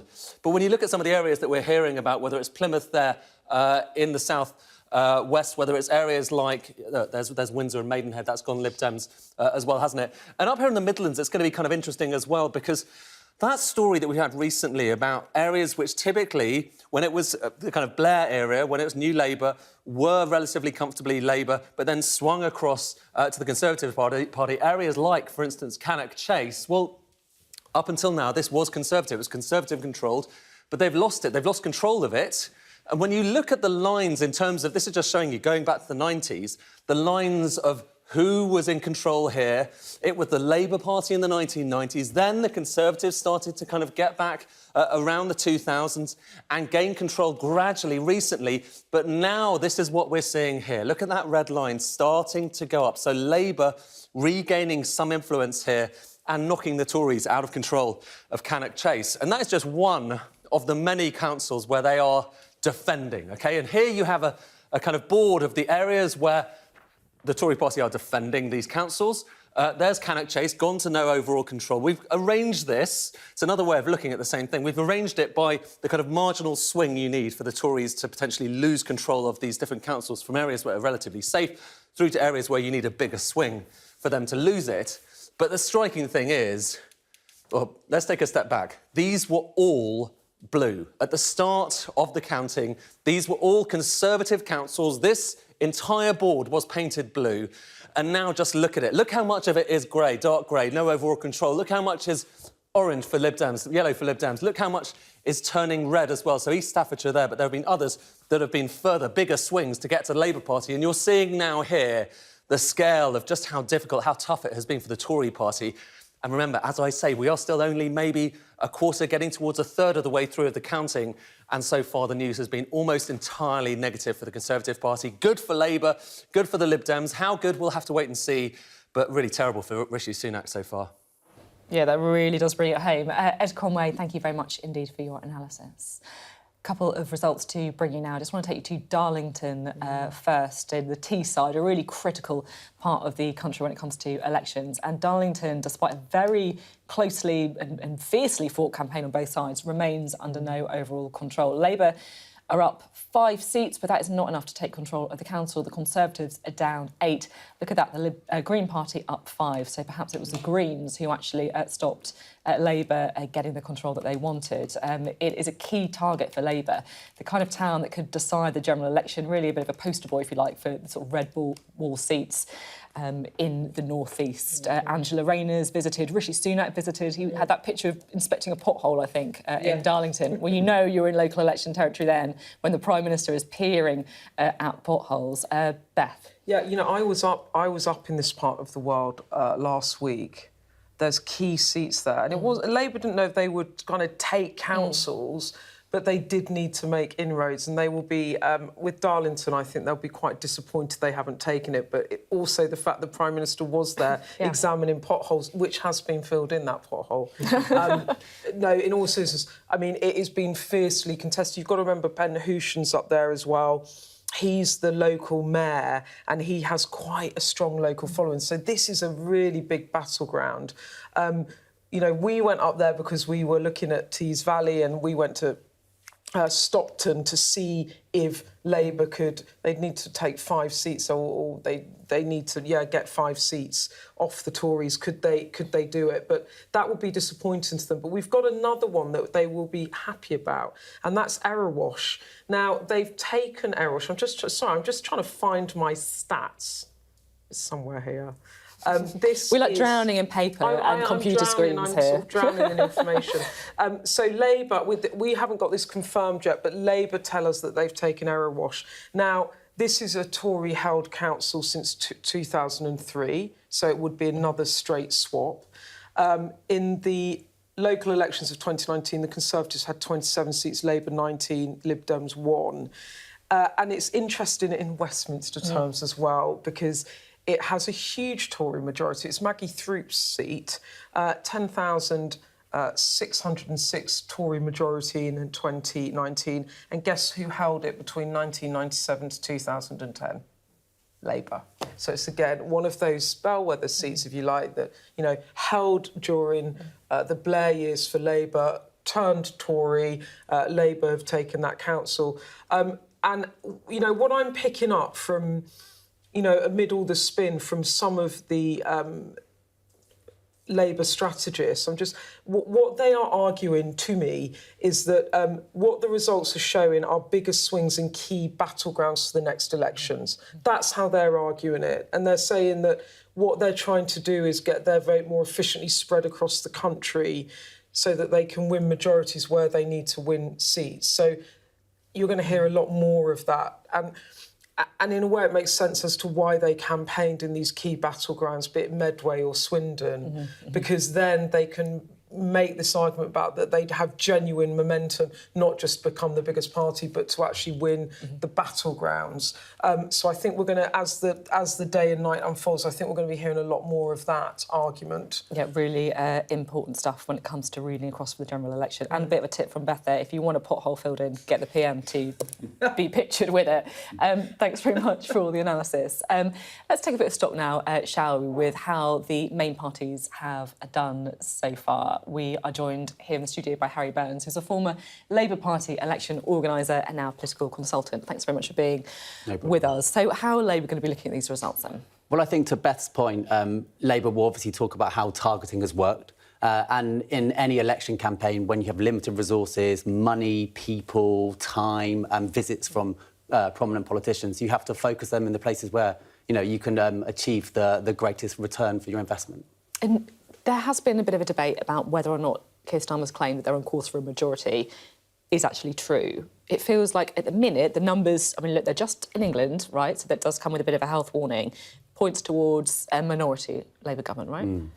Well, the benefit of not working for the party anymore is that I can be slightly freer with what I say. I think it shows that Labour have made huge strides since 2019. I mean, you would have bitten the hand off anybody that offered you this result back then. Does it suggest that they're on course for a majority? Possibly. They might be seeing things that I haven't seen, but it does show that they are moving in the right direction. And I mean, for the leader of the opposition, it's only when you get close to the election that you get more of a fair hearing in the, amongst the general population. And so hopefully Keir will be able to connect more with voters, we'll be able to sell Labour's policy offer when it comes to the election, and we'll be able to soon start to shift more swing voters towards Labour. And what do you think he needs to do, Keir Starmer? Because there has been criticism, hasn't he, that he hasn't set out much in the way of a concrete policy or his own individual vision. I mean, when I ask Labour politicians what the biggest policy is, they say the windfall tax. And I think, well, is that really enough? Well, I think at this stage in the game, it's about selling a vision. It's about selling the alternative. It's not about coming up with a costed policy platform, because people like you, smart people in the media... I'll take that. You can come again. We'll start to add up the cost of all the policies. They will start to build the manifesto sort of in their minds, and they will then go to Labour with a, this is going to cost X amount of money. How are you going to pay for it? And until you get close to the election, you don't know what the economy's going to look like, so you can't come out too early. And also, the Tories will nick the good ideas. They have done, and they will continue to do that if Labour come out with, anything that really connects with people, but too far away from the general. I guess the other problem that Labour have is that people in the media, like myself, are going to start asking about coalitions and doing deals with the Lib Dems. What do you think their answer should be there? I mean, absolutely no coalition. We saw the damage that was done by the ambiguity going into 2015 general election with the so-called coalition of chaos, which really did damage to Ed Miliband. I saw it on the doorstep when I was out knocking on doors in 2015. And I think it really does, people they don't want grubby backroom deals. They want a party to come to the electorate with a clear policy offer and a clear programme for government. They don't want people to get together behind the scenes and deprive people of the choice in an election. Thanks very much. I want to bring you the result from Swindon, if I may, because we just got the full result from Swindon, a really, really key battleground for the parties. And it's a straight switch, remember, Labour gaining control of Swindon from the Conservatives. And we can look at the breakdown. Labour now have 33 seats on the council. They're up 9, and the Conservatives down 10. So they lost 9 seats to Labour and 1 to the Liberal Democrats. I mean, Beth, that is a pretty difficult result there for the Conservative Party. Yeah, but, Keir Starmer, I was there. He launched his election campaign for the locals in Swindon. It's a key battleground. It's one of the bellwethers that will determine who becomes the next Prime Minister. Quite frankly, if you launch your campaign then you don't win the seat, that's not great. Unbearably awkward, right? So, I mean, I expected them to win Swindon, but nevertheless, as I was saying, in terms of building the narrative about showing progress towards winning a general election, if you can take places like Swindon, you can take places like Medway, you can build that argument. But, it's a straight switch there. Tories down 10, Labour gaining 9. And just to jump in, I can see there the grey sort of strip at the bottom of the screen. The Conservatives have lost control of Tewkesbury to no overall control as well. It was still run by the Conservatives. They did suffer heavy losses there in 2019. The Lib Dems were hoping to threaten too. But Tewkesbury there being lost by the Conservatives to no overall control. We'll fill that in with the full results when we have them, but we just wanted to bring it to you as soon as possible. I think we can bring in another guest for you now, Sarah Southern, who's a former senior aide to David Cameron. And I have to say, it feels like whenever we talk to someone for a couple of minutes, there is another council that is lost by the Conservatives. It's been a really, really tough day. Absolutely. I think it has been a very difficult day for the Tories, and I would imagine it will continue to do so until all of the results are in. But none of it's really that surprising. I think certainly within Conservative circles, certainly with what they were briefing out to the media, they were expecting this difficult set of results. So it's not really a big shock, even though it is obviously quite disappointing. Oh, come on, it is a bit of a big shock, right? I mean, yes, they were briefing 1,000 seats, but that was expectation management, wasn't it? I mean, that was the lowest end of predictions from any of the analysts, and they were only predicting them because of the pretty catastrophic polling that the Conservatives have seen.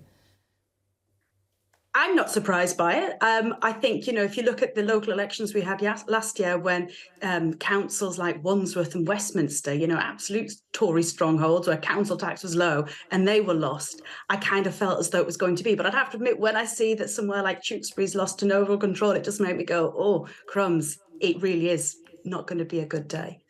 Yeah, and do you think that there is any landing zone now for the next general election for the Conservatives to remain in office? Well, I think this is going to be the big challenge for Rishi Sunak. I think, one of the things that's going to be branded up from today is that these elections are almost people kind of voting against the Johnson and the Truss era.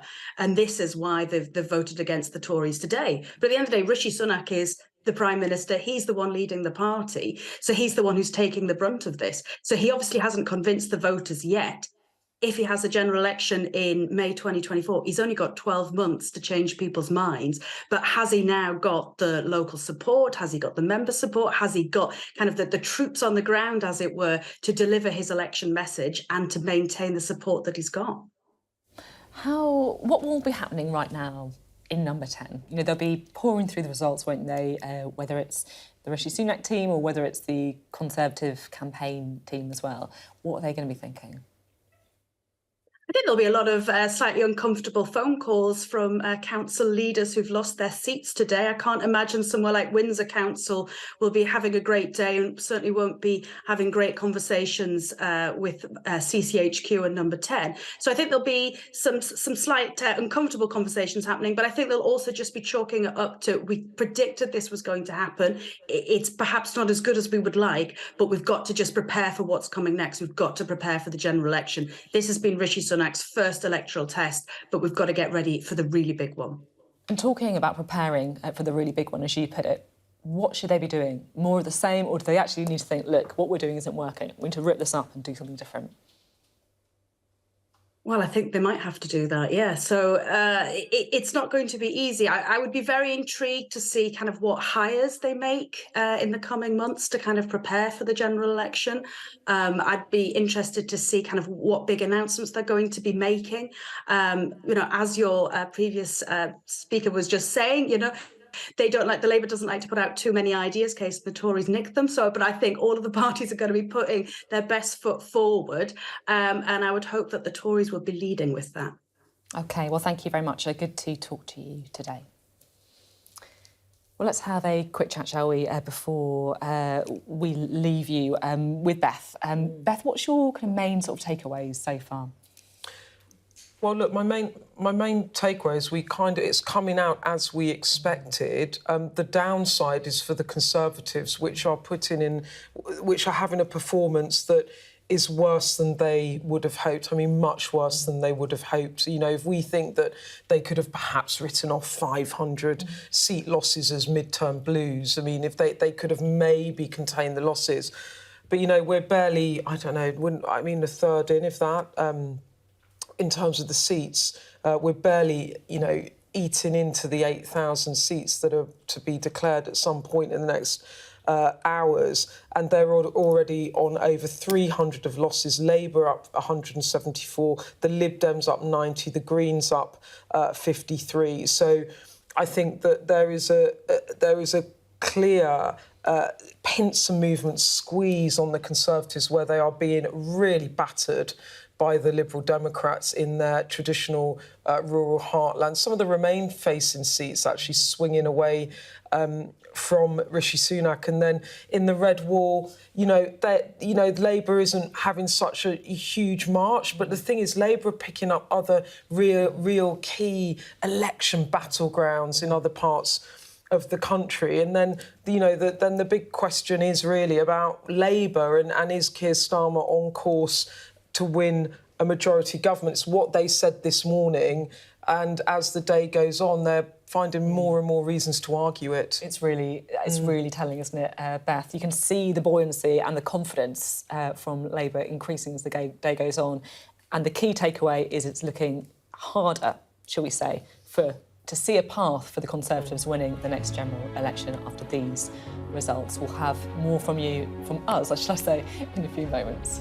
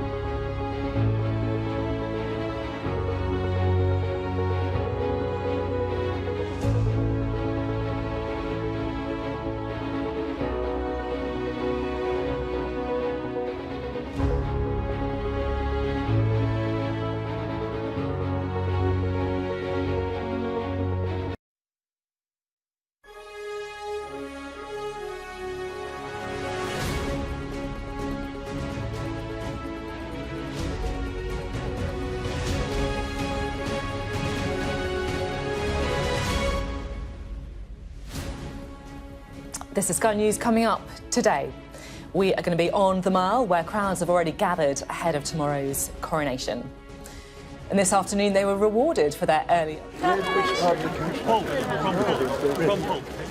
not camping tonight, no. We're camping tonight. Have a lovely day tomorrow, sir. And the crowd on the other side of the street weren't forgotten either, as William and Kate went on a walkabout there. Coming up, we'll also take a look at the crown jewels ahead of their starring role in tomorrow's service. And we'll be hearing from many of the royal watchers who've taken up their positions for the big day. Plus, we are going to be continuing with our special coverage of the local election results.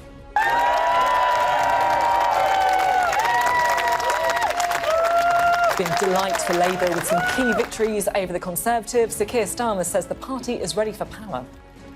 Make no mistake, we are on course for a Labour majority at the next general election. And Rishi Sunak admits some results have been disappointing, his party losing councils to both Labour and the Lib Dems.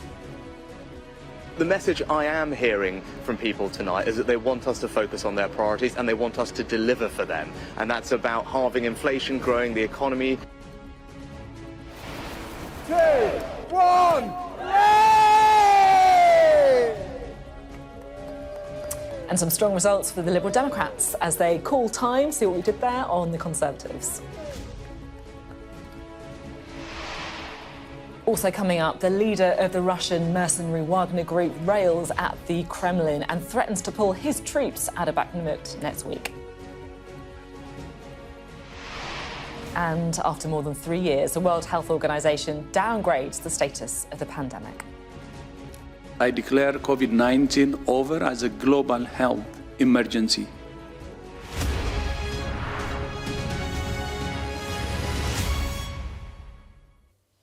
Good afternoon. You might be seeing the local election backdrop to me, but we're going to start on the Mall, where crowds have been arriving in plenty of time ahead of the coronation tomorrow.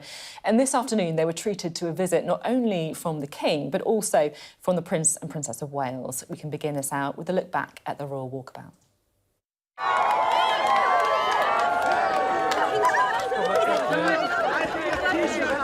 Thank you for coming, sir.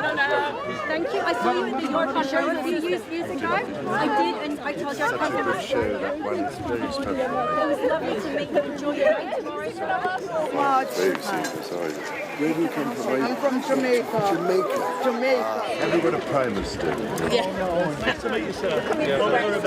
Yeah. Which part of the country? Hull. From Hull. You're not camping tonight? No, we're not camping tonight, no. We're camping tonight. Yeah. Have a lovely day tomorrow, sir.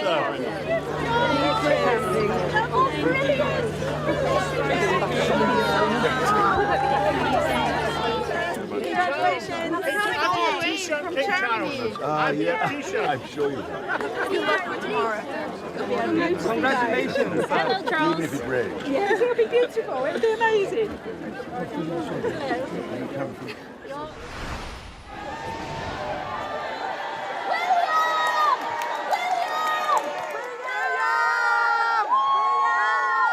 Have you stayed out for anything like this before? Yes, Jubilee. Did you? Yes, sure we go by. So you know, you're prepared. I didn't. This is my first time. I cannot believe I'm meeting you.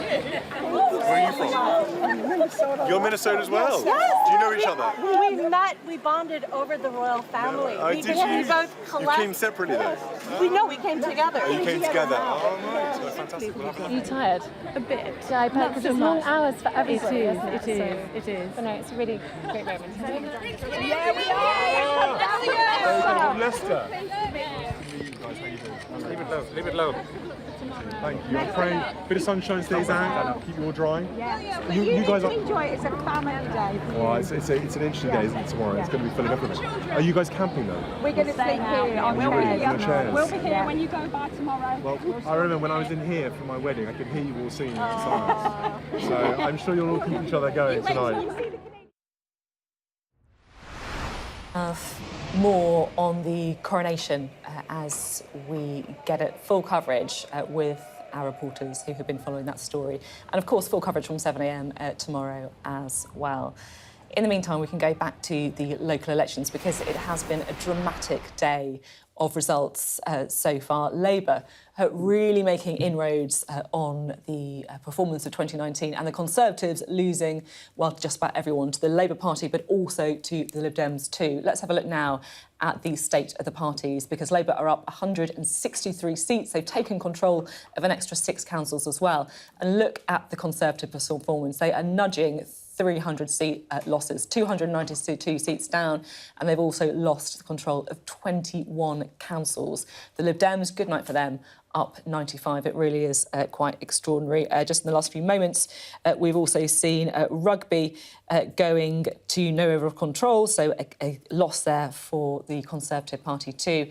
Middlesbrough, we can actually have a look at Rugby, I think. The Conservatives losing that to no overall control. They have dropped 2 seats, the Conservatives gaining 2 seats as well. We've been getting reaction throughout the day from the party leaders. Let's listen to Rishi Sunak. It should be said, this was pretty early this morning. He has had a pretty difficult few hours since this interview with him.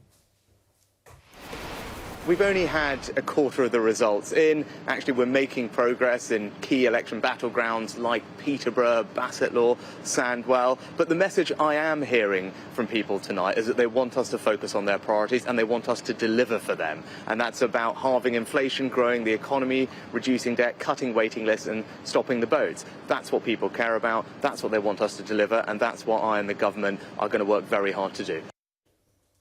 Well, he says he's going to have to work very hard, and he certainly will if he is going to. The Labour leader, Sir Keir Starmer, has said that Labour's on course for a majority at the next general election.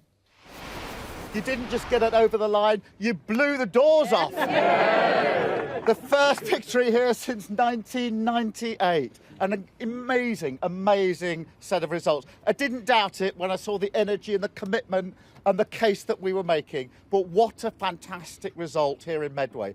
And we're having fantastic results across the country. Plymouth, what a night they've had in Plymouth. And then Stoke. Brilliant. And up to Middlesbrough, all the places that we need to win, the battlegrounds. And make no mistake, we are on course for a Labour majority at the next general election. Now, it's no surprise that Keir Starmer was looking pretty happy there, but look at this result. It's the first Labour loss of the election because Labour have lost control of Slough Council. That's gone to no overall control. You can see the seats there. The Conservatives are up 16 seats and Labour are down 18 seats. And the Lib Dems are up 3. I mean, that really is an absolutely extraordinary result there. Really, I guess, going against the tide of the results that we've seen. Let's bring in Beth. Well, I mean, I just... It's not even on my spreadsheet of places to watch. Slough going into no overall control. But look at that, a straight switch away from Labour into the hands of the Conservatives. So one...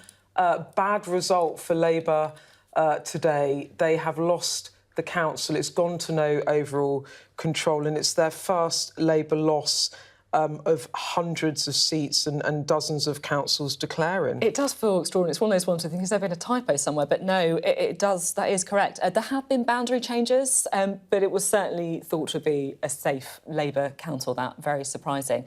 As we've been talking, you can also see there the Conservatives losing Pendle to no overall control as well. They lost control in 2019, took it back, and now lost control of Pendle Council as well. I mean, that is just one of many, I guess, for the Conservatives so far. We can see it on our screens now. The Conservatives are down 3 seats in Pendle, Labour up 1, the Lib Dems up 2. And Beth, it feels like that in many ways is the story of the day, where the Conservatives are shedding votes to both Labour and the Lib Dems. Well, I mean, they're shedding votes to Labour, the Lib Dems, to Greens. They're shedding them all around the country. If you were in any doubt that Rishi Sunak's Conservatives are in real trouble, and we can see it in the national polls, but what we're now getting is the actual reality of what people are doing at the ballot box, and you will get Conservatives that will come onto Sky News today and say it's local elections, you know, the Lib Dems perform better, you know, the turnout is low, but equally it gives us an indication of, you know, the state of play, the political weather in the country. And when I speak to, you know, rival politicians, and indeed when I've been around the country, you know, we did a focus group in High Wycombe, that's in Buckinghamshire, near where I grew up, actually. You know, we went up to Tees Valley last week to talk to voters there. And wherever you go, what I pick up is that people talk about change. It's not that they necessarily want to fall in the arms of the Labour Party, but there is a sense of the country not working for them. And I think it's actually something that Conservative MPs themselves would admit, that people feel that the government haven't been delivering. If you think about what's going on with NHS waiting lists, for example, the cost of living, the strikes in which the schools are closed and the hospitals, you know, you're seeing picket lines outside, and the rail services aren't working very well. And you're picking up that sentiment around the country. I guess the million-dollar question, and the one that we will probably spend the next year or so really chewing over, is whether or not Rishi Sunak, from this position, can begin to close the gap on Labour in order to try and have a fighting chance for the next general election. And I think what had happened in the mood music in Westminster, and I think you'll probably have felt this too, Sophie, was, you know, Rishi Sunak came in, there was a 5-point plan, it was all calm, it was competence and staying beneath the radar and no flamboyant speeches and no chaos. And there was a sense of, oh, the Conservatives are really back in play. And then what we've now having now is the kind of that idea, the idea that's circling around in this place, in Westminster, being tested in the country. And I think what we're seeing is actually that the national polls are beginning to translate into wins for Labour. And critically, they are winning in bellwether seats across the country in areas that are going to be the battleground for the 2024 general election. So Labour arguing now we're 8 points ahead. Once you take into account Scotland, where, you know, Keir Starmer has been so lucky that there's been an implosion of the SNP, that they're heading for a majority, and that's what we're going to be debating, I think. It's really extraordinary. The results coming in thick and fast now. You can see at the bottom of the screens there, the Lib Dems gaining South Hampshire from the Conservative Party. Also, North East Derbyshire, Labour have gained control of that from no overall control. North East Derbyshire, kind of another former coal mining centre, the kind of place where Labour did badly in recent years, and signs that Keir Starmer is beginning to win some of those places back. They're up 10 seats, the Conservatives down 11. It was increasingly turning into a bit of a location for Sheffield commuters, so again, kind of demographic changes helping there as well. The South Hants result there, Lib Dem gain from the Conservatives as well. And Labour will be really North East Derbyshire, because that was a key gain. And just Pendle, going back to that, the Pendle Conservative lost to no overall control. We were up in Pendle, and we went to a Conservative club in Pendle. And whilst the people we spoke to there were not fans of Keir Starmer, that is for sure, they were quite furious with the Conservative Party. And I think one of the sub-stories of this whole thing will be not voter apathy, but a decision of voters not to go to the polls. And one very seasoned Conservative campaigner said to me, apathy is a killer for us, because their view is Tony Blair won in 97 in a large part because the Conservative vote didn't turn out to vote against him. So he was neutral enough that traditional Conservative voters didn't find Tony Blair so offensive / worrying / intimidating / untrustworthy. Jeremy Corbyn, right? They didn't kind of actively, they could kind of live with him being in number 10, and they were disillusioned and didn't turn out the vote.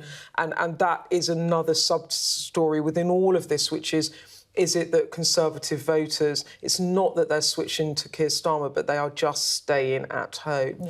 And they need that to not happen into a general election. So somehow Rishi Sunak has to find something to motivate his base to turn out. And at the moment, it seems every which way he looks around the country, every single group of voters they're not really very interested in giving him their support at the moment. Bit of a wake-up call for many in the Conservative Party. We've been talking an awful lot about how these votes refer over to a general election, but there is a bit of a caveat, shall we say, to the Slough result that I want to give you, because this does show, right, how local issues play into it as well. That extraordinary Slough result, Labour losing control. Well, Slough was actually one of 3 councils given special dispensation to raise council tax by 10% without a referendum, and it then declared bankruptcy in 2021. So perhaps, on paper, a safe seat for Labour, but a good example of how, in local elections, very specific local factors can come into play as well. As one person will know, Ed Conway, who's at the big screen, who's been crunching through all the voting data for us today. Ed, what have you been looking at?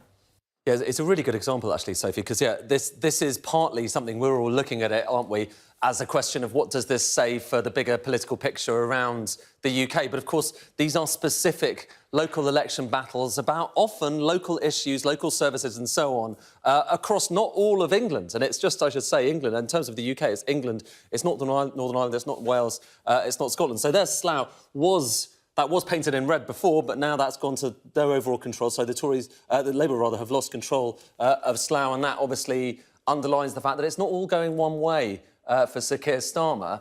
However, when you look at the overall pictures, when you look at the number of councillors, numbers of seats across England here, and the change, it's that change, most importantly, that we're talking about. So these, in the centre, are the overall numbers of seats that we've had so far, and we're kind of about getting a third of the way through. But the key thing here is looking beneath the surface. So right now, Labour having more of these seats that have been announced so far. But just look at the change. Labour up by over 200, slightly less than 200 when you take it in net terms. The Conservatives down there when you look at the bar and how that's travelling down that way. So negative over there, positive over there, and it's Labour in positive terms. It's the Lib Dems in positive territory as well, the Greens in positive territory as well. And just look how few they are losing at the same time.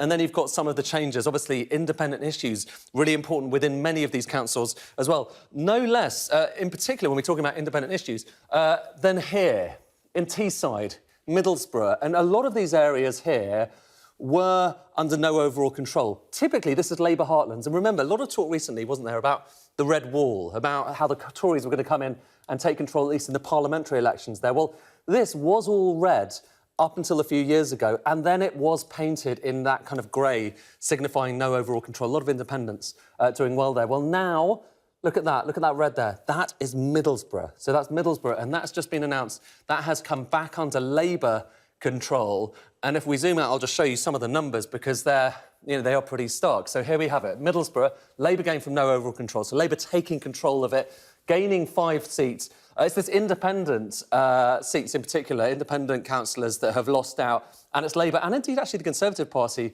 and the Lib Dems who have gained as a result. But when you have a look at the kind of the electoral history in Middlesbrough, this goes all the way back to the 90s, and you can see just how much the Labour vote was gradually falling through the 90s into the 2000s. And look at what happened recently in the kind of post-Brexit period. You had this really big shift, this step shift in Labour votes, a big rise in independent votes. That kind of Red Wall story started to emerge around that time. But now, look, that's the change there. That red line starting to overtake again, that grey line, and Labour taking control of Middlesbrough. Now, before, we were showing you a really interesting way of looking at this, looking at, I don't know what we call this, whether it's a kind of speedometer. Maybe for the Tories, you might call it the dial of doom, because this is basically showing how many of their seats they are losing over the course of the evening into the morning, and just how bad that would be versus expectations. OK, so that's the starting point. So 0 in terms of the change. At about 1 o'clock, we showed you it had gone there. So they were moving down, losing seats, and this dial was going down through from kind of what would be, if it were the end of the night, very good territory, down into kind of worse territory. That's more or less where they are now. So the dial is kind of going that way, that way, that way, that way, that way. And a lot of people think that it could go all the way through to over here, around 1,000 seats lost across these elections. So that's the Conservative Party. How about for the Labour Party? Well, in the case of the Labour Party, it's all about increasing their share, increasing their number of seats. And that's where it was at the start. Then it was up to about there at about 1 o'clock. Let's see where it is more or less now. That dial has gone further. So it's technically, if this were to stop now, that would be a bad result for the Labour Party. But we have so many more results yet to come through. What we do know so far is looking pretty good for the Labour Party, give or take those kind of anomalous results potentially in Slough and other places, a few other places as well. Good for the Lib Dems as well, and pretty disastrous for the Conservative Party. They were defending these at the start of the night, at the start of this count. Last time around, this board, this entire board, all of which are different councils around England, were blue. This was all blue. And just look at it now. Look at how many of these places have gone from being blue to grey, suggesting that's no overall control, to the yellow for the Lib Dems and red for the Labour Party. And this is only a selection of some of the councils the Conservative Party were defending. It has been, in these results so far, it's been pretty disastrous. And as I say, there's still many more results, many more counts yet to come. We'll keep all of this updated as that counting continues. Back to you, Sophie. Thank you very much indeed. Ed there, really bringing you up to speed with all the numbers. And as Ed was saying, we've got an awful lot of councils still to declare. So there'll be a few more twists in this story. But the narrative so far, a very, very difficult performance for the Conservative Party, Labour and the Lib Dems too, making some real strides. It's been a busy day for the royal family as well, though, so let's take you to Belle Donati, who is across all of your coronation news. Certainly am, and welcome back to the Mall here on this eve of the King's coronation.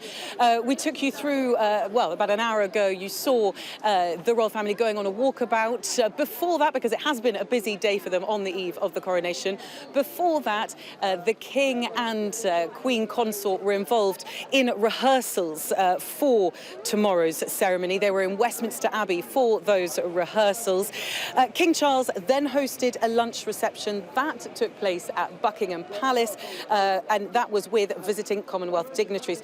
The King was joined by other senior members of the royal family for that lunch, along with the Prime Minister, Rishi Sunak, and it was from that lunch that we then saw the royal family coming up the Mall here. We were lucky with the weather for this afternoon's walkabout. It just about held off after a massive downpour just before. Heavy rain in central London. If you were here, you would have felt it, and it certainly means that if I look down here on the Mall, everybody's feet are pretty much covered in mud and wet. We have been given a look at some of the ancient crown jewels, which are going to be used during the coronation. You should be seeing them now. They include 2 crowns that King Charles will wear during the coronation. One of those crowns weighs over 2 kilograms. But before we come to tomorrow's coronation, we have a lot more waiting and a lot more anticipation here on the Mall. We've been with the crowds, and we have 2 members of the crowd here, Lucy and Maz, who've been waiting. When did you arrive? About 7 o'clock this morning we got here. And how far did you come from? I've come from Manchester, so I drove down last night. It took about 3.5 hours, and I drove to Mary's house. And yeah, we're just in Surrey, so not too far. And was this planned? Oh yes, a lot of planning, preparation, months. Yeah, we've been thinking about it. What's the kit like? What have you got to sort of stay overnight? 2 very lounging chairs, which everybody's got real envy of, to be fair, and a big plastic sheet. Piece of plastic that's come in quite handy this morning when it was thundering and lightning. Oh, that's like a bit like a greenhouse. So you were here. I saw you in the front row there for the walkabout. Did you get to talk to Prince Charles and to Kate? We spoke to William and Kate. It was amazing. Not Prince Charles. I do apologise. Prince William, of course. Yes, I told Kate I liked her dress. She told us she liked our crowns. She said, "Did we make them?" And I said, "I did." And I was kindly brought my crown by my boss, who brought them into work, and we made them in work the other day. And William was saying about how it rained at the last coronation. I told him my dad was actually at it, so he was quite interested. What does it mean for you to be here? Is there a family connection for you with your father, having been at the last coronation? Well, my parents used to like to bring us up for things. So we were at the Silver Jubilee in 1977 when I was 5, and came up for Charles and Diana's wedding to see them go off on honeymoon. So they were always on for coming up and joining in. So I've taken on. What about for you, Lucy? I've just come for having a fun day out, really, and staying overnight. It's just something quite bizarre to do, and we're British and we do crazy things like this, and it's just fun. Yeah. So I wonder about that. Are you here because this is a moment in history? Are you here because there's this quite special atmosphere here? What does it mean for you to make? Because it's not an easy thing to stay overnight on very hard floor. I don't know. I think it's just a mix of everything, and you'll never get this opportunity again.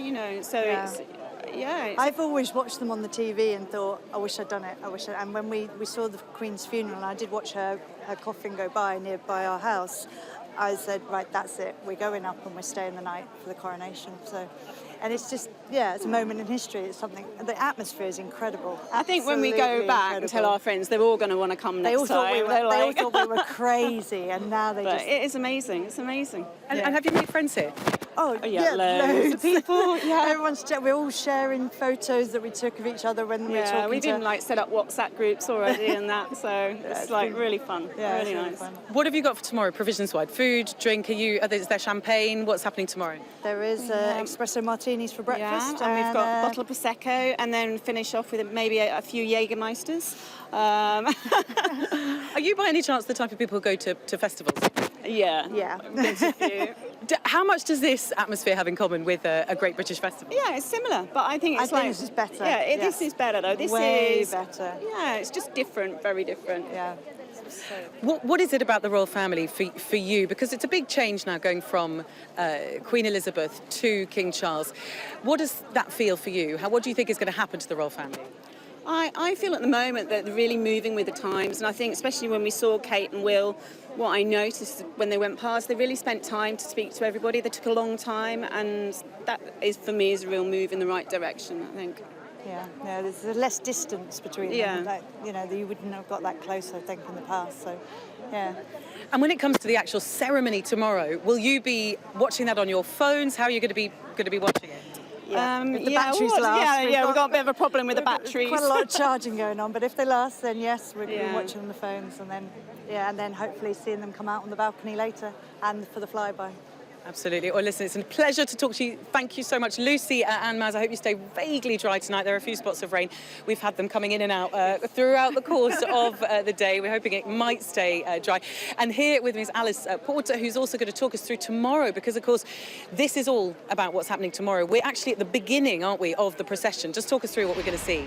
Very much so. Well, like we saw with the Queen's funeral, we can expect everything to go along like absolute clockwork. At 10:20, the King and the Queen Consort will make their way down the Mall, and they will be in the Diamond Jubilee State coach. And I think from speaking to the fans, people here in the crowds, we can expect an electric atmosphere as it makes its way down the Mall, down to Whitehall, before finally arriving at Westminster Abbey at about 11 o'clock. There'll be then the 2-hour coronation service, and then after that, the newly crowned King and Queen will make their way in the Gold State coach, which is around 260 years old. I mean, this is pomp and pageantry and splendour of the UK at its absolute finest. They will be then making their way the journey back. It's about 1.5 miles, which may sound long, but if we look at the Queen's coronation, that was about 4 miles long. So this is sort of a little bit more trimmed down.